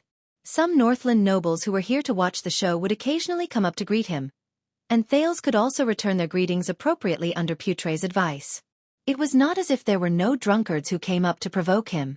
But Lord Merk could always mobilize his men at the right time and drag away waves of drunkards. Chapter 222. The stern-looking white-haired Count Liesban was sitting at the long table in the Sword District's disciplinary hall. He raised his head with a stern expression and asked aloud, "Say that again?" In front of him, a lean and strong middle-aged Northland noble bowed slightly with a stern expression. This middle-aged noble was dressed in regular clothes. His every move carried the military style that even the day before the bitter cold winter could not wash away. A soldier discovered it. The person in charge of the disciplinary hall, the chief garrison officer of the capital, Viscount Liesden, narrowed his eyes. "The routine report sent back from Heroic Spirit Palace is very strange. The password at the gatehouse is not quite right." His expression turned cold and his eyes shone with a light that was as sharp as a sword's edge. "It seems to have been tampered with, Your Excellency." Count Liesban frowned. As the Prime Minister who had served King Nuven for many years and the most trusted vassal of Dragon Cloud City, Count Liesban was always the last person to speak at the Imperial Conference. His words were usually the final word. For example, the resolution passed a month ago to allow the troublesome Prince of Constellation to come to Extet. Ever since King Nuven personally handed him the ring that symbolized the authority of the Prime Minister, Count Liesban had been through countless storms in his political career that spanned decades. He could be said to have seen many things. But at this moment, Liesban felt that everything he had experienced in the past 2 days was almost equivalent to the first half of his life. First, the king summoned all the archdukes to a room. Liesban stood in the Hall of Heroes with a frown as he watched King Nuven propose a duel that was almost suicidal. Then, he watched King Nuven kill Pofred on the spot to avenge his second son and intimidate the other archdukes. As a result, The long-discussed plan to dispatch troops by the king and the imperial conference had to be pushed forward. But the calamity in Kilika that came at night woke up almost everyone in Dragon Cloud City from their sweet dreams. Then, the great dragon, which had not been seen for hundreds of years, came again. Then, Lispan encountered the biggest problem in his life. The king was missing. Lispan had seen the bloody battle in the 38th century ground 20 years ago, experienced the most dangerous day before the bitter cold winter 16 years ago, received the bad news of Prince Soria's defeat in the Battle of White Mountain, learned of the dangerous situation of the glacier orcs causing a massive uproar, had a headache over the tense situation of the Archduke of Black Sand region dying in battle, and had faced the dangerous situation of insufficient supplies during the war with Constellation. But none of them could compare to the current situation. The various strange things in Dragon Cloud City made him fearful and extremely anxious. Heroic Spirit Palace? The Gatehouse? The Prime Minister felt that there was one more thing on his mind. But he seemed to have vaguely grasped something. It might be the answer to the question. Lispan turned his head. His Majesty still hasn't been found? No news from the White Blade Guards either? Where's Nicholas? Viscount Lysden's face darkened. No. Only a few scattered White Blade Guards. They survived the battle against the calamities with heavy injuries. They know nothing. Lysden shook his head. Also, the rumors in the city are growing. Count Lispan nodded and sighed. Rumors, the Prime Minister muttered. Rumors about the Constellations assassinating His Majesty? Impossible. Lispan furrowed his brows. His Majesty worked with the Prince of Constellation last night to uncover the traitor among the Archdukes. But what about the Prince of Constellation? And His Majesty's granddaughter? Prime Minister Lispan raised his head and looked at Lysden. His Majesty was also looking for them, wasn't he? Viscount Lysden still shook his head. His Majesty gave this task to the secret room. But he hasn't seen Madame Calchon for a long time. The veins on the back of Count Lispan's hand tightened. What a bad feeling. He exhaled deeply, his expression solemn. After the great dragon appeared, Dragon Cloud City was actually in chaos. The Prime Minister raised his head. Is there anything else unusual? Yes. Viscount Lysden's eyes shone. The number of patrols. At that moment, the gazes of the two high-ranking officials moved simultaneously. Go on, Count Lispan said flatly. The chaos in the city has not ended, and the martial law around Shield District has not been lifted. But, Viscount Lysden said cautiously, 2 disciplinary officers under me reported that they saw at least 2 patrols coming out of Shield District. I have already sent people to investigate, he said solemnly. Lispan did not speak. But the clues were already connected. The password of the gatehouse is not that easy to tamper with. The Prime Minister frowned. Combined with this strange information. My God! His expression did not change, but his tone was filled with unease. Viscount Lysden's expression changed. You mean? Prime Minister Lispan nodded. His expression was solemn. I'm afraid something has happened at the first gatehouse in front of Heroic Spirit Palace. The chief garrison officer clenched his fist. No way. The Viscount exhaled in disbelief. Those are the soldiers of a gatehouse. And behind them are the reinforcements from Heroic Spirit Palace. Speaking of this, Lysden's eyebrows twitched again. There are 4 archdukes in Heroic Spirit Palace. He murmured, Don't tell me they're working together. No, it's too early to say. The Prime Minister waved his hand. A deep suspicion surged in his heart. But there's only one thing I'm sure of. Before there's news from His Majesty, we can't sit here and wait. Lispan raised his head. His gaze was sharp. We have to at least inform the 4 archdukes. Lysden frowned. If they're really behind the scenes, then it'll be time for them to give themselves away. Lispan clenched his fists. His heart was in a mess. I hope His Majesty is safe, but once. He did not continue. But Lysden knew the worry in the Prime Minister's heart. Once something happened in Dragon Cloud City, could they still detain or even kill the 4 archdukes? Then, they would truly become extant sinners. What are you going to do? Viscount Lysden paused for a moment. His expression was worried. Without the king's warrant, we can't directly recruit militia. Or do you want to recruit your own troops? Or can we write a letter ourselves and summon the counts outside the city? Lineage did not speak. In a situation where the king was missing, a count and a viscount would privately lead troops, and even summon the vassals to lead troops into the capital. Both of them knew what this decision entailed. No. This is not conventional, and it'll take too much time. Count Lineage stood up and shook his head. I have a feeling that by that time, it'll be too late. Give up on the usual means of communication. Release the messenger crow and contact Heroic Spirit Palace. See the Archduke's reaction. His pupils shrank slightly. Also, gather the military forces of the main disciplinary hall and recall the existing patrols. We'll bring our current military forces and rush to the gatehouse. We'll see who's behind this. Whether it's the cowards from Constellation. Or someone else. Prime Minister Lineage thought to himself. Nicholas frowned with a serious expression. Kalshan, on the other hand, flashed a gentle smile again. Thales, on the other hand, looked puzzled.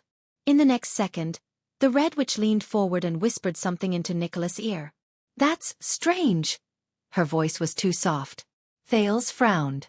The Red Witch was speaking in a whisper, and he could not hear her clearly. But this did not stop him from seeing Nicholas' back suddenly tremble. His guarantee. Is it? Kalshan's voice was intermittent. Thales felt as if there were countless ants crawling over his heart, this feeling of only listening to half of what she said. It's really annoying. Nicholas froze for a moment. Then, the Star Killer sighed and leaned over to the Red Witch's ear. He also whispered something into her ear. He still has blood, Thales sighed. He still did not hear anything. Compared to Thales, who could eavesdrop, the people standing a distance away from the two felt anxious. They watched anxiously, but did not dare to act rashly. Are they going to drink? Cohen raised his eyebrows and mocked. But just as he finished speaking, the masters of the secret room and White Blade ended their conversation. Nicholas turned around and absent-mindedly walked towards the others. The Red Witch raised her head and smiled at the group. Then, she bowed slightly, turned around, and left the cave. Watching the two separate, Thales had inexplicable questions in his heart. What's going on? The White Blade guards in the secret room, what are they? At that moment, Raphael, Miranda, Cohen, Waya, Ralph, and the other White Blade guards all looked at the Star Killer with puzzled expressions. But Nicholas only had a stunned expression on his face. This kind of Star Killer is rare, Thales thought in his heart. What happened? Thales could not help but ask, are they going to trap us here until we die? Nicholas suddenly snapped out of his daze. Let's go. The Star Killer raised his head and swept his gaze over everyone. We are safe. The secret room has retreated, he said in a flat tone and absent-mindedly. And for some reason, the people from Black Sand region did not appear. Raphael raised his eyebrows and walked forward. Why did she leave? The young man from the kingdom's secret intelligence department cautiously observed his surroundings and secretly held the hilt of his sword. Where is Caslin? Nicholas subconsciously let out a cold laugh. She let us go. The Star Killer shook his head.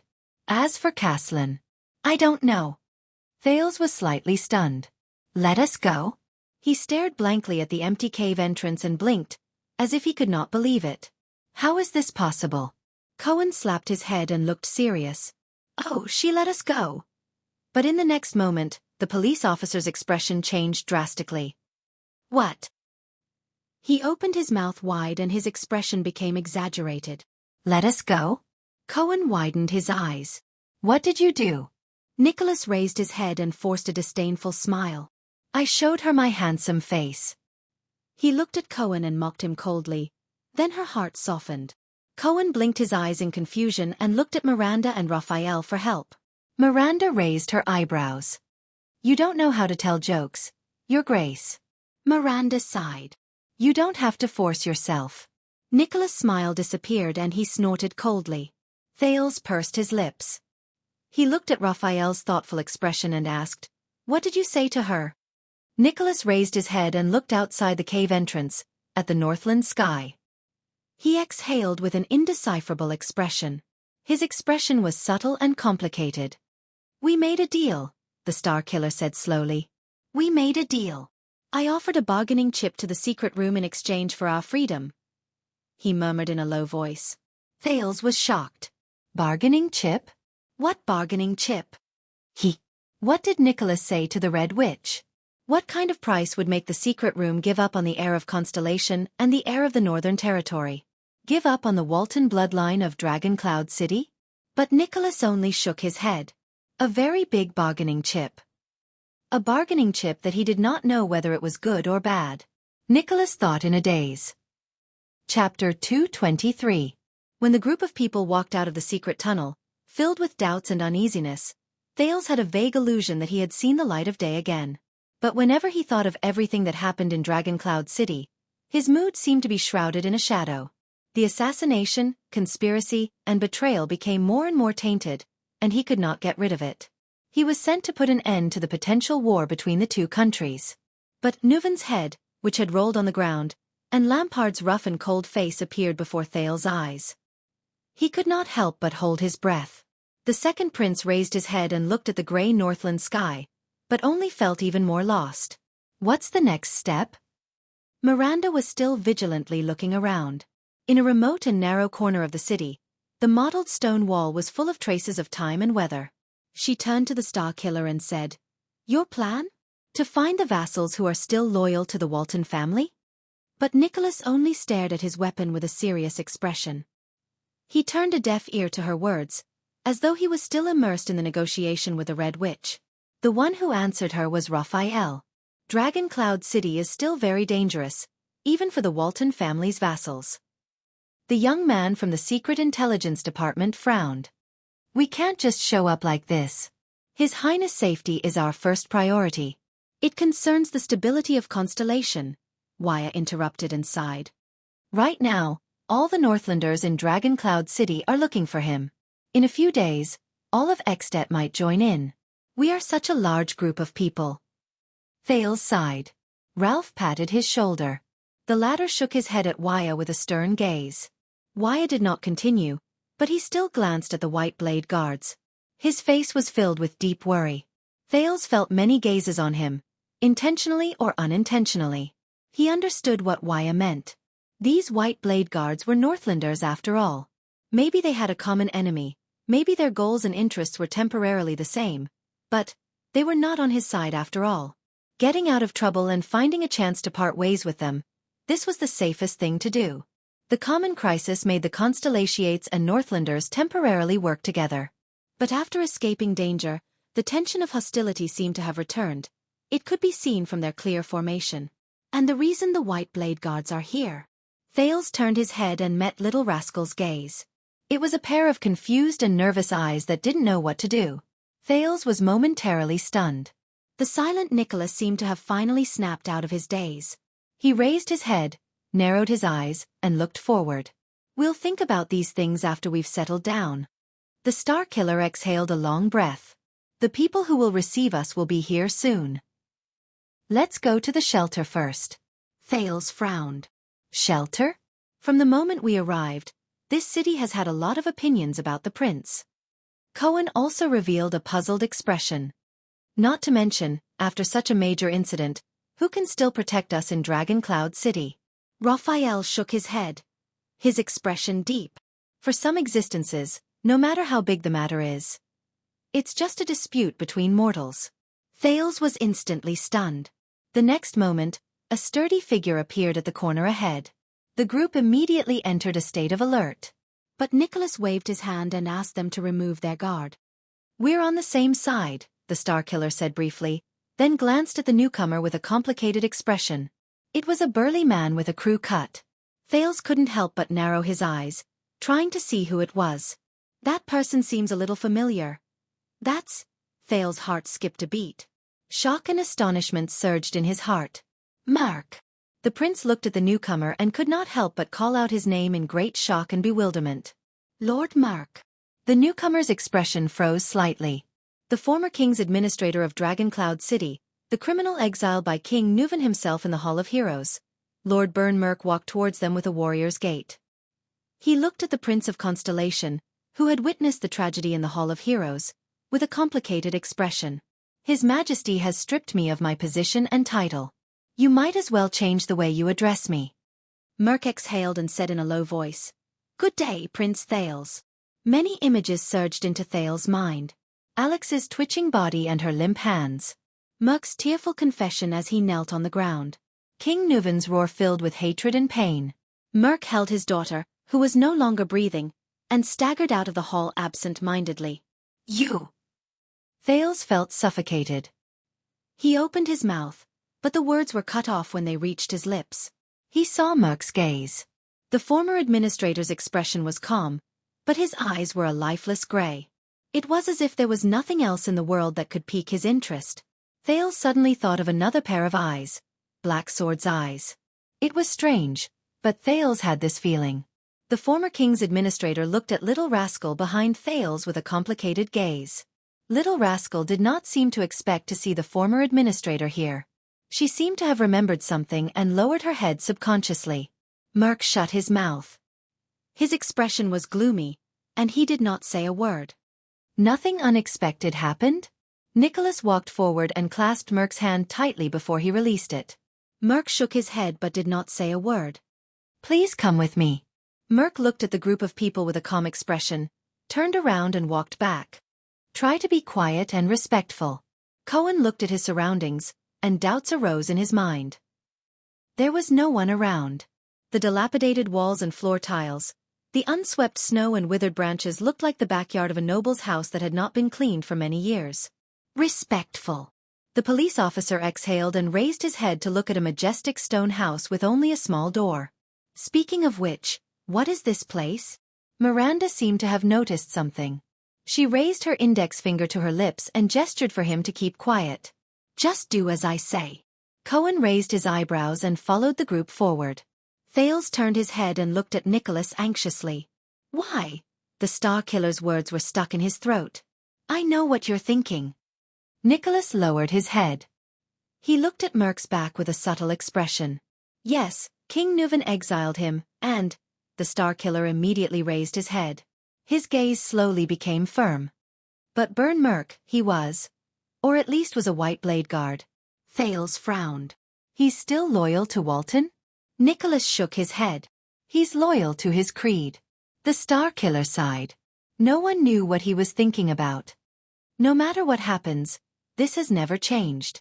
This is also the reason why we, the White Blade Guards, are here. Thales was slightly stunned. He remembered the scene when the 4 White Blade Guards hugged each other's arms and surrounded him and Little Rascal under the crossbows of Black Sand region. He sighed softly. Thank you, Lord Nicholas. There was a barely discernible emotion in Thales' tone. And thank you, White Blade Guards. Nicholas raised his eyebrows slightly. If you really want to thank me, strange boy, then return the favor. The Star Killer and Thales' gazes met in the air. One day when you sit on the throne, then return the favor. Thales did not speak. He only smiled faintly and followed the group into the small door of the stone house. Be careful. Thales heard Waya whisper to Ralph from behind him. God knows what this place is, and God knows what's waiting for us in front. Ralph let out a muffled snort that was hard to decipher. It seemed to be a little disdainful. The stone house was very spacious. It seemed to be a large back hall, but the lights in the hall were dim. The lighting was not from the chandelier, but from the layers of portable everlasting lamps hanging on the wall. Thales could not adapt to the sudden darkness for a while. He widened his eyes and tried to see his surroundings clearly. There was a thick smell of lamp oil in the air. Thales thought, with this thick smell of eternal oil, it seems that the owner of this stone house is either rich or of high status. Raphael seemed to be very familiar with this place. He walked into the darkness ahead, and when he came out again, his hands were already covered with bandages and medicine. He casually tossed one of the rolls of bandages to the puzzled Cohen, and carefully handed a bottle of medicine to the stunned Miranda. Treat your wounds and recover as soon as possible. Raphael pointed at the wound on Cohen's body, which was tightened with his power of eradication. His expression was solemn. Our battle is not over yet. This is the sanctuary? What is this place? Waya narrowed his eyes and looked at the stone walls and floor tiles around him. His hand was still firmly on the hilt of his sword. Wait, I think I've seen buildings of this style before. At this moment, 2 figures appeared in the darkness ahead. Your Highness! A younger figure walked forward quickly. There was a smile on his face, and his voice was filled with uncontrollable excitement. Thank you, gods, for your safe return. Thales was stunned. You are Willow? It was the new recruit they brought with them at Broken Dragon Fortress. The one who was almost hanged as a deserter. Your Highness, you. The other figure, who was slightly more mature, sighed in relief. I knew it. The veteran Genid stared at Thales with a complicated gaze. I knew it. Thales looked at the two familiar people in the Constellation Diplomat group and felt as if a shackle had been lifted from his heart. You. Thales looked at the group and thought of something. Where are the others? As soon as he finished speaking, another familiar voice came from the darkness ahead. Looks like everything went smoothly? Thales' heart trembled. He immediately blurted out, Put Ray. Under everyone's gazes, the experienced and knowledgeable vice diplomat of the Constellation Diplomat Group, Lord Nemain Put Ray, came before them. The thin man still held his pipe in his hand. He seemed very calm, but even though his pipe was filled with tobacco, it was not lit. Your Highness. Put Ray flashed a faint smile, but there was a hint of gratification in his tone. I'm very happy to see you return safely. Thales stared at his vice diplomat quietly. A few seconds later, he flashed a smile and exhaled. I'm also very happy to see you safe and sound. The prince let down his guard and said with a smile, Your Excellency.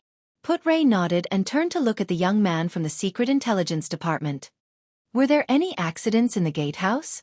The vice diplomat asked faintly. There were some accidents. Raphael's expression changed slightly. But it's settled. Thales thought of something. Put Ray and the people from the Secret Intelligence Department, they seem to be very close? That's good. Put Ray looked at Nicholas and Merc and nodded slowly. Thank you for your hard work. Nicholas snorted coldly and turned to leave. Merc, on the other hand, nodded emotionlessly in response. Thales frowned. He's also very close to the White Blade Guards? Try to rest for a while. Put Ray did not care about the White Blade Guards' indifference. He forced himself to give the prince a meaningful smile. We still have a long journey ahead of us. Thales gave him a deep look and raised his eyebrows. At that moment, he had a lot of things to say and many questions to ask. The calamities, the dragon, Black Sword, Nuven's death, Lampard's conspiracy, Shadow Shield, the secret room schemes, the strangeness of the Secret Intelligence Department, the secrets of the White Blade Guards. But when these words reached the tip of his tongue, they stopped abruptly and turned into an empty sigh. Thales' expression darkened. Along with nervousness and apprehension, fatigue and drowsiness attacked him again. It's not over yet, right? The prince turned his head with a complicated expression and looked at little Rascal, who was surrounded by the White Blade Guards. He said dejectedly, This nightmare. Put Ray looked at him quietly and did not say a word. He could only sigh silently in his heart. It will end, the vice diplomat said flatly. A nightmare is also a dream. At this moment, a young girl dressed in a silver-white robe walked forward slowly. Her expression was solemn and respectful as she bowed slightly to the people of Constellation. Thales was slightly stunned. He saw the pattern on the girl's robe clearly. A crescent moon. The High Priestess wants to see him, the girl said softly. Her voice was hollow and seemingly emotionless. Raphael raised his eyebrows. Who? The girl did not speak. She only quietly cast her gaze at the crowd. After a full 3 seconds, Thales realized that she was looking at him. Why? Put Ray frowned. His Highness, The High Priestess' request is God's will. The young girl turned to the side and raised her hand behind her in an inviting manner. Thales was immediately stunned. Huh? Perplexed, he asked the people around him. What will it be?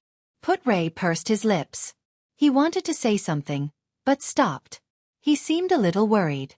But even without his explanation, Thales recognized this place. His eyes had already adapted to the dim light. He could barely see the walls on both sides. They were full of murals and reliefs. The direction the girl was pointing at was a huge stone statue surrounded by everlasting lamps. On the stone statue, there was a woman with an indifferent expression. She held her left shoulder with her right hand and pressed her right hip bone with her left hand. Behind the stone statue was a huge full moon, but there were arcs carved out of the moon's surface. It looked like it was expressing the layers of changes in the moon's phase. Thales was stunned. He recognized the stone statue. That's Thales knew what kind of place the sanctuary he was in was. In the next second, Thales' gaze was suddenly attracted by a slim figure under the stone statue. In front of the stone statue, a masked female figure stood quietly. She wore a silver robe, and the robe was embroidered with a crescent moon and a full moon. Just like the bright moon goddess statue, Thales also recognized the woman. It was the woman Thales had met once in the Hall of Heroes. The woman who had witnessed the duel between King Nuvan and Pofrit.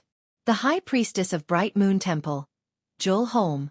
She was quietly looking at Thales with a pair of beautiful, emotionless eyes behind her veil.